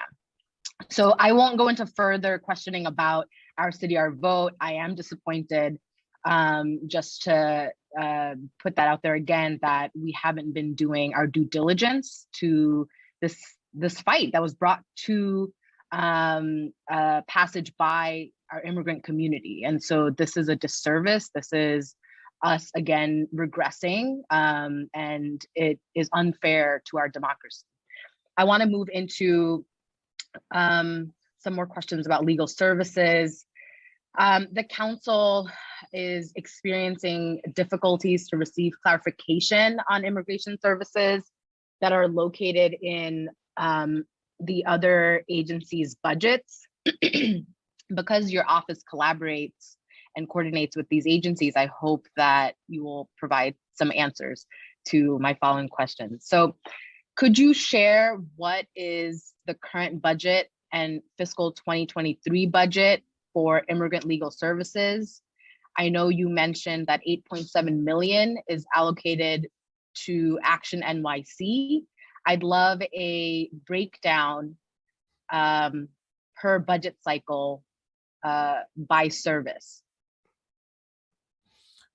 Just to clarify, legal services in terms of immigration legal services, or correct?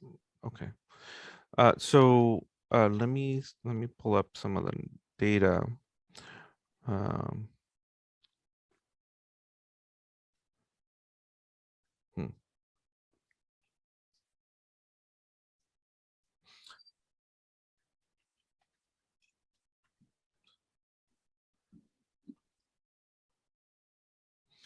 So the current funding for, it's a long list, but Action NYC, as I said, it's 8.7 million. NY citizenship, it's 465,000. IOI is 22.7 million. And by the way, this is for FY 22, not FY 23. That those numbers are still under discussion, but I hope this gives you a sense. Rapid response legal collaborative, it's 1 million. In NIFUP, you probably know this, 16.6 million. CUNY Citizenship now receives 3 million. And am I missing anything? The iCare unaccompanied minors funding is at 4 million. And you're unable to share how the budget is looking for 2023? Not really, because things are still under discussion. So I don't believe we have all these numbers for FY23. And have you had any conversations with OMB on the need to enhance funding for NIFUP? Not for NIFUP, no. You know, it's as you know, this is not we don't have oversight over NIFUP, and you know, of course, you know, I have mentioned, and I'm sure advocates have mentioned in their testimony, how the limits of the funding and the amount of casework that exists for immigration legal services, and you know, our continued advocacy for the federal government to step in and make sure that there's universal representation. But yeah, I don't have the information for NIFUP necessarily. Got it. And then the council calls for 18 million to continue to respond quickly to shifts in ICE surveillance and arrests. and to ensure that all detained New Yorkers have counsel. How much of an expansion do you think would adequately meet the needs for legal services for low-income New Yorkers? Yeah, and that, that's along the lines of what I had said. It's I don't have the data in front of me about the complete needs for legal representation of immigrants that immigrant community that is justice involved or that might need legal immigration representation. It's certainly something that not just New York, but all advocates across the country have been pushing for, universal representation of immigration legal services. It's much needed, and we'll certainly use our platform here in New York and through our Cities for Action to advocate for that. So are you able to share if the $18 million is in line with what the administration will align with?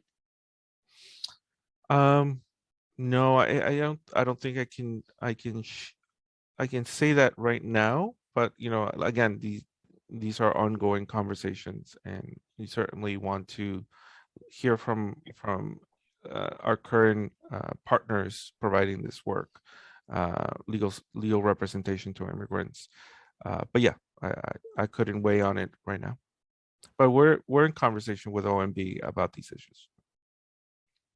And then you shared with us at the first hearing about the budget that you were looking closely at removing the criminal carve-out from city-funded immigration legal service contracts. As you know, this is a critical racial justice issue. Could you give us an update?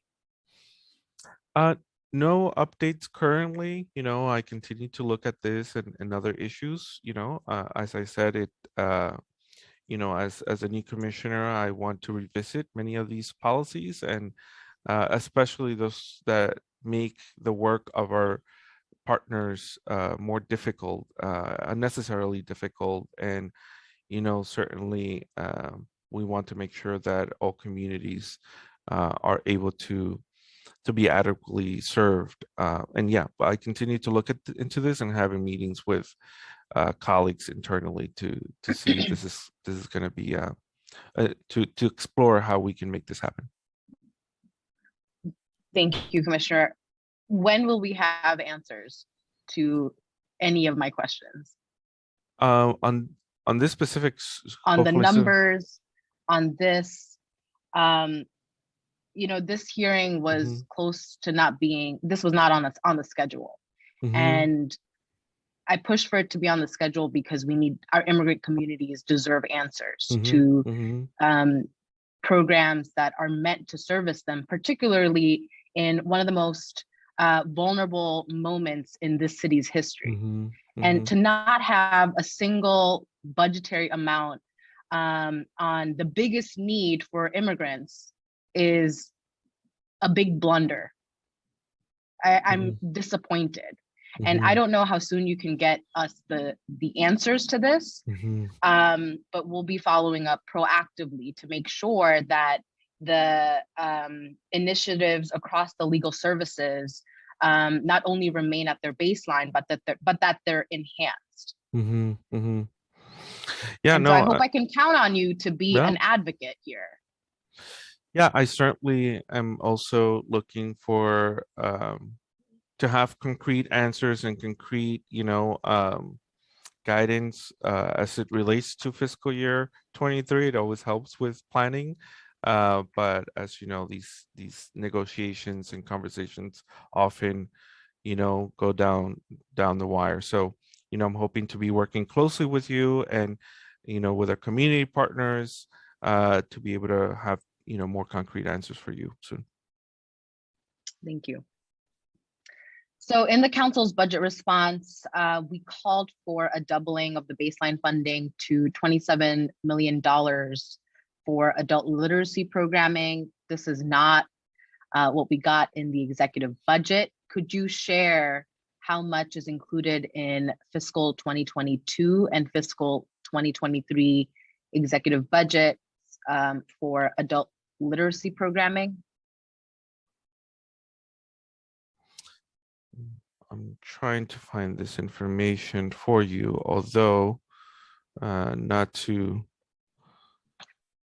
disappoint you any further, but I think these numbers are often, especially with adult literacy, it's something that DYCD is overseeing. Perhaps, I don't know, Tom, can you help me with these numbers? Thank you, Commissioner. I have FY22 numbers, but we can't speak to FY23 at this time. When will you be able to speak to FY23? As soon as the ongoing conversations reach resolution. And then I know that, and you've been very clear that there are multiple agencies servicing the programming that are geared toward our immigrant neighbors. What is the relationship that you have with DYCD? How do you coordinate? Walk me through the partnership here. Well, as you know, currently I'm meeting with all commissioners or interim heads of agencies. I know the DYCD doesn't have a commissioner currently, but will soon. Once that happens, I will be meeting with the new commissioner in their leadership to make sure items like adult literacy that relate back to immigrant communities are areas we're working closely with. Certainly the programs or fundings that are directed to many of these city agencies, we can weigh in on, advise on, but they're ultimately responsible for. But yeah, that is something that, as we've discussed in previous hearings, we're trying to navigate and working through. Got it. And then, so does Moya have a vision to ensure that the baseline funding for adult literacy is directly allocated to providers? Like, how will Moya be advocating on behalf of the adult literacy programming to DYCD? Yeah, I believe that the adult literacy funding is directed to nonprofit providers. But again, I don't believe that'll change, but I'll certainly, when I have a chance to meet with the new commissioner, I'll share our perspective and how we work with nonprofit providers and my experience having led an organization that received these adult literacy funds to do the work on the ground. Yeah, adult literacy is a huge component of I think what nonprofit immigrant service providers do, and it's certainly something that I want to be involved in. I'm glad to hear that. And I'm glad to know that you agree that adult literacy programming is urgent. Do you agree that there is a critical need to enhance funding for adult literacy programs as our immigrant population continues to grow, as we bring in and resettle Ukrainians and other communities?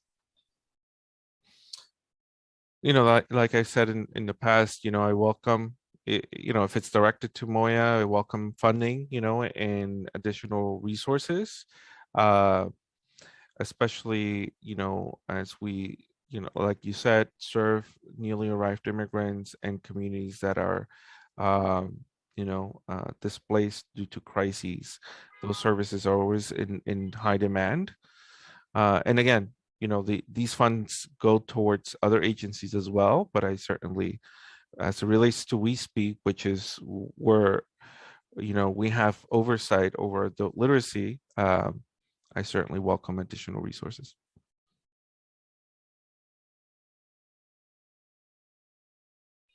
Sorry, a horn is going off, car is going off. No worries. So you don't want to give me a clear yes or no here? About More resources about to adult literacy? more funding, more resources to adult literacy programming. Well, yeah, no, I said that I would welcome more resources. Yeah.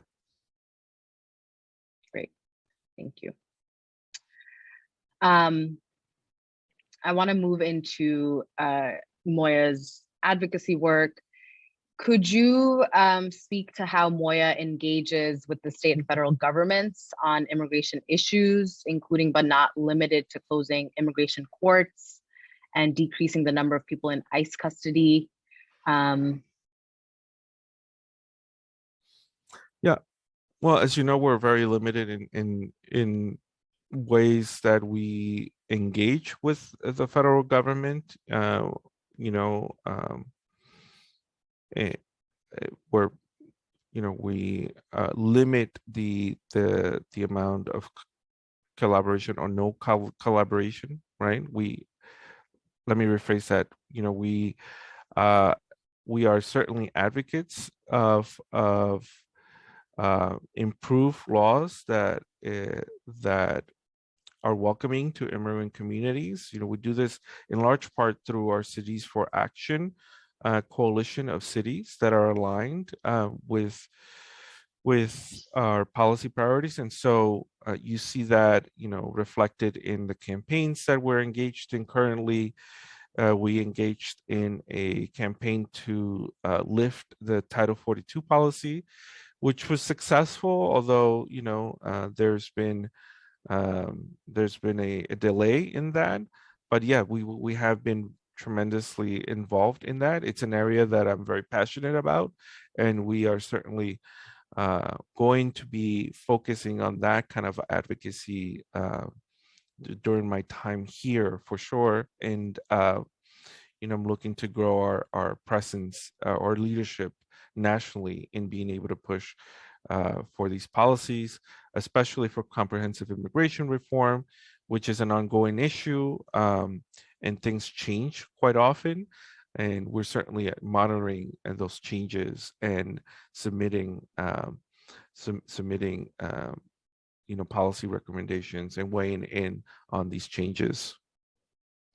And is there a team that does this in Moya? And could you give me a breakdown of how this work is carried out? We currently have a team, a policy team. Of course, we've had a number of transitions, but we're staffing up. As you might know, Cesar Vargas just joined our team. He's someone who is taking on a big leadership role in this area. He, for some of you who don't know, he's a well-known immigrant rights advocate, first Dreamer, formerly, or first DACA recipient to be allowed to access the bar in the state of New York. And together with me, we're going to be leading a lot of this work. We have a C4A team, the Cities for Action team, that is also growing. And together with our policy team, we're going to be making sure we have a leadership team navigating some of the complexities at the federal level and the state level when it comes to interacting with immigrants. Understood. So will this team be focusing more closely on removing people from ICE custody or providing support to families of those who have family members detained by ICE? Well, we do a lot of this work through our legal service partners. I've met with a number of immigration legal service providers. We have a specific initiative called the Rapid Response Legal Collaborative, which does great work in addressing those most immediate needs from urgent cases.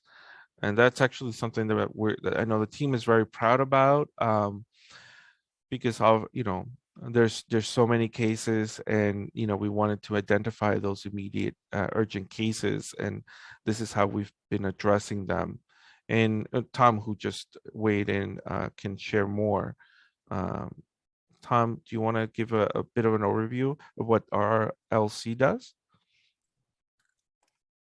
Sure. Thank you, Commissioner. The Rapid Response Legal Collaborative is comprised of a coalition of immigration legal service providers and provides critical support to immigrant New Yorkers who are at imminent risk of deportation.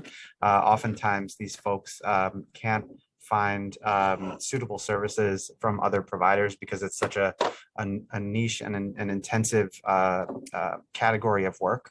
And so it's a unique initiative that has helped a number of New Yorkers to overcome the imminent risk of deportation and remain together with their families in New York.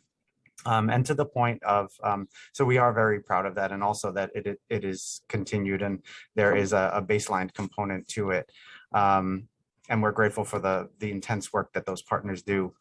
With respect to advocacy, we, as Commissioner mentioned, Cities for Action C4A is a key advocacy tool of New York City, together in partnership with sister cities throughout the nation, keeping track of federal policies and advocating for those that are pro-immigrant and supportive of immigrant New Yorkers.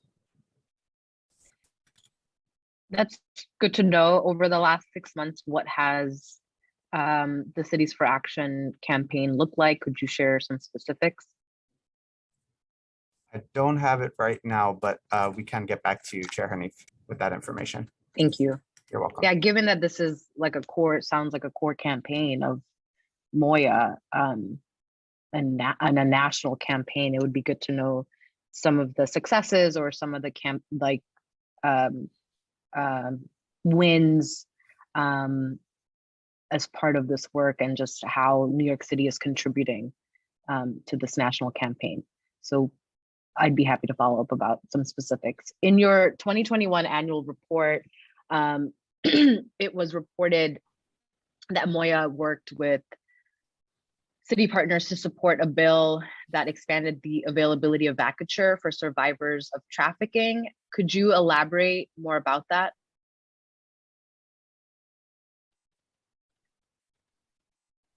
Let me see. Tom, do you have any more specifics to that? More any follow up to that? I do, yes, Commissioner. Okay. Moya applauds the passage of the START Act last year with expanded protections for survivors of human trafficking by allowing them to clear their records of past convictions beyond those just related to prostitution. In 2021, New York City submitted a memorandum of support of the bills in the State Assembly and Senate. Just for background, the law gives survivors the fresh start they deserve. It helps ensure eligibility for life-saving forms of immigration relief, such as T visas, by eliminating criminal convictions that would otherwise ban them. So we engaged in that advocacy and also advocated for the passage of the walking while trans ban, which was passed in early 2021.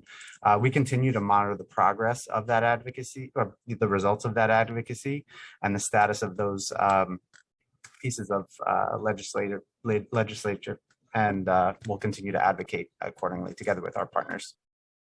And is your advocacy including informing immigrants about this piece of legislation?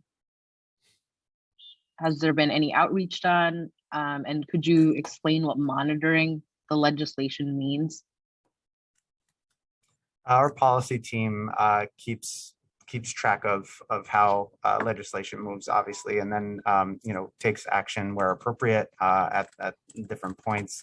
To the point on outreach and public awareness, I don't have that information here, but can check with the policy team regarding any public announcements that have been made or information distribution through social media KYR outreach efforts of Moya.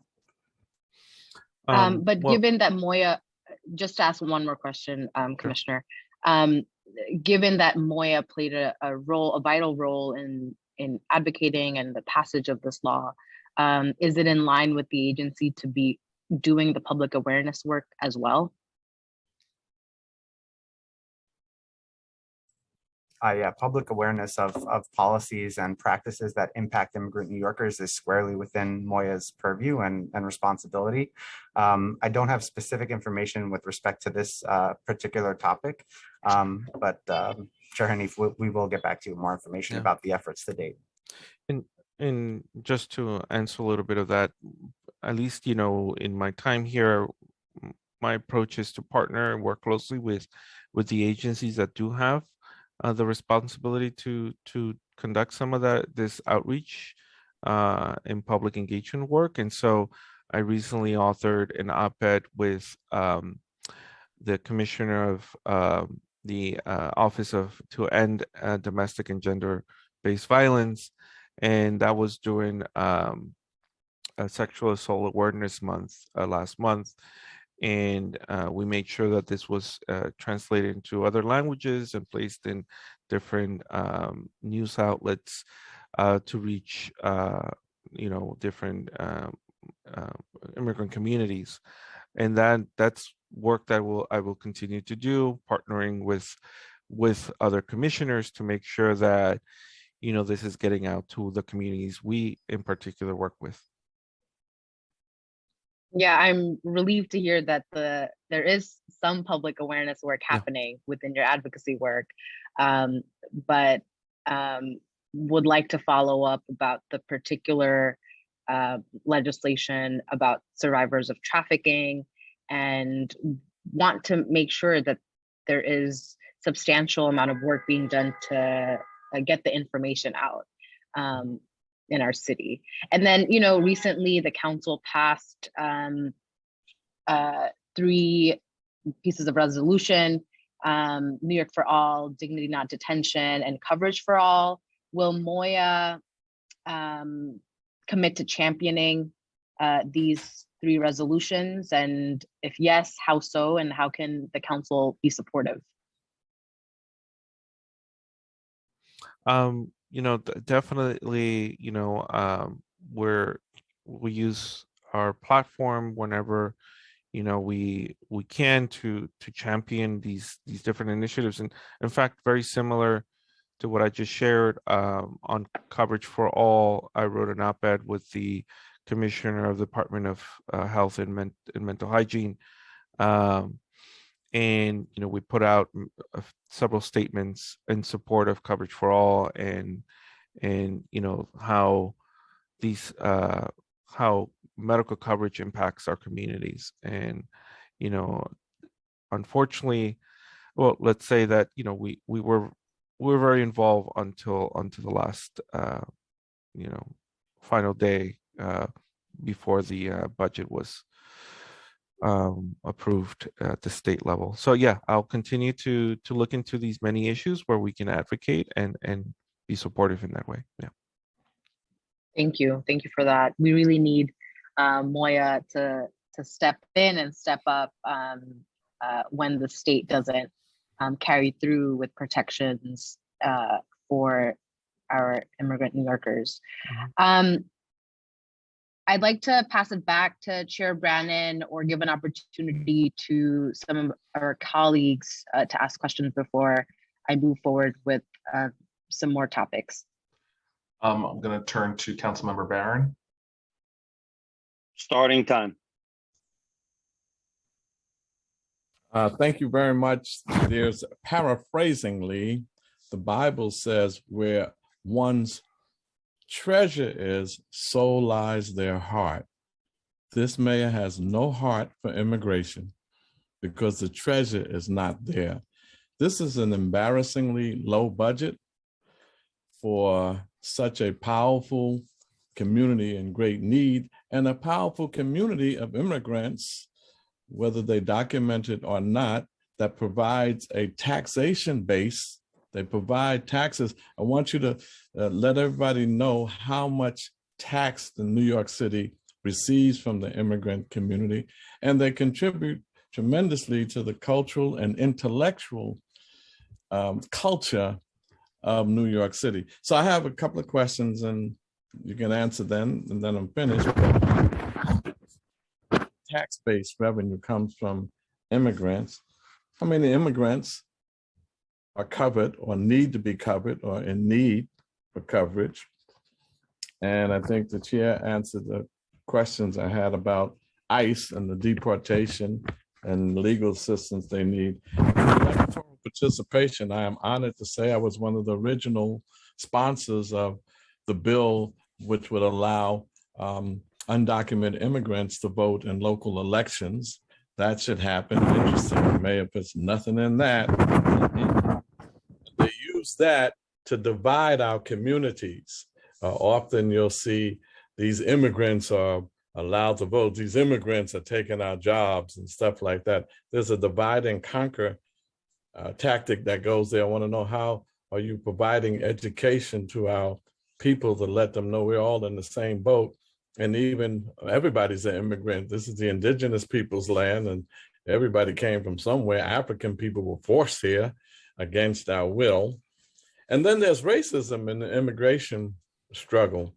You know, oftentimes I see they mentioning Haitians, but Haitians were treated very different than the Ukrainians. The Haitians were forced to sleep under bridges, and many of them were forced to go back home. So the Haitian community is disrespected. The African immigrants and the immigrants from the Caribbean are often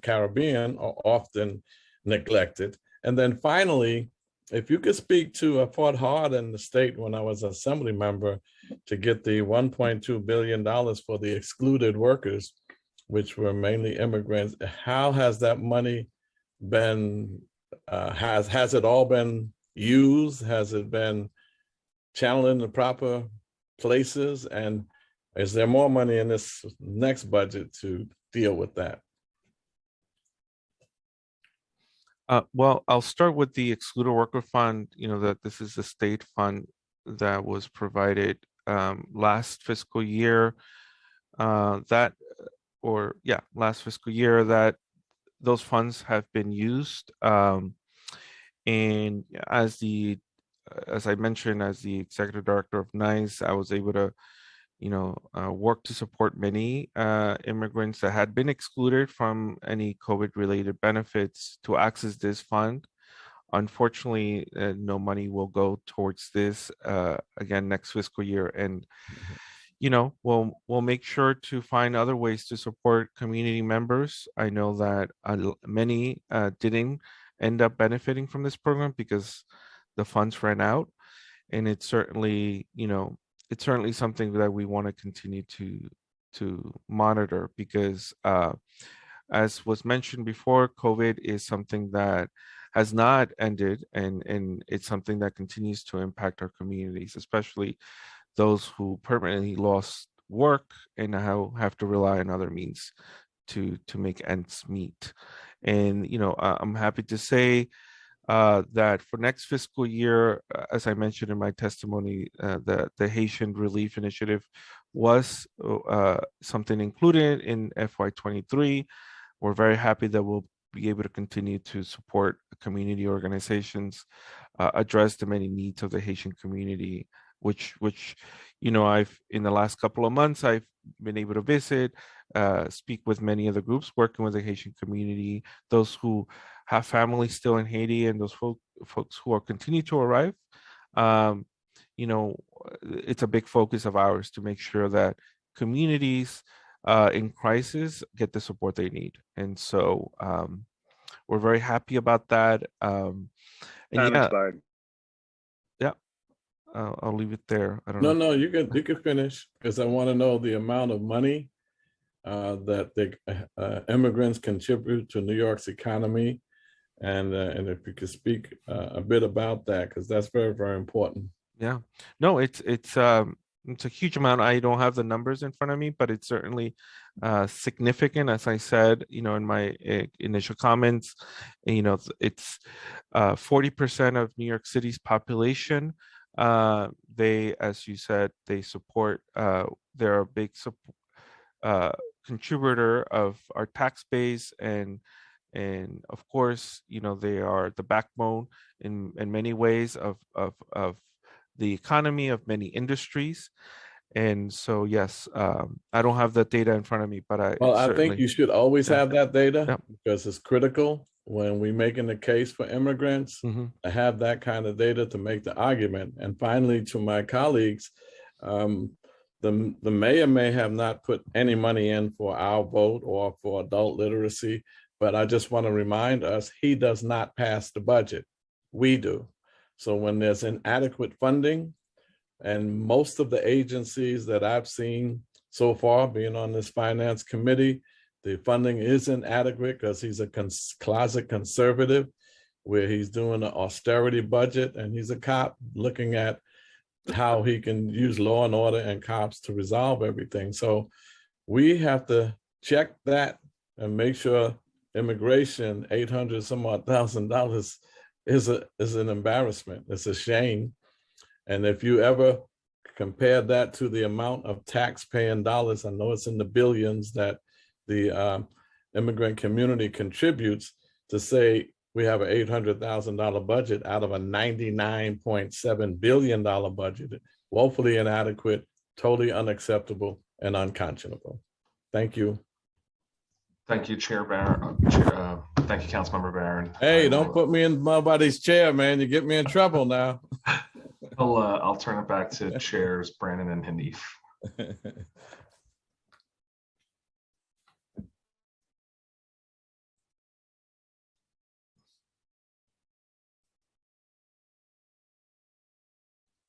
Chair Brandon might have stepped away, but I'm happy to. Sorry. Okay.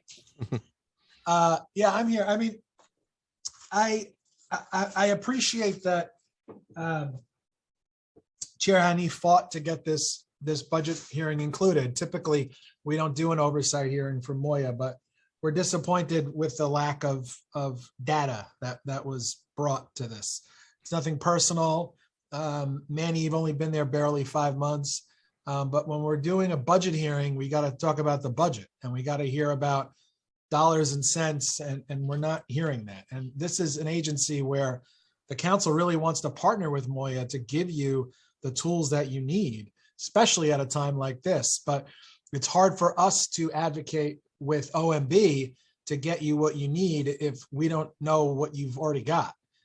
So we'll be sending follow-up info, and I'm sure we could follow up that way, and we'll get stuff done. But it's disappointing that there just isn't, I'm sort of thinking about that old commercial from 9 million years ago, Where's the Beef? We want to know the numbers so we can be helpful here. It's rare that we're not grilling an agency because we think you're spending too little. We want to know, what we can do to advocate for you with OMB to get Moya the tools that they need. And I think I'm concerned that we've fallen short thus far today because there's just too many unanswered questions, which I know we'll get in follow-up, but tomorrow we get the next budget hearing, and the day after that, the next budget hearing, right? So, and the train keeps rolling on. So, but I'll hand it back over to Chair Hanif if she has additional questions. Otherwise, we'll move to the next agency. I do have many more questions, but I'm afraid that I won't have answers. And, I'm not one to yell. I deeply respect you, Commissioner Castro. I don't throw tantrums when things don't go my way. It's just not my style. But I'd like to make clear that what we're getting from Moya today, what we've heard so far, is a lack of preparation. And I'm failing to understand why that is. And what this is showing to the council and to folks listening in is an administration abandoning immigrants. And we did that through COVID, and we saw very clearly who stepped up. Our community partners stepped up, neighbors stepped up for immigrants, and it is high time that this administration steps up for immigrants.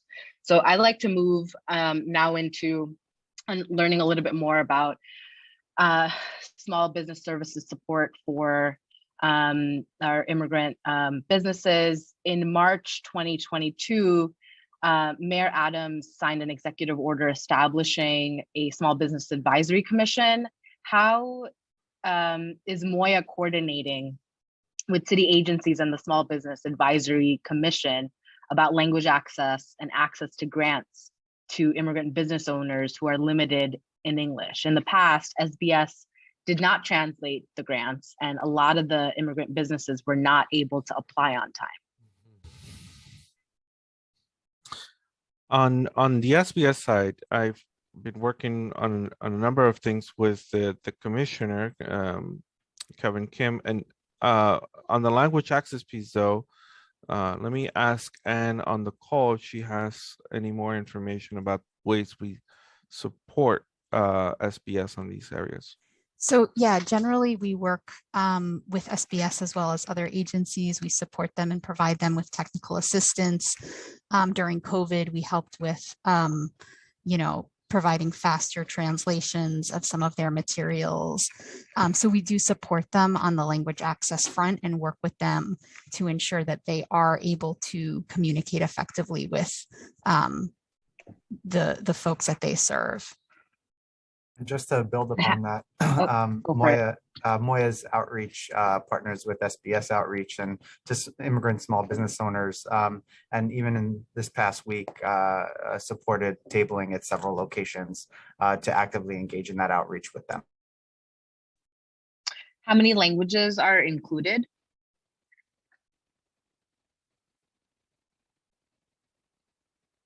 And do you have that info?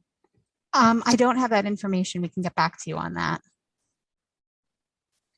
That would be great. And Tom, you mentioned tabling. Could you share where the resource tabling have taken place and who's out there? I don't have the calendar in front of me, but I can get back to you after the hearing, Chair Honey. Thank you. And how can Moya connect the newly created Small Business Advisory Commission to community-based language professionals?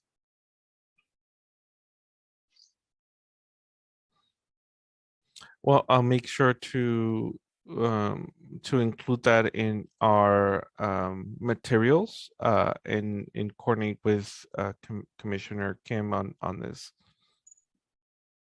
Great. I'm looking forward to more information about small businesses and small business services. Small Business Services Chair, my colleague Julie Menon and I are hosting a joint hearing on small businesses and relating to our immigrant communities in June, I believe. So we're looking forward to having Commissioner Kim and you at the table for more resources about this. I think by then we'll have more specifics. I know they have been working on a language access specific initiative, and so I think we'll have more to share then. Great, I hope so. So according to the Street Vendor Project, there's approximately 20,000 people selling on the streets, and the majority of them, as you know, are immigrants. Of this number, 71% do not have permits because the city has made it absolutely challenging for street food vendors to obtain a permit. And as a result, vendors have been victims of the administration's aggressive enforcement. Has Moya received complaints regarding mobile food vending? Complaints from the street vendors or from the vendors? From the vendors? No, not directly. Not that I'm aware of. Many of these complaints go to our colleagues at the Department of Consumer Affairs and Worker Protections. That's who we usually delegate anything that comes into on this issue. Does Moya do any work pertaining to street vendors? Aside from our general education work, particularly on immigration issues, I know many of the folks that we reach out to are street vendors or informal workers. As you know, informal work opens up people to a lot of different challenges. So that is something that we're particularly aware of. But again, the DCWP is charged with running education campaigns on these issues. So we often defer to them on this. And then do you work closely with DCWP around supporting how their materials are shaped at all, or is it very siloed? Well, they have I think that the commissioner was appointed before or a little after or a little before our last hearing. But yeah, I've had many conversations with Commissioner Mayuga on this. I know it is an issue that she also cares quite a lot about, and I expect that we'll be working very closely together in the administration. Got it. It's unclear why the NYPD is doing street food vending enforcement. Do you have any thoughts on that? My sense, yeah, I frankly, it's an issue that I'm very aware of, having done a lot of this work at NICE prior to joining. It's something that I want to be able to follow closely. I want to make sure that there are no immigration consequences on people that might be impacted by this. But yeah, I'll be working closely with DCWP and make sure that I weigh in, wherever, needed. With the recent incident of Maria, a street food vendor in the subway, harassed by police, have you had a conversation with DCWP to discuss what took place or any plans to provide support or speak up about how aggressive enforcement is taking place and hurting our immigrant workers? Yeah, I did reach out. Like I said, I've had several conversations with our colleagues at DCWP and internally. I've weighed in, right? From my experience and my understanding of street vending, informal work more generally, and also in learning, how the MTA NYPD has different guidelines for street vending inside the system, and how those differentiate from how it's enforcement outside. These are ongoing conversations, and for sure I'm advising and helping understand the issues, having done a lot of this work prior to joining. Got it. I'd now like to go into some questions about IDNYC. How accessible is the IDNYC's online appointment scheduler? Accessible as in language access, or just in language, in its interface to be able to make an appointment? My understanding is that a lot of work has gone into this to create it very accessible. Our deputy commissioner who oversees this work is on the call as well. Kala, do you want to weigh in on this? I do know that. Yeah, the minute you asked about IDNYC, I put a handful of chocolate in my mouth. Hold on one second. Hi, yeah, so the IDNYC website was specifically designed, and all of our centers are also completely ADA accessible. And that spans for the website regarding any vision impairments, if the need is for hearing. And so the website's fully accessible. It's accessible in 25 languages, and we're always adding more languages. We do not use Google Translate. We use our own built-in system. All of our newsletters, any communications that go out, text messaging goes out in the cardholder's preferred language. So if they have selected a different language at the time of enrollment, which is also listed on their card, any communication from us will go out to them in that language as well. That's great. And can participants walk into any site for enrollment and renewal? So yes, with an asterisk, right? So we are still in post-pandemic recovery. Like, that's just a reality. I have teams of people who work with CBOs, outreaching to churches, any city agencies, anybody that is willing to let us reopen. Currently, we have the largest footprint that we've had since 2019, 2020, I mean, when we had to shut down. So we're at 17 sites right now, and we're hopeful to have 2 more sites in Queens. And so we're also hopeful that by the end of summer, it will begin to resemble what it used to look like. With that being said, we were pegged with staffing and we have attrition. So the ability to set up the same number of enrollment stations at each site is impossible at this point. So could you give me the breakdown? What was it before? What is it now? I mean, we used to have 29 sites, including 5 pop-ups going anywhere, right? And our command center. Currently, we have 17. Most of 17, those and how sites, many are permanent and pop-up? they're all, no, this is permanent sites, 17 permanent sites. The 17 are Pop-ups, permanent sites, okay. Pop-ups we're not counting in the number we're providing you because we pop up when we're invited and when we can, right? Understood. Given staffing, we try to have our command center out all of the time in good weather. So that goes out frequently. We consider that a pop-up, but because it's not a standing pop-up, it's sometimes only out for a day, depending upon the event. It's sort of classified on its own. But whereas we used to have in most locations 3 to 4 workstations where we could enroll people, our footprint in each site has shrunk because of COVID and because people's need for space and their conference rooms back and things of this nature. So now in most sites, it's at most 3 enrollers. And many sites have 1. So our ability to do the numbers we used to do is lower, but we're still cranking it out and we fit people in throughout who come in for walk-ins. We still encourage people to make appointments because we don't want lines of people outside. That's not great for anybody. If people come to renew, we try to assist them while they're on the line to actually renew on an iPad that we have or renew on their own phone because, you know, many people can if they haven't changed their name or any of the identifying information. By simply, even if they change their address, they can simply upload a document. So that significantly helps with those numbers. And we're currently given the shortage. Yep. Go ahead. Given the shortage of enrollers, what's the wait time for an appointment?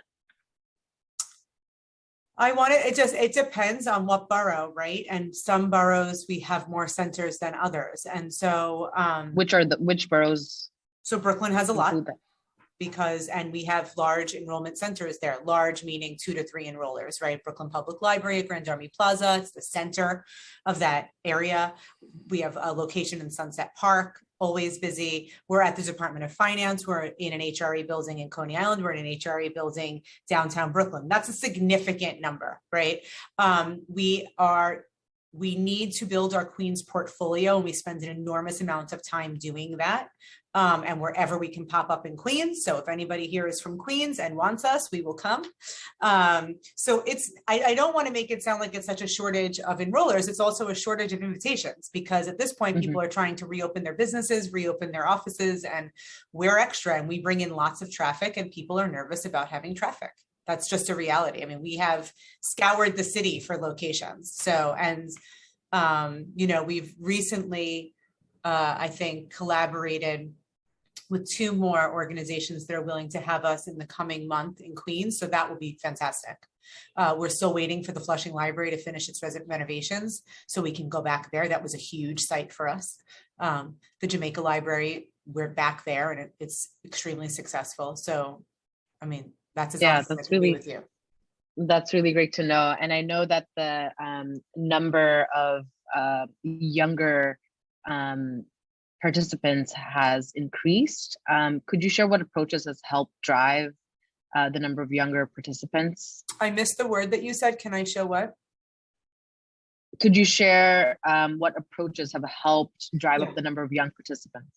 So really gearing benefits towards families, towards children, and trying to get benefit partners that are exciting for youth. And so we have done that in the last few years. We have a whole host of benefits for kids, including like Cartwright. Well, we have a huge partnership that we leveraged right before the pandemic with Sullivan County in upstate New York. So one of our plans was to go to each of the outside regions where we could help both increase tourism in New York State, but also for our cardholders who are traveling to get discounts there. So we had a whole plan to do the beaches out in Long Island, which would have been amazing for people, but then the pandemic, but we were able to partner with Sullivan County, and Sullivan County has Cartwright Water Park and Resort, has all sorts of things. So we spent a significant amount of time at the same time when we launched the middle school card for IDNYC, which also launched that fall before the pandemic.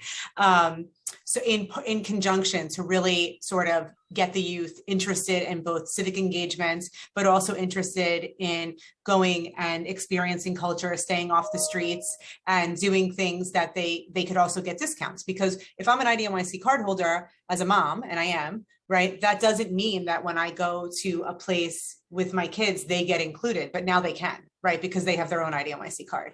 So we did a lot there. And also the IDNYC middle school card, which we're hoping come this fall, DOE will welcome us back in. We know this was like a big year for them to reopen themselves fully. And so we haven't really pressed on that. And now we're towards the end of the school year, and that's never a good time to enter a school. But I'm sure you're aware that we launched the middle school card, which is a vertical card. Does not have the address but does have an emergency contact, which parents were like super jazzed about because so many of the middle school population travels the subways by themselves. So I think those numbers will only skyrocket come the fall when we are able to get back into the schools, and hopefully we can. I mean, that's really out of my jurisdiction. Yeah, that's fantastic news. And I'd love to collaborate closely on making sure that these numbers continue to rise. Really appreciate that you're here with us, Deputy Commissioner Saman. I'll wrap up here. I know we've got other agencies on the deck. Thank you all so much.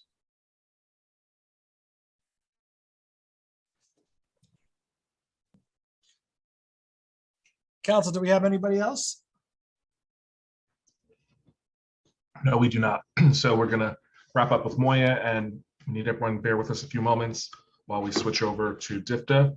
I'm going to make one last pitch. If you have an IDNYC card, renew it.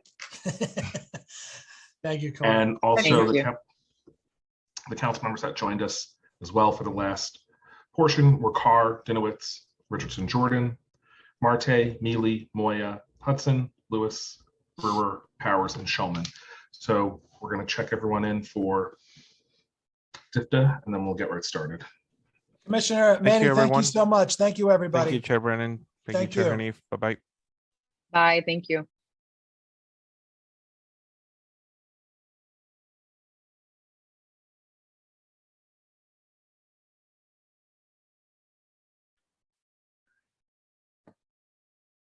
And good afternoon, COO Onibene. Would you like to test your audio? Testing, 1, 2, 3. Coming in loud and clear. Thank you. Got it, thanks.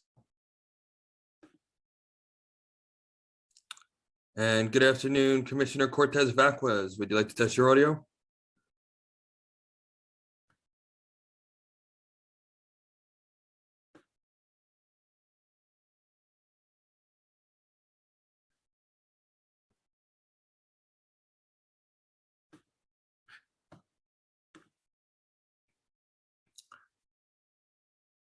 And good afternoon, Chair Hudson. Would you like to test your audio?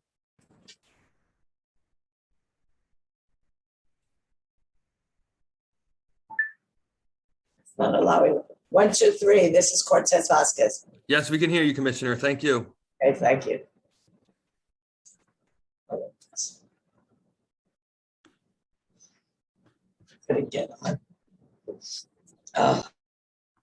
We're just waiting on CFO Mercado, and then we can begin if the chairs are ready. So let's just give them a moment.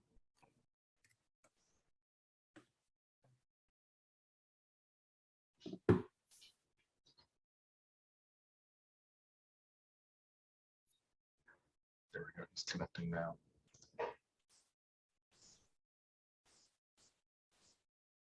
CFO Mercado, can you just see if you can unmute yourself, please? Just want to make sure we can hear you. Yeah, I'm muted. Perfect, and we can hear you. Thank you. Yes, members of the admin and council members, you'll be able to mute and unmute yourselves. We are extremely behind schedule. Thank you, DIFTA, for being patient with us.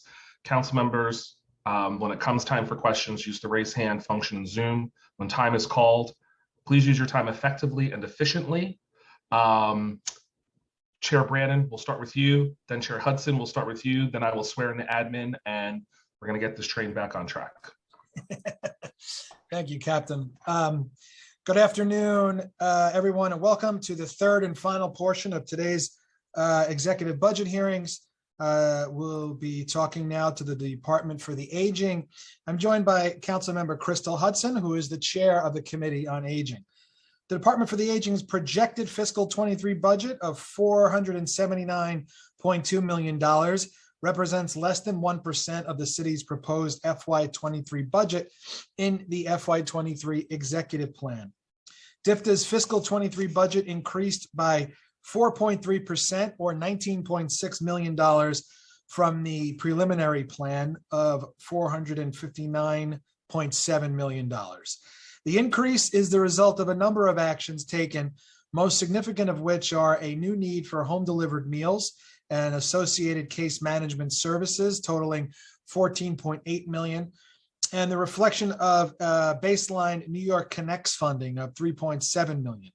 There are no changes resulting from the PEG in DFTA's executive plan. Despite the increased funding added for certain programs, there remain key programs highlighted by the City Council in its response to the mayor's prelim that remain unfunded. With New York City being home to approximately 1.6 million older adults, I look forward to hearing from DFTA on why those priorities remain unfunded. Commissioner Cortez Vasquez, I'd like to welcome you and your team. I plan on focusing my questions on older adult centers and the end of the recovery meal program.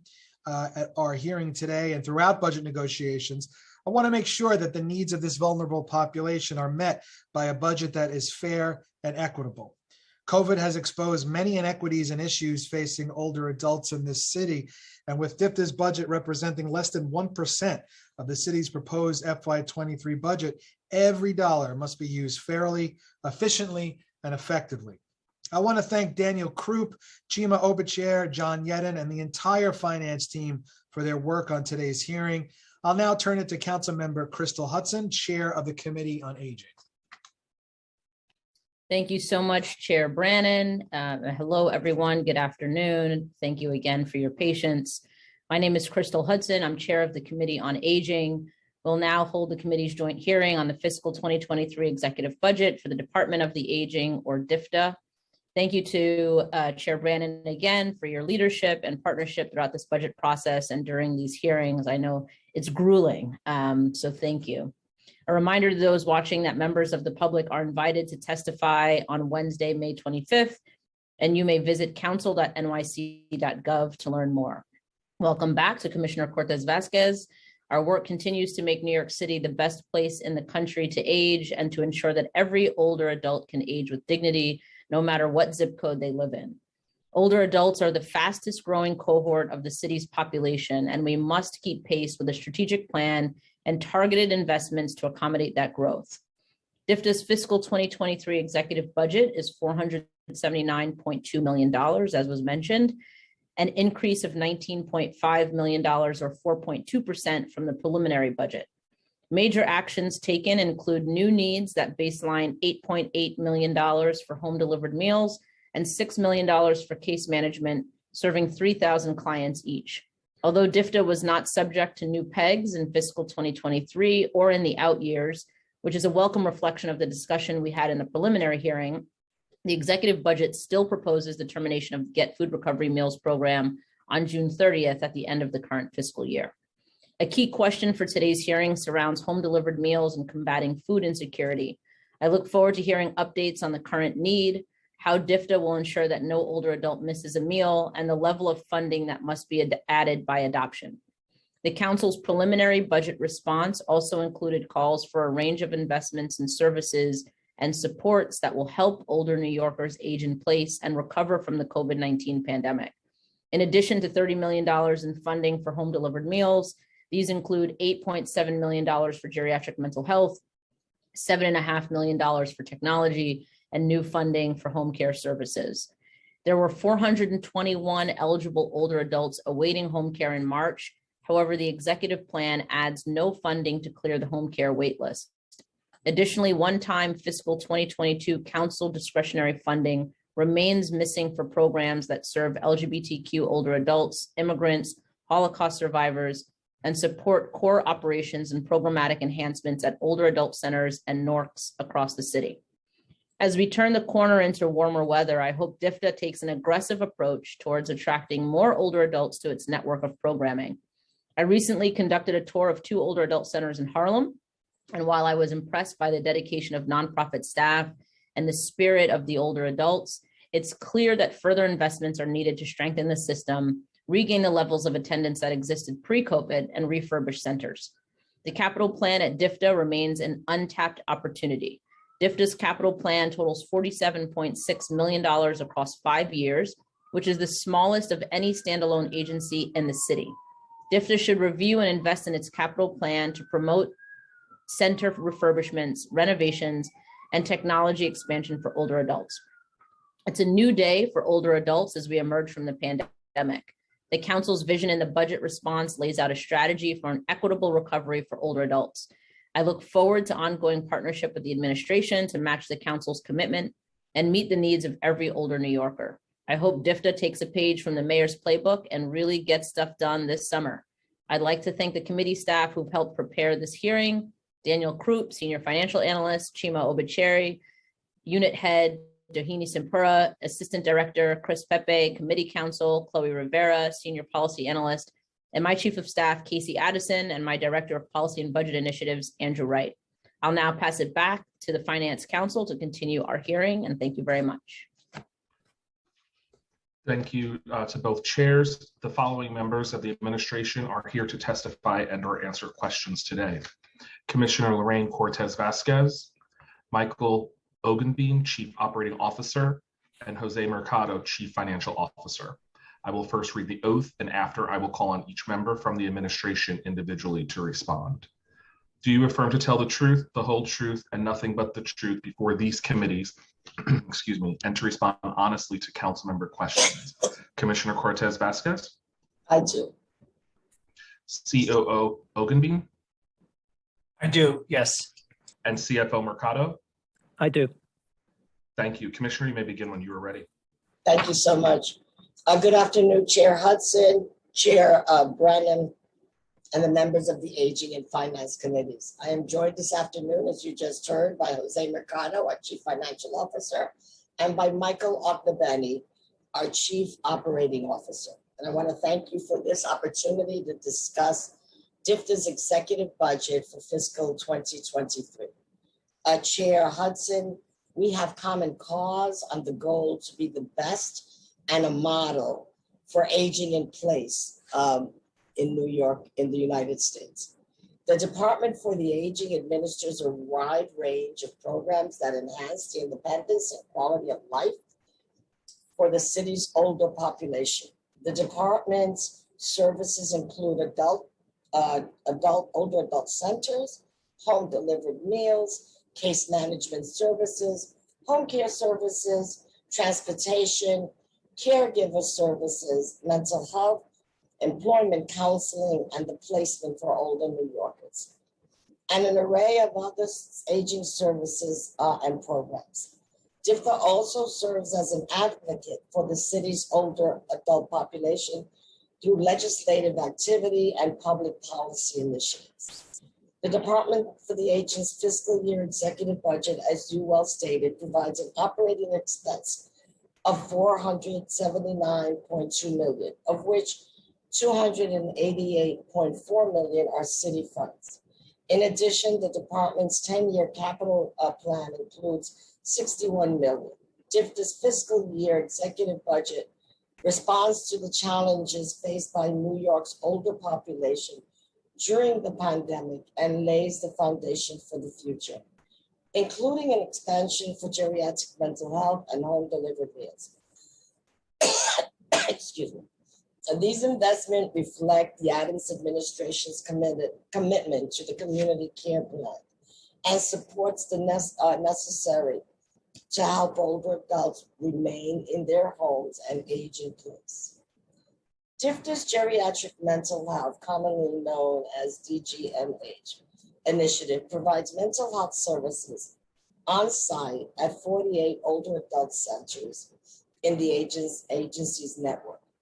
Through this program, licensed mental health clinicians utilize engagement and workshops on mental health topics to destigmatize mental health, screen participants for depression, anxiety, and to provide on-site counseling and give referrals. Overall participation in the program has led to a self-reported reduction in depression and anxiety.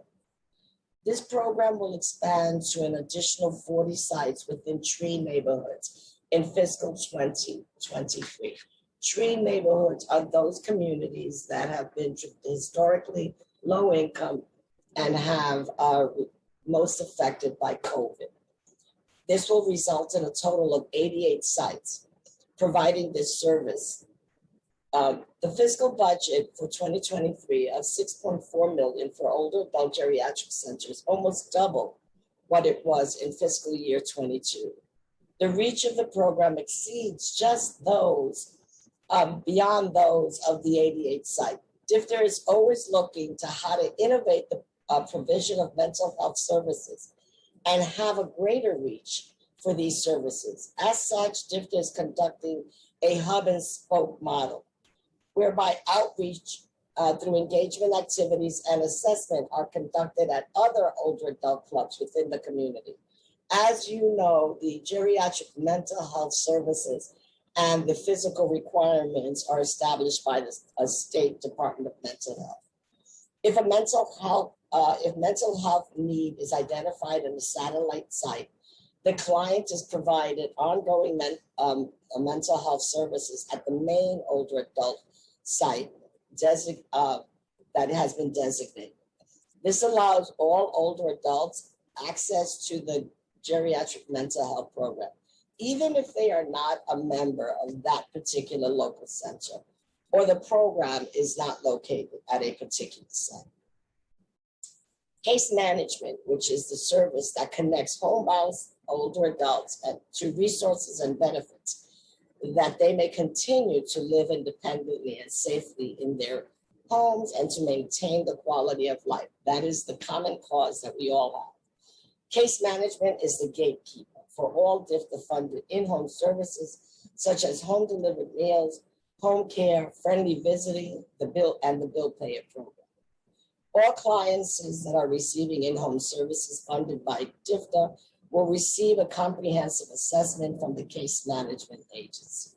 Case managers provide assessments to identify the strengths and needs of the older person and work with the client to plan and coordinate services and resources on their behalf.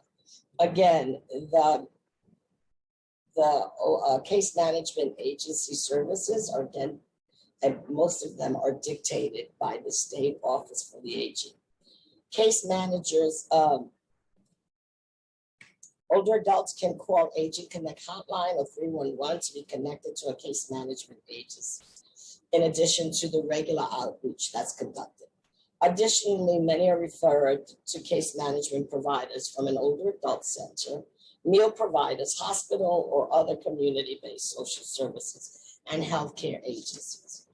In 2023, $44.1 million will support case management services for approximately 35,000 clients annually. Over 85% of the case management clients benefit from home delivered meal services 5 or 7 days a week.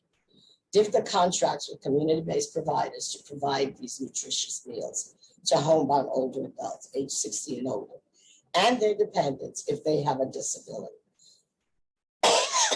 Excuse me. Participants can choose if they would like frozen, fresh, chilled, or hot meals, as well as a form of variety of different cultural meals. This was very important and an issue that was raised by the older adult themselves, and we ensured that that was built into the program. In 2023, $60 million will support 5 million home delivered meals. This includes an increase of 2.3 million in FY22 and 9.4 million in FY23. to increase the rate per meal to cover increased food costs, fuel, and labor costs. We want to thank the council and the network for the partnership in making this possible.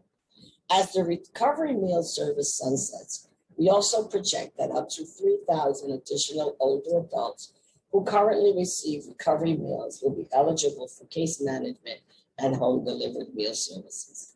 As such, the budget includes an additional 14.8 million, 8.8 for home delivered meals and 6 million for case management to support this increased demand.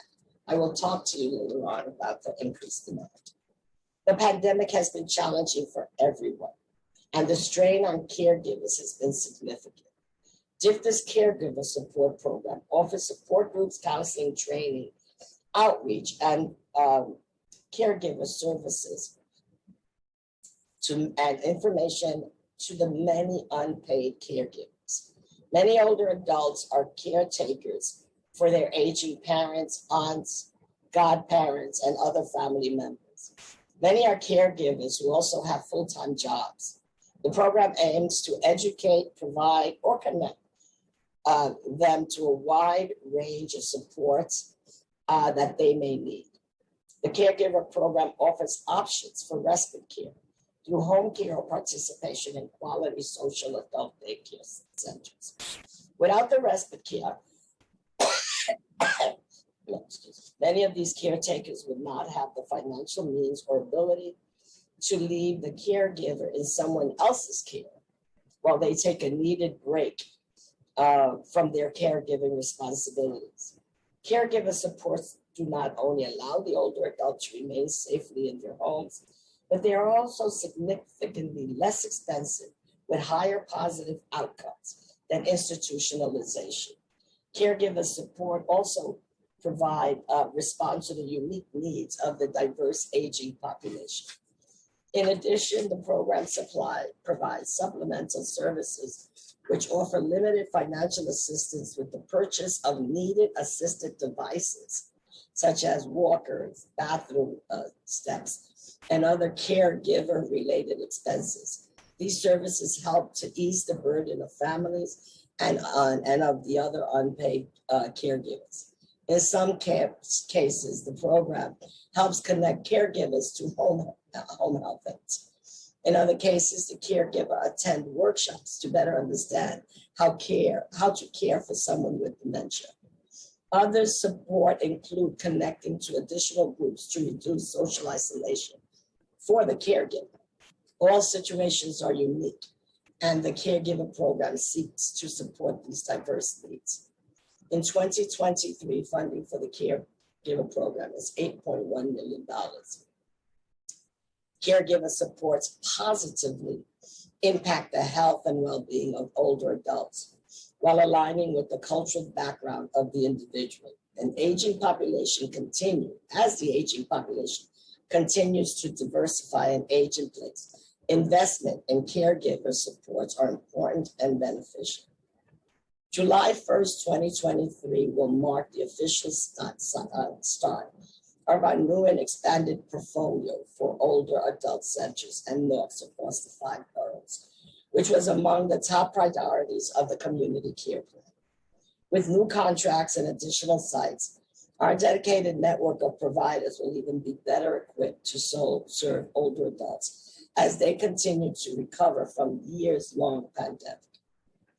We are increasingly proud of the hard work of the staff and the aging network that has brought us through this point and let us really survive this pandemic.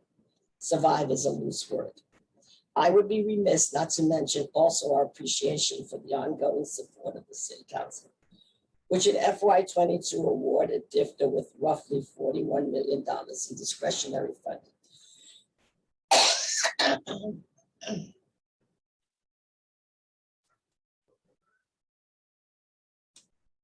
Allowing us to make even greater investment in often underserved or unserved communities. Through this expansion, our OAC and NOCs portfolio, we effectively moved $5.1 million of these thematic investments into baseline contracts You've heard me talk about this with you before, Chairwoman Hudson. I urge you to continue your partnership to support the enhancement of these services, such as art programming and vehicles, so that we can continue to diversify educational, art, and recreational programming for older adults. As I said, needs always, and I've always said, needs always outpace resources. As such, we are prioritizing several services that meet our primary mission of keeping people safe and healthy at their homes and in their community, which include case management, home care, home delivered meals, caregiver services, transportation, and of course, workforce development to help older adults attain financial stability, especially in the era of inflation, when so many older adults are subsisting on limited incomes.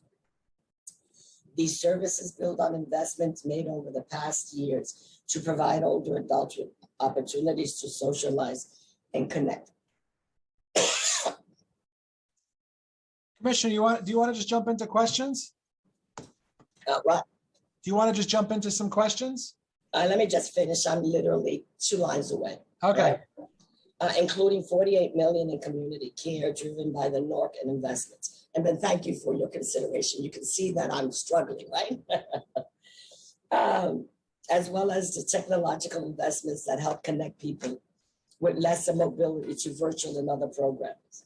Through the support and advocacy of important stakeholders, we have also advanced many efforts to help older adults in the midst of pandemic. Last year, the challenge was how do we do more with our existing resources? But I am very proud of our work and our work with the network. There is always more that is needed to do more. As always, we are grateful to you, the chairs of the committee, and your advocacy. I thank you. Now we can go to questions. Thank you, Commissioner. So let's just jump into it. So are all 308 of the centers currently open, and what is the current utilization rate and daily attendance overall? Well, you know, the good news is that yes, they're all open. Are they fully operational? Each one of them? No, it really is uneven. But I can say that we were real pleased. Last week, the number went up to 20,000 for a day. And the average has been, you know, the average pre-pandemic used to be around anywhere between 22,000 and 24,000. Oh, that's really good. We see a movement, but as you know, and as you can tell from my voice, that this pandemic and these situations are ever changing, and those always affect the participation rates. And what is the breakdown for how DFTA has used the 2 million added for marketing and outreach in fiscal 22 to attract older adults back to centers? Thank you for that question. We knew as we expanded to 36 new sites. If you remember at a former hearing, I said it was 31 sites. My staff, the staff of DFTA corrected me and made sure that it was really 36 sites. So we were able to use the money much more judiciously than I thought. But because of that kind of an expansion, we built in outreach dollars in each contract. And as such, the goal was to conduct a variety of different approaches at the local community for outreach. That includes things like special events days, social media, leafleting in the community, outreach through door to door, and a variety of other ways. And what we did, Chair, was to assemble a group of providers to look at what some of the best practices are or have been in the outreach methods, and work using that work group to help inform how we can help the rest of the network come up with state-of-the-art approaches. And how have we determined that inflation is impacting costs that are associated with the center operations? How does the budget accommodate rising costs in terms of fuel and heating, cooling, personnel, food? That's a great question. And first of all, I want to thank you and the chair and the entire council for our joint efforts to get the home delivered meals a unit rate cost increase. It is a conversation that we are having regularly with OMB that, food and fuel, which are the mainstays of older adult clubs, in addition to the home delivered meals program. So we're looking at that right now. The inflationary rate it went from 7% when we first started our discussion. It is now upwards of 8.7%. And so it's a great concern. The outcome will be, Chair, at the end of the year, because programs have to cover costs. We will probably see a decrease in services.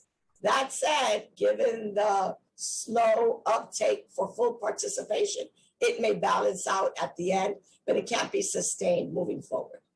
Got it. So according to the executive plan, the Get Food Recovery Meals Program at a 1-year cost of $53 million will be terminated in June. The executive plan adds $8.8 million to accommodate 3,000 more home delivered meals clients who will be transferred to DIPTA's baseline home delivered meals program. How many older adults above the 3,000 may still want to receive a meal? So I'm going to answer that two ways. I'm going to have Michael Ogbebeni, after I make my statement, give you an update on the recovery meals and where we are today. We started out once at 199. By the time we took it over in November, it was, I believe, 13,000 or 19,000, and then it went down to 13,000. Michael will give you the correct numbers, all right? But what I will say to you, Chair, is that the 3,000, we anticipate that about 3,000 will be transferred over, will be home delivered meal eligible. But that doesn't accommodate what we call the natural increase for demand with the aging population and the aging in of the older population. So we will find ourselves at some point, not being able to match that increased demand. Michael, can you give both committee chairs an update on where we are with recovery foods? Right. I'll just, can you hear me? Yes. Okay, good. So I'm just going to back up a touch. In November, when we inherited the program, it was 13,000 older adults receiving recovery meals. These were both names of people that we knew, as well as there were a number of plus ones in the household. Since that time, in March, we began our outreach to try to alert folks that this was going to be ending in June. So through the period of March and April, we've seen 6,500. Oh, sorry. When we began the outreach in March, we were at 10,700, right? So we'd gone from November to March from 13,000 down to 10,700. We began our outreach in March, on March 7th. Since that period, 6,500 of the 10,700 have found an alternative. Those alternatives include going back to groceries, shopping and meals preparation, older adult center, or they've gone through the case management assessment to determine their eligibility for home delivered meals. So you got me so far? Yes, yes. Okay, all right. So for case management assessment, we've moved about 3,600 into the case management agencies for assessment. So far, they've completed 2,700 or so. I'm talking with yesterday's numbers, of which 1,700 have either been determined not eligible for the meals, and then they'll go to groceries or older adult center or find another means, and 1,000 or so have moved into HDM. So we've got about 2,000 or so still to solve between now and June 30. And do we have an idea of how much it would cost to close that gap in your current estimate? To close what gap? So if there are folks who are slipping through the cracks there, I mean, so tell me again, how many over the 3,000, have we identified how many of those folks who still might want to receive a meal? Of the 3,600 that we assessed, 1,000 were assessed HDM so far. right? We've assessed about 2,700. We still have a few to go. So let me tell you what we've been doing. In March 7th, we mailed a postcard to all of them, right? Then we followed up that postcard with a survey to everyone. And we asked them to complete the survey, give it to the delivery person the next time they come. Then we started making phone calls to all of these participants. People would complete the survey, we would call a second time, we would call a third time. Then we mailed surveys translated in the 9 most frequent preferred languages from people we hadn't heard from. Complete the survey, give it to the delivery person. After 3 unsuccessful attempts with a call, we sent them another postcard, asked them to call us. Then we made a 4th attempt. After that one, another postcard was sent. So we even at some point had 6 or 7 or 8 attempts to reach these folks. So little by little, we've seen a lot of them say, yes, I'm ready to go back for groceries. I want to return to the older adult center. As Commissioner said, you've seen that that number has ticked up. And so we're still solving one by one by one, but every single one of these recipients is getting touched multiple times. We're trying to solve for every single one of them. And we're on track to do that between now and June 30. That's great. I think the other thing that's important is that they're about, Michael, correct me if I'm wrong, there's about anywhere between 300 and 350 for which we do not have telephone numbers. And we will be doing door-to-door canvassing of those in the next few weeks to make sure that they get a communication about the programs and possible off-ramps. Yes, it's about 400, but we will be going door to door. That's a meeting we're having next week to discuss a strategy for that. So these are folks that we don't have phone numbers from. Remember, a lot of these were transferred to us from Get Food, and we have names and no phone numbers in many cases. That's great. I appreciate that. I'm going to hand it over to Chair Hudson for her line of questioning. Thank you, Commissioner. Thank you so much. Thank you. Thank you, Chair Brannon. So going to home delivered meals, which is obviously related, is there any money for new meal delivery vans in the budget? And how much does the capital plan include to fund home delivery vans? And can the capital funding be used to accommodate these investments? You and I talked about the need for the vans, and we have some limitations. I'm going to turn that over to Jose Mercado, who can tell you what it costs per van and what the need is. Jose, do you want to handle that, please? Yes. Thank you so much. Correct. Currently there are no funds set aside in the capital budget for HDM vans. So part of that, for example, it costs roughly about $55,000 per van. Now, if the council were to actually give the funding to the individual providers, then the providers could purchase these vans, but we cannot purchase vans for the providers. That is something that not allowed under the current capital plan. Okay, thank you.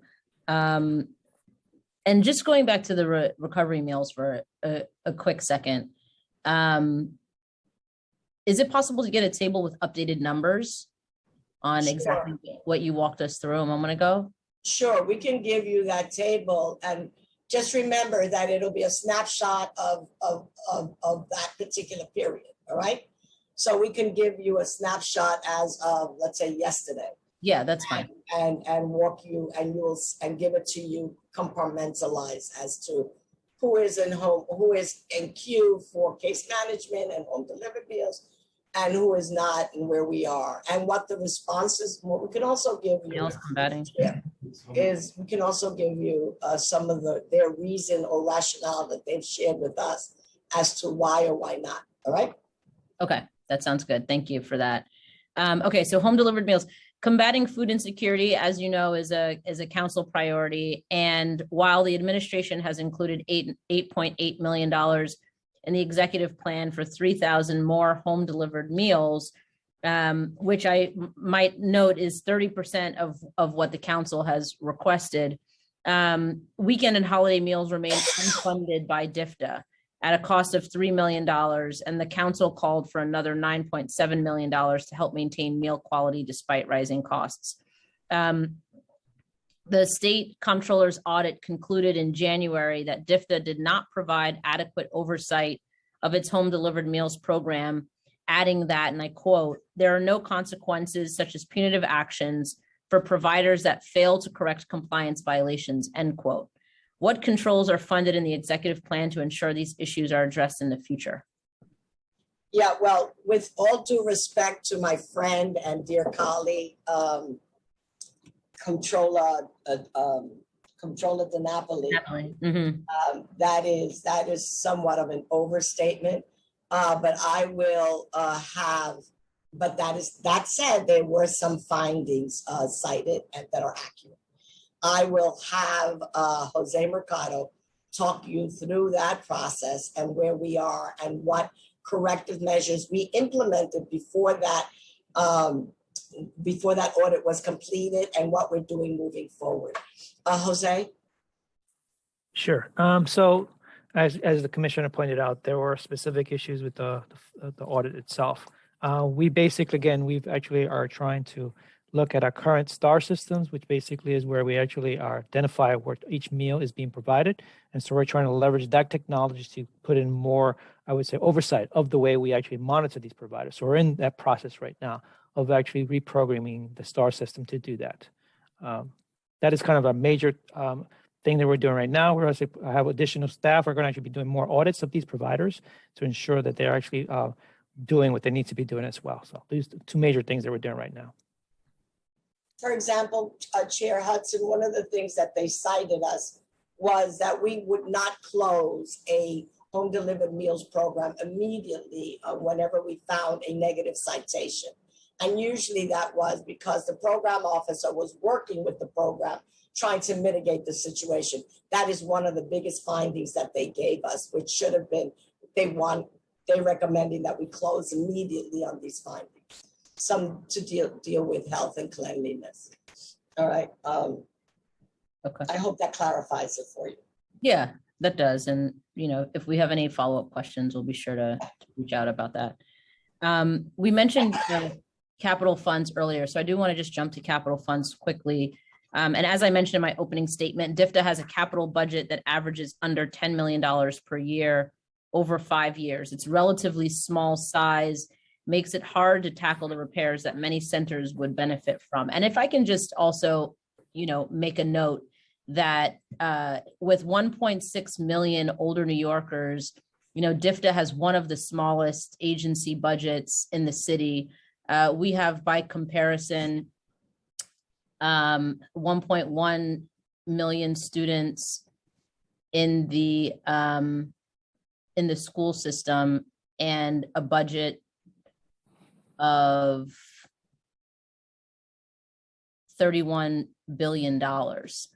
And we're talking here, you know, a budget less than $500 million for older New Yorkers. So I just want to make that point on the record because, you know, this population is a growing population. We all know that, and we should really be doing a whole lot more to prepare New York City for, you know, the older New Yorkers who live here and call this home. So we're talking like pennies here with you know, capital budget, expense budget in terms of this agency. So I just want to make that clear for the record. Yeah, and here's Chair Hudson, can I make a comment also for the record? Sure thing. Okay, so thank you. And I heard Chair Brennan's statement in the previous hearing where he talked about resources being dedicated to a biblical reference about priorities. And so I just want to say that you're absolutely correct. But I also want to say for the record, 2 administrations ago, this agency took an incredible assault, meaning $110 million reduction. And so for the last few years, I would say that we have worked very hard, both the former administration and this administration, to get us to the point of where we were before we were totally cut for before. So I want that to be in the record. So it's not an indictment of the current state. It is really a reflection of the historical cut that happened, you know, about years ago, and all we've been trying to do is to catch up. And I hear that, but catching up to a level that was already too low is by my, from my perspective, is too little too late. And with all due respect to every mayor we've had, everyone who's been elected mayor has been either an older adult or very close to an older adult. And so this agency historically has been underfunded. So this is not an indictment on any one administration. It's an indictment on all of us, that we're just not valuing older adults the way we should be. But anyway, I don't want to get off track too much here. And I don't want to countermand what you said. We're in total agreement that given the explosive growth that we project, in the next 10 to 15 years, it's something that we need to look at. Yeah, when there's a baby boom, we plan for additional school seats and all sorts of things, and we're just not doing that for older New Yorkers. But anyway, I can go off on that for a very long time, and we don't have much time, so I want to get to the question. I was going to ask about the capital funding. So does DFTA have a capital needs assessment for the 308 centers that are now in its portfolio? Jose? We are actually doing assessments now. We've done assessments all along. Again, we have limited funding. The capital budget, even though we do have a small capital budget, we don't control that capital budget. We don't do repairs. We don't do any of that. We basically work with HPD, DDC to actually make renovations to any of our sites. So we don't really control it. It's all basically controlled by others. And the way the current charter reflects that. So we don't really control it.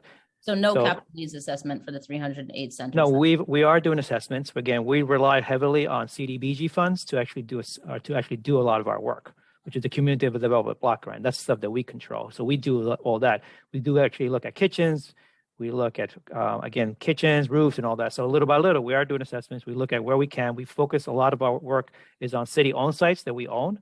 So that's kind of what we do. A lot of that, if they're non-city lights, non-city-owned sites, we try to, again, work with the council to actually get funding, capital funding, which then DDC and HPD manages those projects. Okay. Will DFTA sit down with the council to examine where investments are needed? Absolutely. Yes.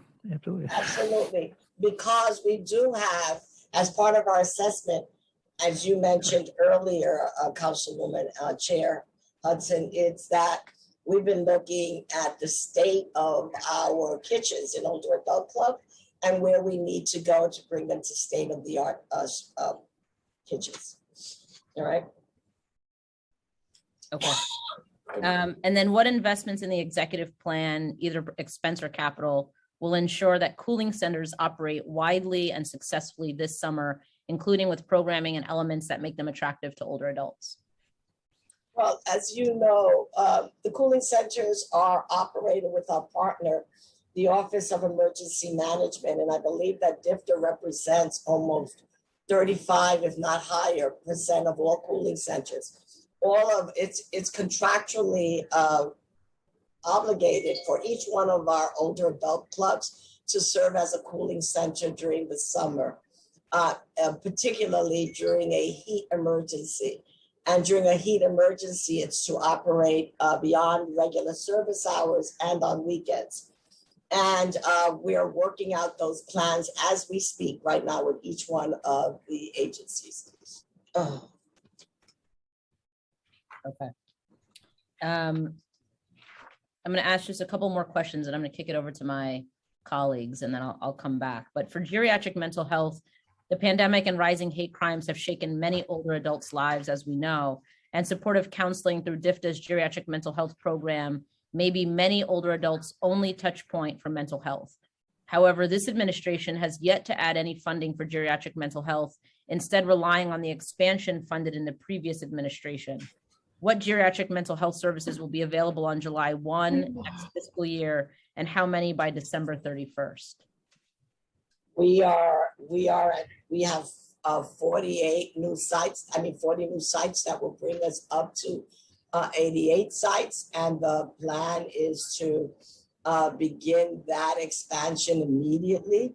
A lot of that work is underway as we speak. By December 31st, we expect all to be fully operational. And again, trying to expand services through the hub and spoke model that I discussed during the testimony.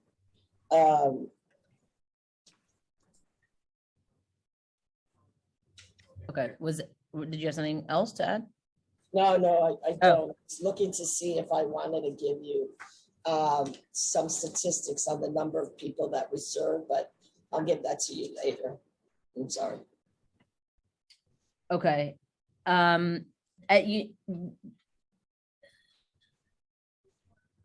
Okay, because I know that you did mention in your testimony that the budget was doubled for geriatric mental health programs, and therefore 88 sites are providing, but I guess we're concerned also about the hours and providing full resources, not just partial resources, and also the additional 20 sites of the 108, that wouldn't have any geriatric mental health services at all. Yeah, no, we want to work with you on that, but we want to focus on ensuring that we have a smooth rollout through managed growth of these programs, because they are doubling. And we want to make, and just given the fact that the state is interested in auditing the city, we want to make sure that we roll that out for managed growth. And based on that growth and that experience and informed practice, it will lead us to say exactly how many more sites we should have and where the gaps are. Okay. And so speaking of gaps, how will older adults who don't live near centers with services receive transportation or virtual technology to connect to those centers? Don't forget Kamlash's room. Well, the hub and spoke model is what we rely on to make sure that it is within proximity of the older adult and the older adult center.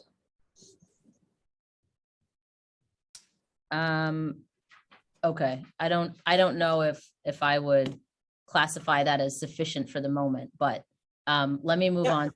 Yeah, it is one model, but it is not the only model. You're absolutely right. Okay, let me move on to my my colleagues, and then I've got plenty more for you. For the record, we just want to say that we've been joined by council members Brannan, Hudson, Barron, Brewer, Carr, Dinowitz, Lewis, Osei, Sanchez, Schulman, Ayala, Powers, Richardson, Jordan, Velasquez, and Lee. The first hand that was up was Councilmember Barron. Starting time.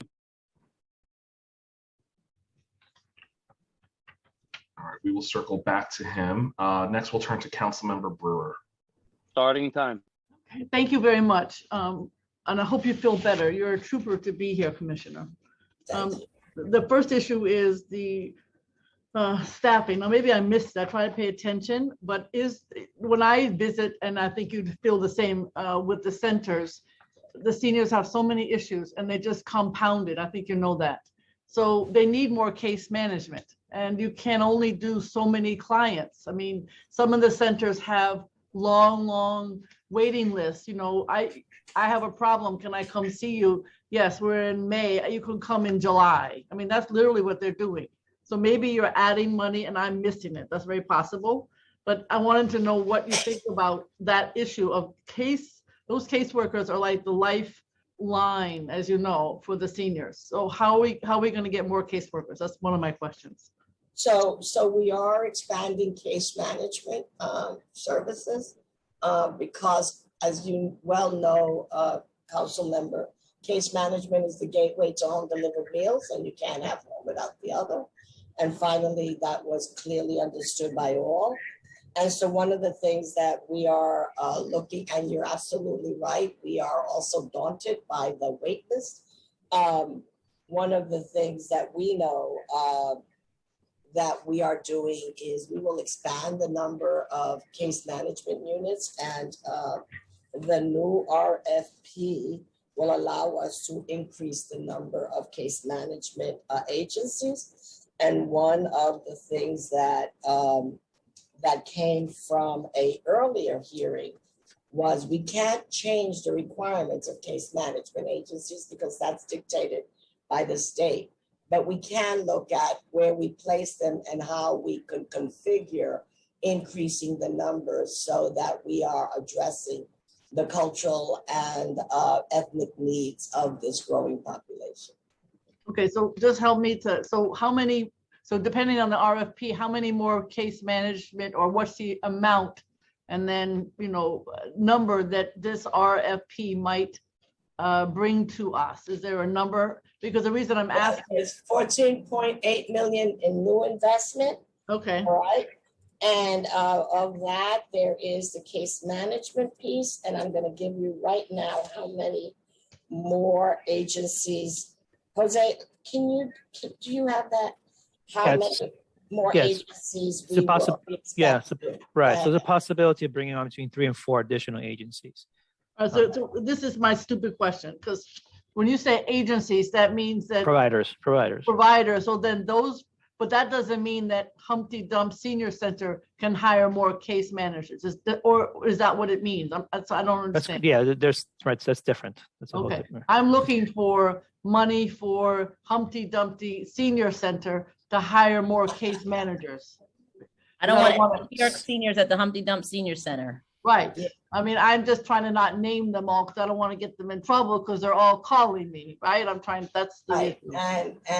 And we share that concern, and it's one of the things that we are in conversations with OMB to me, it's one thing to talk about food, there's another thing about the eviction, all the other topics that they're concerned about. So I'm trying to get more money for the senior centers that currently exist. Yes, okay. Yeah.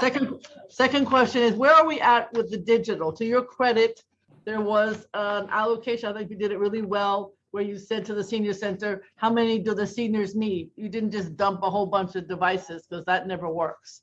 So where are we with the, in terms of technology and funding and devices and so on and so forth with technology? So it's one of those areas, Councilmember Brewer, that we constantly expand. You know that we did the 10 million, the 10,000, I wish it was 10 million. Yep. The 10,000 for the NYCHA residents. Right. And then we did another 10,000 for those who were not NYCHA residents. Right. We just rolled out 1,000 in the Bronx. We have another effort going to happen in the next few weeks to do 1,000 more tablets in Queens. So it's one of those programs that we continuously are rolling out and evaluating its expansion, because we know for two things. We know that as senior centers are opening up but not opening up fully, virtual programming is essential to combat social isolation. We also know that it's essential to stay in touch with family members. Time expired. I don't want to take more time, but just with the technology, it would be good for us to know where you're rolling it out. 2 reasons. Number one, with all due respect, the NYCHA didn't have any training with it. They weren't necessarily getting training. The other one did, the second one. The second round was good. The first round, in my opinion, I saw some in closets and in the lobbies, and I don't want to tell you. But the reason I ask is if you could let us know when you're rolling these out in our areas, then we could try to make sure that they get the training that goes with it, et cetera, et cetera. We will definitely do. All right, I have many more, but go ahead. Thank you very much, Madam Chair. Thank you, Councilmember. Councilmember Barron, I see you on screen now. We'll turn to you. Thank you very much. I'll be very, very short. Boy, this mayor should be ashamed of himself. Cutting our youth, cutting education. And now, even though there was an increase from the preliminary budget, when you look at FY22, isn't it true there was a decrease of $82 million? I don't know if I can answer that correctly. Jose, is there a decrease? Yeah, that's a reduction. Remember, that's the Get Food program that's expiring. Remember, Right. so yes, there's a reduction. Yes, They reduct $82 million. And stimulus funding as well. Yes, that's right. And when the council asked for 30 million for the meal transition for older adults, the executive budget put 8.8 million in. When we asked for 9.7 million and 3 million for weekend and holiday meals, 0 for geriatric mental health services, 8.7 million we asked for, 0. I mean, I hope you can make the adjustments for these cuts, but it's a shame that youth are being cut, that health is being cut, department is being cut, housing is being cut, education is being cut, while we have a $7 billion reserve in the budget. And there's no reason for these cuts, particularly when it comes to our seniors. So I wanted to make more of a statement on that. My colleagues asked a lot of good questions, the chairs did, and you can respond to that. But I just think that we should not allow for these kinds of cuts to these social services when we have a $7 billion reserve budget and a $99.7 billion expense budget. Thank you. Thank you, sir. Thank you, Councilmember Barron. Next, we'll turn to Councilmember Osei. Starting time. Hi, good afternoon, everyone. Hi, chairs. Hi, everyone. So the first question that I have is District 36 is a naturally occurring retirement community, and a majority of my constituents are seniors.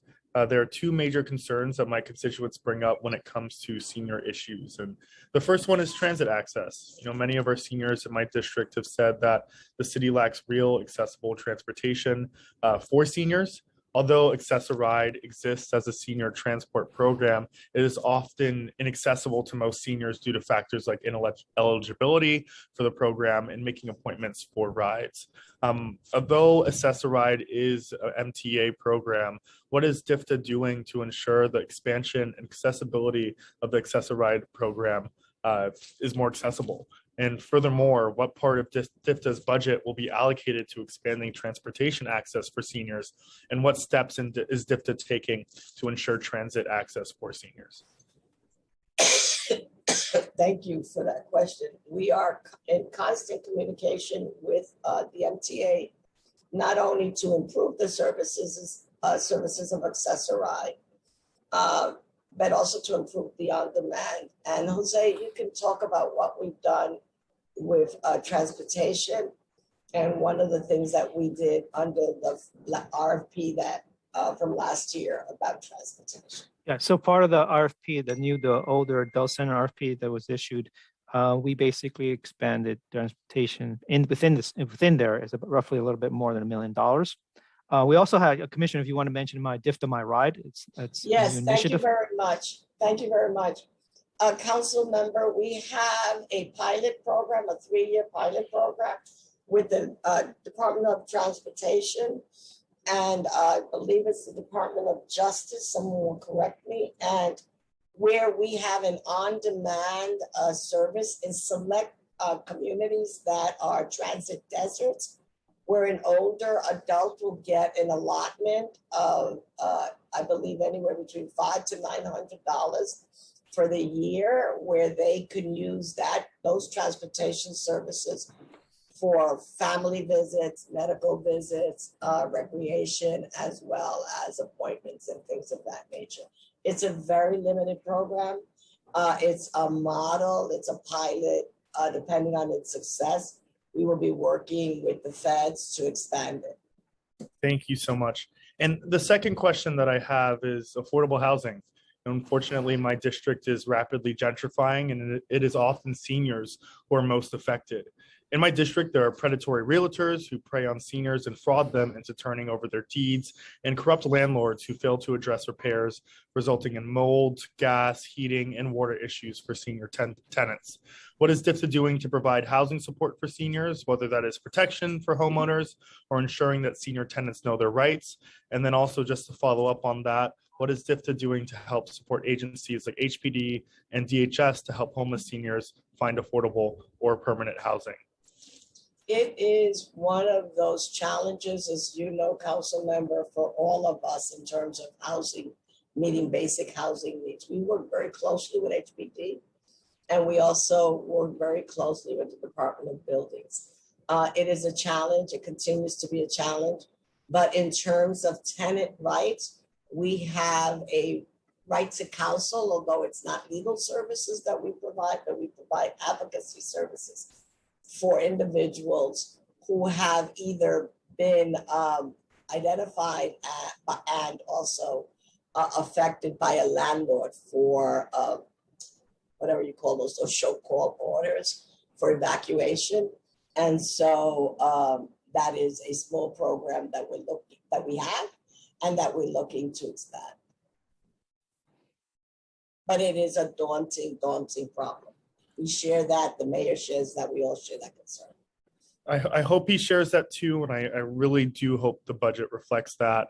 I think Chair Hudson is doing a fabulous job as chair of this committee and continues to bring up points that our senior population is close to that of our New York City public school population. Thus, I truly believe that the budget should reflect that because this city, day after day, year after year, is proving that it truly is not a city for our aging population. So thank you for your work, and I'm hoping that we at the council can make sure that you can do your work smoothly and more expansively to reach all of our communities. I thank you, and I really do enjoy the partnership and the leadership of Chair Hudson. She misses no words on the needs and her advocacy, so absolutely we're pleased about that. Thank you. Thank you, Councilmember. Not seeing Councilmember Carr on, we're going to turn to Councilmember Sanchez. Starting time. Good afternoon, Commissioner. It's very good to see you. And of course, I want to shout out our co-chairs, Councilmember Brannon for your endurance of all these hearings, and Councilmember for all of your advocacy for our seniors. So, Commissioner, I have two parts. I hope I can get to them both. One is on recovery meals and meals delivered to the homes. My district, which I know you're very familiar with here in the West Bronx, is heavily Latino, we have an aging population as well. And I hear a lot of complaints about not being able to access services, folks that are disabled, folks that are, that should be eligible for receiving meals in their homes. And on a case-by-case basis, I've worked with your team and I thank them for being responsive. But more broadly, what is the total budget for the meals? Let's talk about the home delivered meals in particular. And do you have a borough breakdown of how those are distributed?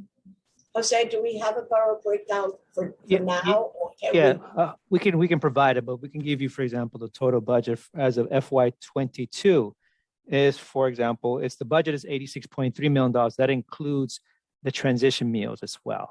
For fiscal year 23, we have a budget that basically is $60.1 million. We do have a breakdown by borough. We can provide that shortly. And how is that, there's a cliff there, right? There's a huge drop. How are you going to select who is coming off of the program? Michael, do you want to take that? Yeah, so the money was given to us to run through June 30 of this year. Since then, we've been finding off ramps for those folks, so there shouldn't be the need. And the true money will be to support the home delivered meals program. That's concerning because folks kind of get used to these resources and then they disappear. So Councilmember Sanchez, I don't mean to interrupt you, but it's one of the statements we made earlier to Councilmember and to Chair Hudson, which is the new money we've anticipated that about 3,000 will be coming off just recovery meals onto home delivered meals. But as you so aptly stated, and Councilwoman and the chair reminded us, or I reminded you, that doesn't address the natural growth given the population increases. Yeah. So it is the conversation that we constantly have with OMB and the mayor's office regarding this this potential growth, and we do not want to find ourselves set behind. Thank you. Yeah, absolutely. No, I completely agree with you on that and look forward to working with you. And so the second part of it is about the state controller's audit of the home delivered meals program, which found serious deficiencies. So first, just how long does it take to resolve complaints on average? And how many staff does DIFTA have working on the home delivered meals? Great question. I have that for you. Let me just find that page. it takes us between 1 to 3 days to handle a complaint. And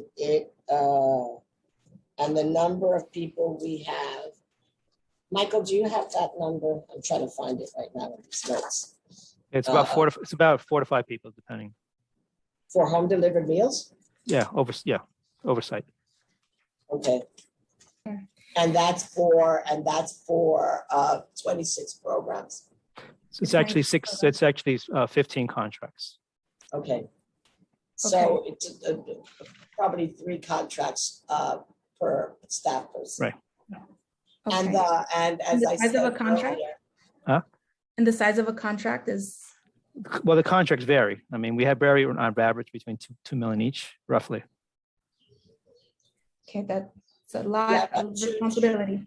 I'm sorry, I'm about to run out of time, so I just want to get this last one in, and it's very, it's very personal to you and I, Commissioner, which is that the controller's report also found that dissatisfaction survey methodology was poorly developed, and folks that have limited English language proficiency were excluded from participation. So what changes have been made to fix this problem? Because that means like almost 70-80% of my that were not able to give their feedback. What is DIFTA doing? That is a outsized statement. I can share with you what kind of, just not to take any more time, but I can share with you what we have done in terms of language and outreach. So as you know, that is incredibly important to me, that people should not be marginalized because of language or gender or any other issues or geography. So it's one of the things we're looking at.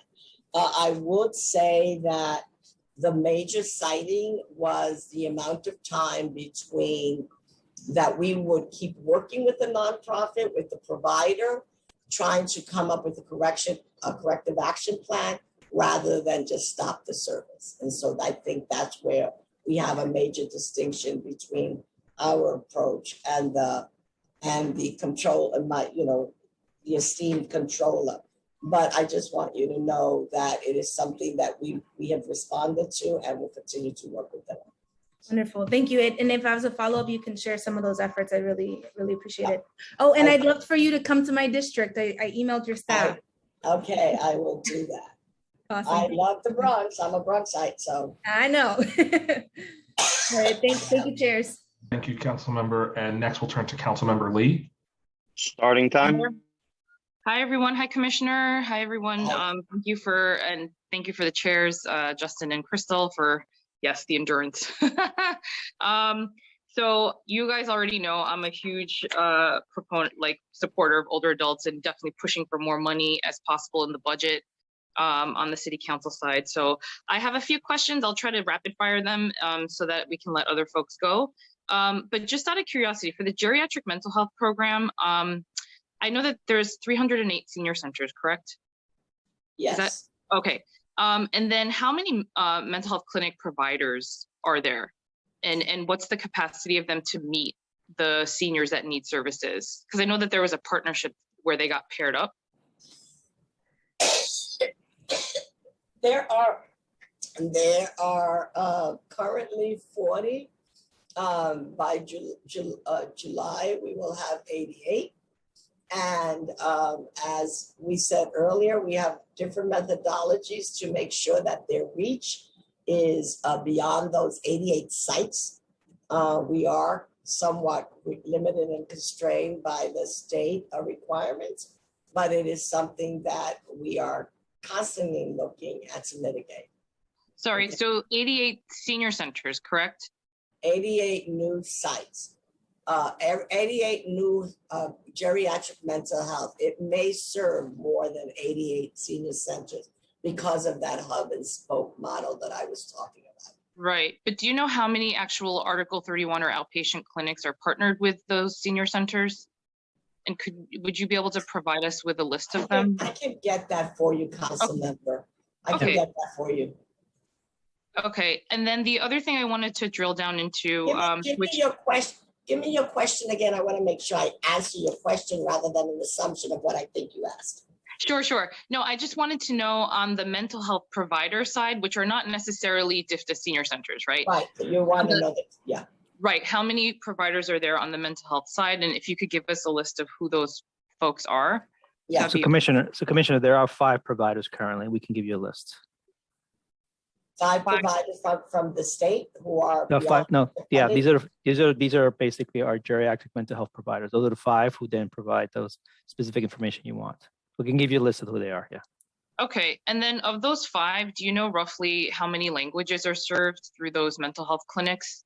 We can get you that information. We'll get you that, and it depends on the geographic location. Yeah. Okay. And then I wanted to kind of piggyback off what Councilmember Brewer was asking before about the homebound meals. So I know that you guys have done a good job in terms of trying to put the 3,000 seniors and assess them, but it's a 2-part question, which is I know that those are the folks that we already know about that were on the Get Food program list and the current seniors that are at the centers, but given that we have such an increase in the population, how has the outreach efforts been in terms of reaching out to seniors that may not already be in the DIFTA system? Well, that is the role of the partnership between the case management agency and the home delivered meals program, as well as older adult clubs. You know, there's a lot of entry points, but everybody has to pass through the case management agency. And what I said to Chair Hudson, and I think Chair Brennan before, was that the need outpaces the resources, so that this 3,000 accommodates those from recovery foods. But we are looking closely with OMB and the mayor's office on, looking how we incorporate the natural growth for home delivered meals that happens every year. Okay. And that's a perfect segue to my next part of the case management question, which is, so we're right in line. So I know that the case, when is the contract when is that terminating, the current contract for case management again? Hold on a minute, I'll tell you. We just put out the RFP. Okay. And we should be releasing it. Let me get you that. Michael can provide it for you, Commissioner. Okay, thank you, Jose. Michael. Yeah, it's current contracts end this June 30. We're extending them for a year. Okay, so extending them for a year. So is it possible to, because just like you mentioned, Commissioner, it's extremely difficult to qualify to become a case management agency, because I think we tried applying one year and we just couldn't do it because, oh, sorry, is it okay if I? Let me just take my time to answer you, all right? Just really quickly, sorry. So is there room in the RFP, given that new case management agencies may be difficult to get, right? So is there a way, if we're talking about addressing niche communities and marginalized communities with various language barriers, is there a way to do the RFP with the subcontractors in a way where it would allow room for more growth with the subs? I want to let you know, council member, that I heard you loud and clear at one of whatever hearing, whatever it was ago, where you said that we need to do that. So we will be expanding the number of case management agencies, number 1. Number 2, we're using this year of expansion, this year of rollover, not expansion, this year of rollover to do just that, to identify who could be using like an MTA model. I know if I say anything MTA, somebody's going to jump on me, but using an MTA model where we can have subcontracting to then build a capacity to then ensure that moving forward in the following year, we could be able to do that. So it's something that we've been looking at very, very carefully. And we are also holding several stakeholder meetings during this period so that we could,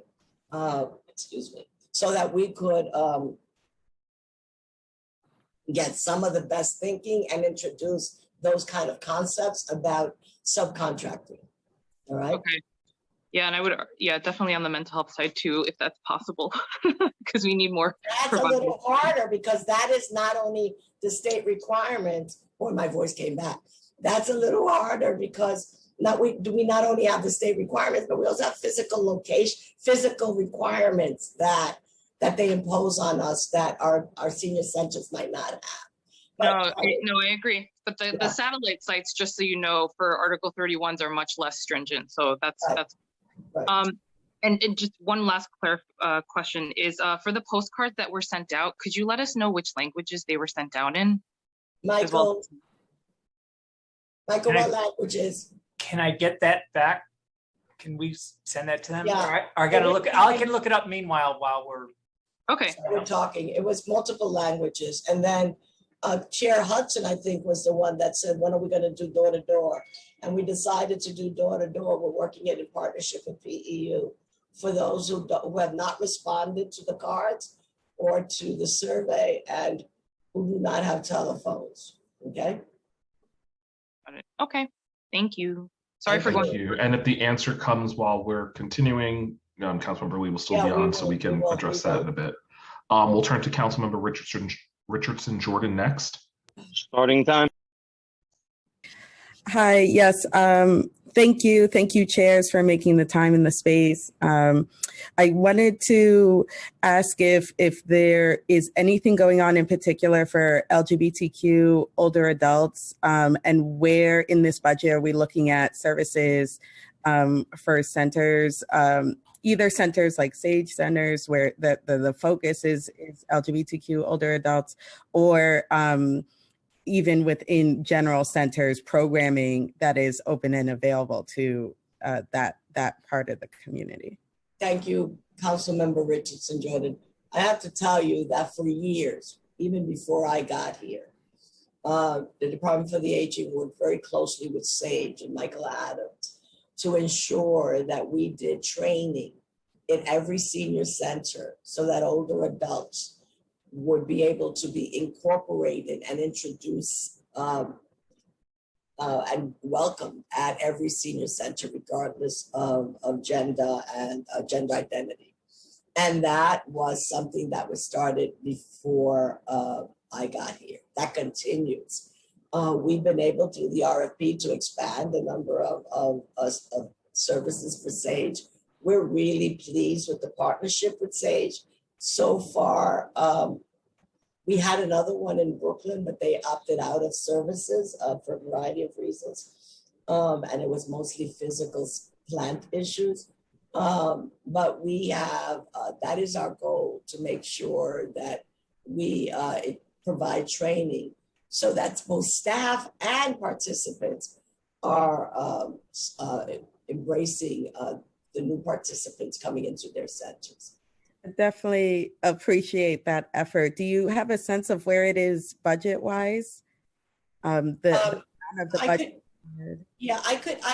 I can tell you, I'll get it for you, how much we invest in SAGE and how we support SAGE's programs. And they also have been very instrumental in doing specialized housing. So I can get you that information after this hearing, all right? Okay, great. I did also have just two other questions. I wanted to ask about veterans. You know, in addition to being on the aging committee, I'm also, I feel honored to be on the veterans committee, and those two overlap quite a bit. And in our district, it skews older. And what I've been finding with a lot of veterans is they don't know or understand their benefits and the things that are available to them. So is there anything DFTA is doing, particularly in that space of letting our older adults who are veterans know what they have access to? We've done two things to that end, and I agree with you, we should be doing much more because of not only the overlap, but the increasing number of older adults who are veterans, right? And then the increasing older adults who are veterans and homeless. And so it's one of those areas that we're constantly looking at. Well, we work very closely with the Mayor's Office of Veteran Affairs. And last year we started some kind of exchanges, again, to train center staff, older adult center staff and case management agency on what the needs are of veterans. And it's one of the steps that we took, I believe it was last year, and have continued on. And again, do we have a sense of budget around that, or is that something I could possibly get in a follow-up? I don't know that there's a budget dollar that I can give you. What I can tell you is time on task, and we could extrapolate a budget dollar, all right? Because it's not a new investment of dollars, but it's a use of resources. So I can tell you the number of training sessions that we've had, time on task, and extrapolate that for you. If that's helpful, if that you know.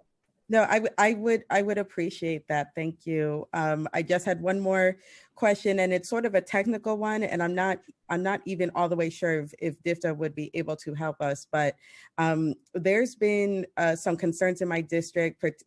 I mean, all the centers do need support, but there's been particular concerns around 2 centers that are inside NYCHAs and haven't been able to open. That's Lincoln Houses Senior Center and St. Nicholas Houses Senior Center. And I'm wondering if you can give any insight into what would happen in terms of capital funding, because I wanted to put in a request for this, but then I've also been told that when you put budget or you put capital funds or you request to give to NYCHA, that it's very hard to get those dollars to truly reach the right spaces. I was wondering if you have any insight into that in terms of wanting to be able to rehab these this senior center, particularly St. Nicholas. Thank you. It's a challenge that we always have. We have a strong partnership with NYCHA, but we always tell NYCHA we have an issue in Brooklyn right now. And one of the things that we have is that we tell NYCHA we're responsible from the wall out, and NYCHA is responsible from the wall in and the ceiling in. So we're responsible from the ceiling and below. And it's those kind of challenges that we have. The infrastructure is a real problem in some of these sites because they're so aged, no pun intended. What I will do is I will look at each one of these sites and tell you where are we, if anywhere, with any of those renovations and thank you. And all right, so I can get back to you on both Lincoln and St. Nicholas, all right? And I was just informed that I can no longer talk about the CMA RFP because it is still in an embargo state. So I can talk about CMA, but I will not be able to talk about the RFP. All right. Thank you for that. And I hope you respect my limitations. I have the 9 languages. Okay, Michael, what are the 9 languages? Okay, in addition to English, we sent out in Spanish, traditional Chinese, simplified Chinese, Russian, Polish, Korean, Arabic, Bengali, and Italian. Thank you. Can you just repeat that one more time, just so everybody, please? Thank you. Yep, English, Spanish, traditional Chinese, simplified Chinese, Russian, Polish, Korean, Arabic, Bengali, Italian. And that was based on the preferred languages that we received from Get Food. When folks registered for Get Food, they were asked, what is your preferred language? And this was what we were able to ascertain. Thank you, appreciate that. And our final questionnaire is Councilmember Dinowitz. Thanks, Malcolm. Starting time. Thank you. Hi, Commissioner. Very good to see you. Hope you're feeling okay. We got some. You're in the Bronx, so you're in the I'm dying best. for this to be over. Frankly, I want to go rest. You're in the best bar with the best deli with the best chicken soup. So we'll do that. First, I want to quickly follow up on Councilmember Richardson Jordan's question. I really appreciate that she brought up veteran services. It's the committee that I previously chaired. The city agencies are supposed to be on their intake forms asking a question is, are you or were you a member of the armed services?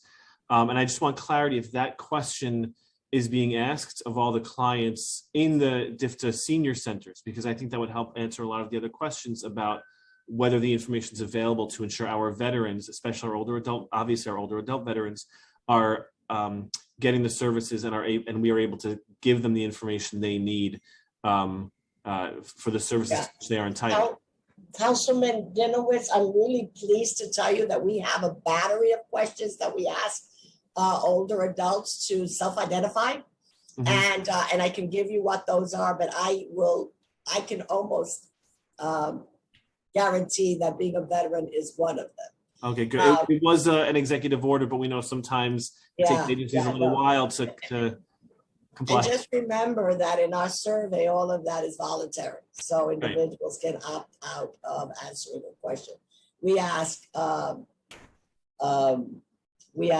variety of them, and I would be more than happy to share that with all of you.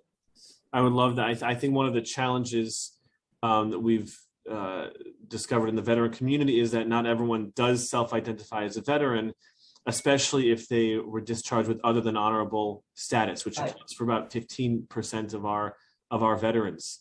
Wow. Yeah, which are our veterans. So I'm a little concerned because I think sometimes it's easy to forget that we're still in a pandemic, and I'm wondering whether it's money set aside or strategies being made in DFTA to respond to the reality that centers may have to close again or may have to shift if there's an outbreak within a particular center. There's COVID surges now, or older adults may see this. We're in a yellow zone. They may be apprehensive about returning to the center. Attendance may vary. So I'm interested in knowing, again, the money and time and plans that are being made to be able to make those adjustments. And in that vein, what efforts is DFTA making to vaccinate and boost older adults? I think a lot of people are getting fatigued with this, but it's really vital that we get boosted and maybe boosted again. So those are my two questions. Right. So 2 fabulous questions. I can tell you that we are relentless in our vaccine and booster campaigns, and we never tire of reminding people. We saw that many older adults were getting the first shot, but for us, is that booster is just as key. For the older adult center, we are also, we have had so many starts and closures that we have a treasure trove of experience on what to do in those instances. We did not let one lesson go unlearned and not implemented during this pandemic. Grab and go has become a state-of-the-art kind of approach, and there's many other things. The recovery foods is another one of those. But I can tell you, and we constantly give out PPE to older adult clubs to make sure that everybody is adequately supplied. The protocols and we're constantly upgrading our protocols and having conversations with the older adult providers just on those kind of issues. So to answer your questions in terms of emergency planning, we have 3 protocols that we learned: how to turn on a meal, turning a congregate to a grab and go to a meal delivered. We already have that practice. We have that practice, and we've learned how not to do some of the earlier errors that occurred. And so we're very confident about doing that. But in terms of budget, council member, we have not reduced anybody's budget because of lack of services. So their budgets have been held whole. So people do have the opportunity. Was that for me? I'm sorry, what was that? Oh, that was for you, Councilman. Okay, the programs have been held whole and harmless, in terms of budget, so that they have flexibility within those budgets to address any emerging needs that they have, given COVID, a resurgence in their particular center. Commissioner, can I add also? Both you and Jose can add. I understand you both want it. Yeah. About what are we doing about vaccine and boosting? In fact, today at Frederick Douglass Senior Center, we had a mobile unit set up. We have today and James Monroe Older Adult Center as well. And tomorrow we'll be at SNAP in Queens with a mobile vax. And that is through, I'm sorry to interrupt, I just want to make sure that that's the sort of centralized thing Yeah. that is an initiative DIFTA is taking, because I didn't really see where that would be in the budget, but I want to make sure that's not at the initiative of an individual center that you're proactively reaching Yeah, out. we're doing that with health and hospitals and their test and trace and just setting up, coordinating for them to come to our sites. And then the other thing that we do, Councilman Dinowitz, is that we're still promoting the in-home vaccination program. So that if anyone wants a vaccine at home and any family member, we're still drumming the beat on that one. Jose, is there something you want? Yeah, do you want to mention Rampage? Oh, yeah, we have a public service announcement that we developed, a little clever, mean little virus called Rampage, where he talks about, or it talks about, the vulnerabilities of the older person and encouraging vaccination. I see him on your website, and he talks in 9 languages, doesn't he? He talks in several languages. Okay. I think, and I would be remiss if I didn't thank you, as we were all struggling, every city agency was struggling in the pandemic, our seniors were really held together as much as they could because of the work of their older adult centers and the meal delivery and all the support they got from our centers. And I know that was in large part due to a lot of the work that you in this call were doing. So I want to take this moment to thank you for that work. Thank you for that. And Rampage is a little nasty guy. Yeah, he's not cute. I'm looking at him now. He's not cute. Okay. Thank you. And I will now turn it back to the chairs as there are no other hands raised. Thank you. Chair Brannon, did you have anything before I jump in? I mean, I guess sort of anecdotally, I represent a NORC out in Southwestern Bay Ridge, Southwestern Brooklyn, Bay Ridge, Dyker Heights, Bensonhurst. And we've had, primarily, I think we have one DIFTA center. The rest are seniors that get together and hang out in a Catholic school gymnasium, and that's their senior center. And we haven't had much luck with getting DIFTA to engage when we have folks reach out who are looking to sort of make their center legit and try to work with DIFTA to become a provider. And I'm just curious why that is. I don't know why that is. I can't answer you, but I can tell you what we did in our commitment to former Chair Drum was to provide technical assistance to those small local groups so that they could become older adult clubs. And as a result, that's how we got the additional 36 council members. So we will continue working with you. I will look at your particular community and see if what are the gaps in services between the NORC and those individual freestanding programs. And we'll get back to you on that, okay? Okay. Chair Hudson, I'm good. Okay, thank you so much. I do have a few follow-up questions, and then I know you're aching to get out of here, Commissioner. So we keep it as brief as possible. I think we're all aching to get out of here, honestly. But I'm literally aching. I understand. I do understand. So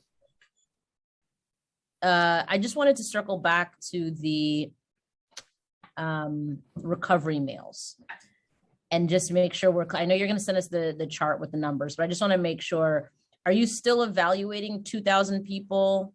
And if so, won't you need to add another $5 million or more if they come back and say they need meals? Michael, you want to take that and talk about the off ramps and what are we doing?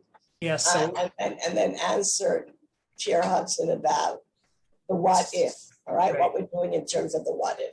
So through the calls, cards, surveys, et cetera, we've been able to get folks to really clearly be more clear in what their needs are. And a lot of them overwhelmingly have said, I'm ready for groceries and meals prep. Through those first calls, we ask, can you do groceries? Yes or no? Yes, great. No. Do you have someone that can? Yes or no? Yes, great. No. Then we send them to case management assessment. Or we ask, are you ready? Can you go to an adult or adult center? So we do have a series of questions logically that leads to the point of case management.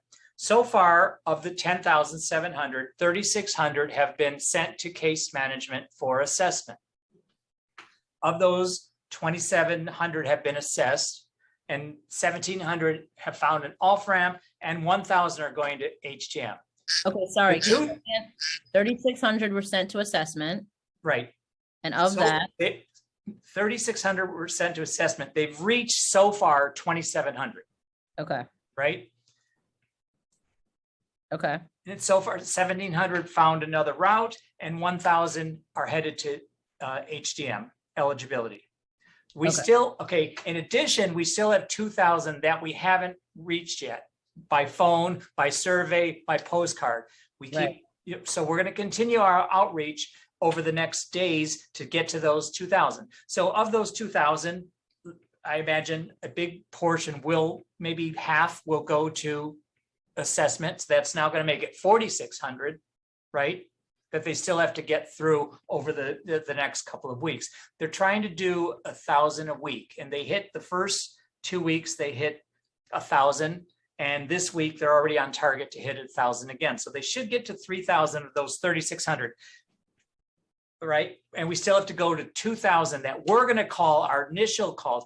Will you go for groceries? Will you go to the older adult center? Or do you have mobility issues? Then of those 2,000, a certain percentage will end up for assessment. We don't know yet. right, but one would presume that if there's any percentage that needs home delivered meals, then that would mean more money, right? For the home delivery meals program. Well, I think the money that's already there accounts for the transition from recovery meals into home delivered meals. So when we back months ago, right? When that's debatable. Right. We anticipated that 3,000 would be, given the patterns and given the history that we have, we anticipated that 3,000 would be home delivered meals eligible. The question now becomes if they're interested in getting an assessment and moving forward. But hypothetically, you're absolutely correct that at some point between, if they are not off-ramp and they do need home delivered meals, and in addition to that, the actual growth, which is what I said earlier. Right. The actual growth will probably put an increased demand and pressure on the home delivered meals program. And so I just want to point, this is why the council put in for an additional 12.7 million to account for this natural growth, right? Like, we know that this population is growing. We know that people need to be fed, people need meals. And so what the council is trying to do is accommodate for those needs. Yes. So it would be great to see that money, in the executive budget. Yeah, and I want you to know also that we are in constant conversation with the deputy mayor as well as O&B around these issues and the earlier issue that we talked about, escalating costs for the older adult clubs. So it goes hand in hand, right? So it's not an either or. Okay. Right. All right, thanks for that. And then has the retroactive FY22 home delivered meal reimbursement rate increase included in the budget gone out to providers yet? And if not, what's holding that up?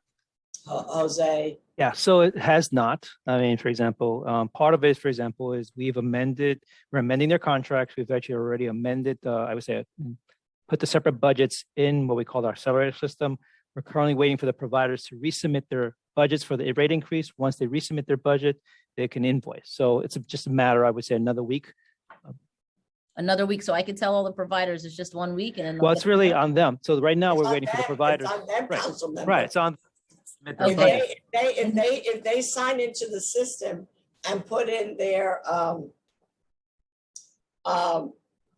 what is it called, PARs? The budgets. They're actually what they're doing is just again. They input the budget to the extent that they input the budget there's a fast turnaround. Oh, So okay. yes, So this has been we would communicated. love your partnership in encouraging people to input their budget so that we can get this out the door. Okay, I'll let them know. Yeah, no. So we've And you might communicated. also let them know, council member, which is the companion piece to this that I've raised at other hearings, is that we really need them to invoice on time, because we also have find ourselves sometimes at the end of the year where people have an invoice and find ourselves with extra dollars that we could have reallocated and repurposed, and then we might be too late to do that. So I would love your partnership in delivering those two messages to this network that really is so key to both of us.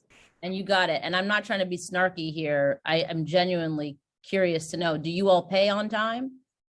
Absolutely. As soon as we get an invoice. We have one of the best on-time payment records in the city. All right. I'm gonna hold you to that then. You hold me to that. With that one, I will take to the bank. All right, then I'll do the work in trying to get them to invoice on time, as long as I know they're going to be paid on time. Yeah, you got it. All right, cool. All right, a couple more questions. As of March 1, there were 421 individuals on the home care wait list and 1,517 individuals on the case management wait list.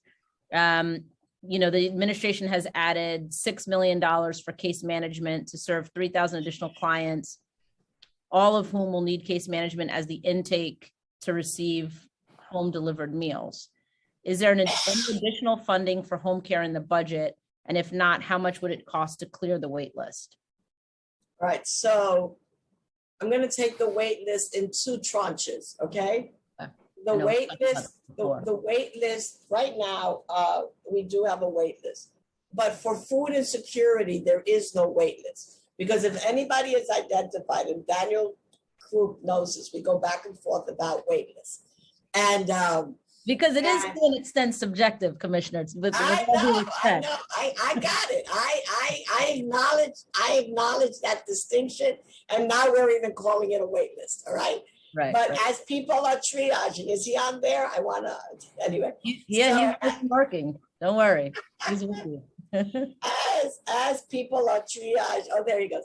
As people are triaging, no one waits for home delivered meals, because we have the default of recovery meals and other meal programs, all right? So home delivered meals, if food insecurity is the primary issue, you get your meals. But you're absolutely right. It's gone up to, I forget, over 1,000 people on the wait list. Daniel will give you the exact 1,517. That's that's probably the number. All right. So yes. And it's something that we are constantly looking at and managing. We hope that this infusion of dollars in case management may mitigate that a bit. We'll come back to you if it doesn't. Okay. We still have that. Hold on a second. I don't know if you answered my question. Okay, what was your answer again?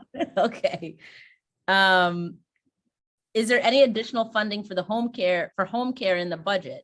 And if not, how much would it cost to clear the wait list? So you're talking about home delivered. So for the meal stuff, I get your point, right? Yeah. But then there's 421 individuals on the home care wait list. Yeah. So is there additional funding for home care in the budget? Well, you know, we are doing that analysis right now thank you for that. I thought we were still talking about meals. Okay. We're doing that analysis with OMB because it is most people are on the wait list for additional hours, not that they have not received any home care hours, right? And so we're trying to parse out, council member and Daniel, the distinction between who's not gotten any services and who needs additional hours. And we'll give you that. And we're also talking to OMB about that, because it is all part of a larger community care program. You're not going to get any argument for us that is a major piece of the community care plan.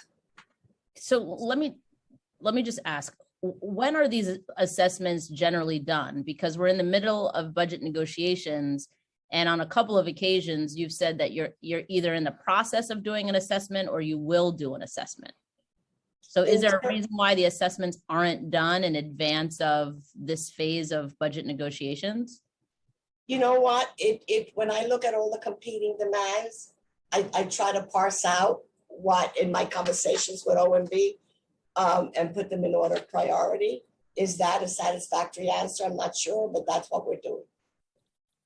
Okay, I would confirm and say it's not, but okay, I'll take it for what it is. All right, so we don't know how much it would cost to then clear the wait list. I just want to make sure that We can get you that. We've provided that in the past. okay. And then how much does it cost on average to serve a home care client? Jose? Yeah, give me 1 second. I'll have that. Okay. And while you get that, will the state enacted budget include any benefits for home care workers contracted through DFTA programs with private providers? And do you know what their minimum wage is? You're talking about the state SADs or the long-term care? I'm not quite sure I understand the question. Will the state enacted budget include any benefits for home care workers contracted through DFTA programs with private providers? The home care and the home care, long-term care programs are not included in DFTA, and the DFTA home care programs are not covered under that. Ours are non-Medicaid eligible programs. All right. Okay, hold on. I'm gonna check with Dan on that one. So I'll get back to you on that. But Jose, did you have our home care average cost to serve a home care client?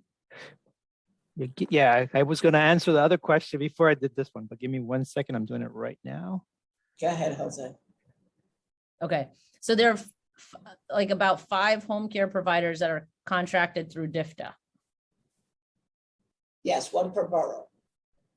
Okay, so I'm asking about the benefits for those home care workers. Will the state enacted budget include benefits for them? No. No. Okay. And do you know what their minimum wage is? They vary by the agency. Can you give me a range? Yeah, no. So they're basically, the commissioner mentioned, they basically pay you the minimum wage up to $20.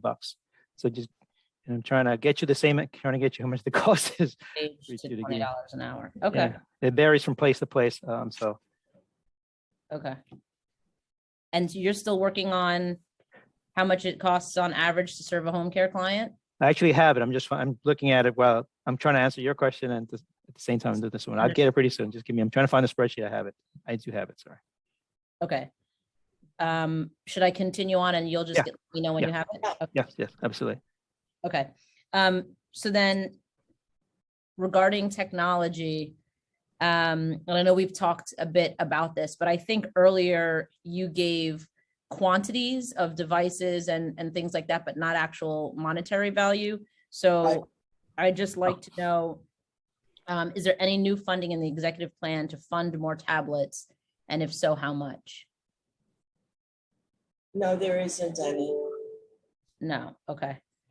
And do you have metrics or targets for closing the digital divide among seniors? Like how are you, judging success on, or measuring success, I should say, on, closing the technology gap among older adults? I think that's a good question.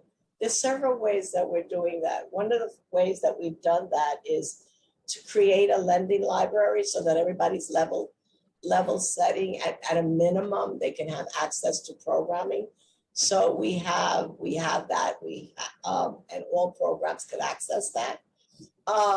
It is difficult to look at the number of, so we have all of these tech libraries, but it is difficult to look at the number. One of the things we're looking at is looking at who's using virtual programming and the frequency of that. But it is quite difficult because it's so individually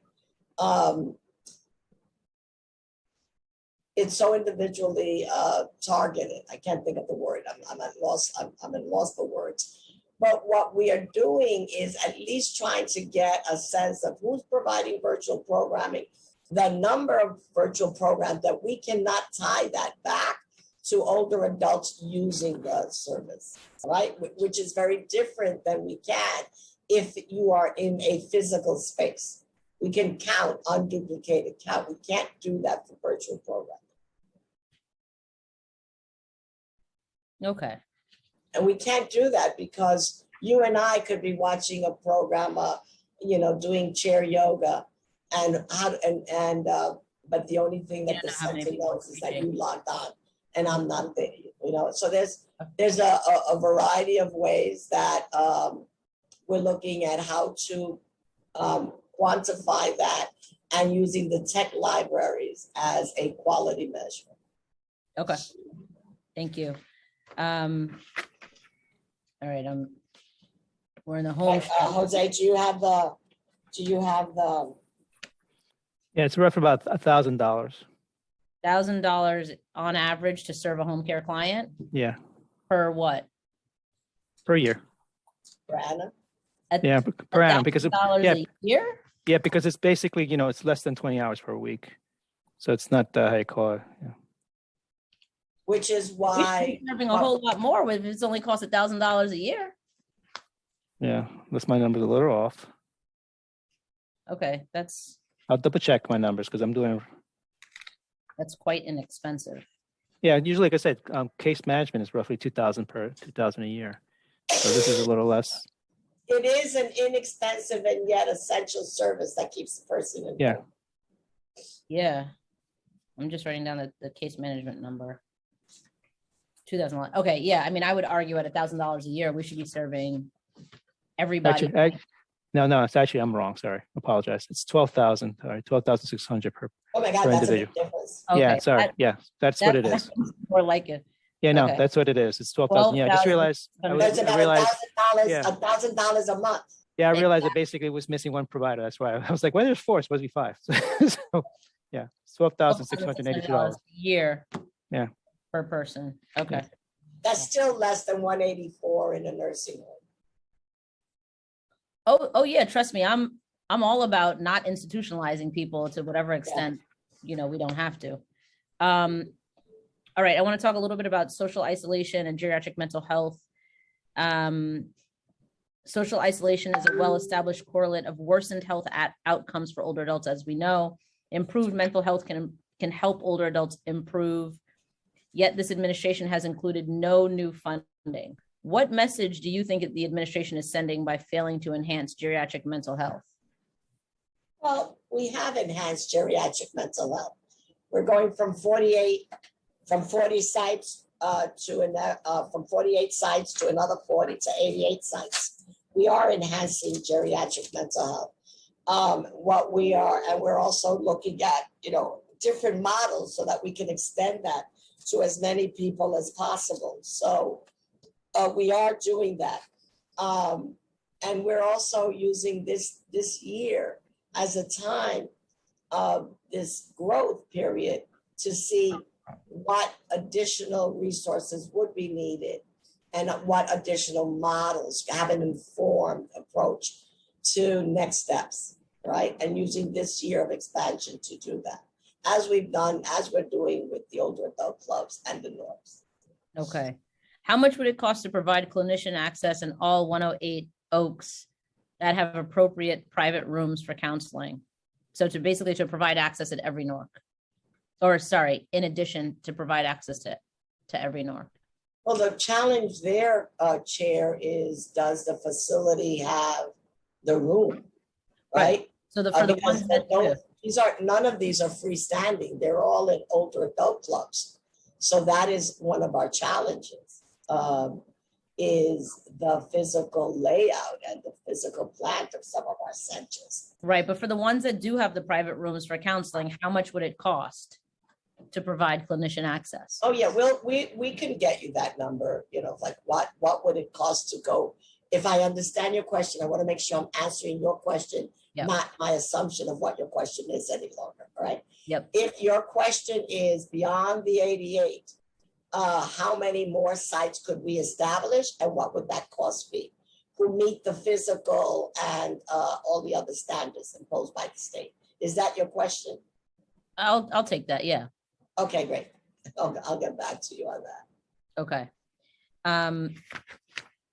And then the Federal American Rescue Plan Act ends in fiscal 2025 and poses a stark $64 million funding cliff. Much of this funding supports the prior administration's investments in the community care plan and particularly the creation of new Oaks and Norks.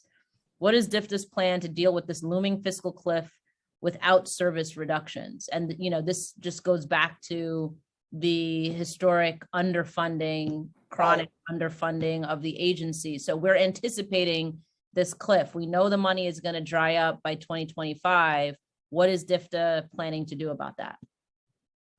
To do exactly what we're doing with you now, is constantly advocate, show the pressing needs, and work with OMB.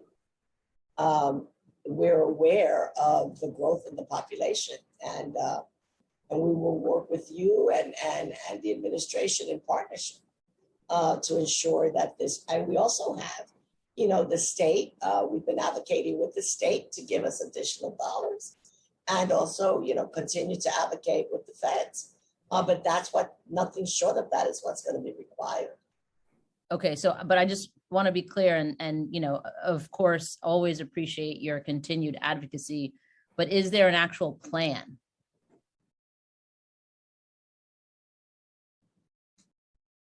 I don't believe that we will hit that cliff. Jose, is there something that we've looked at to make up for the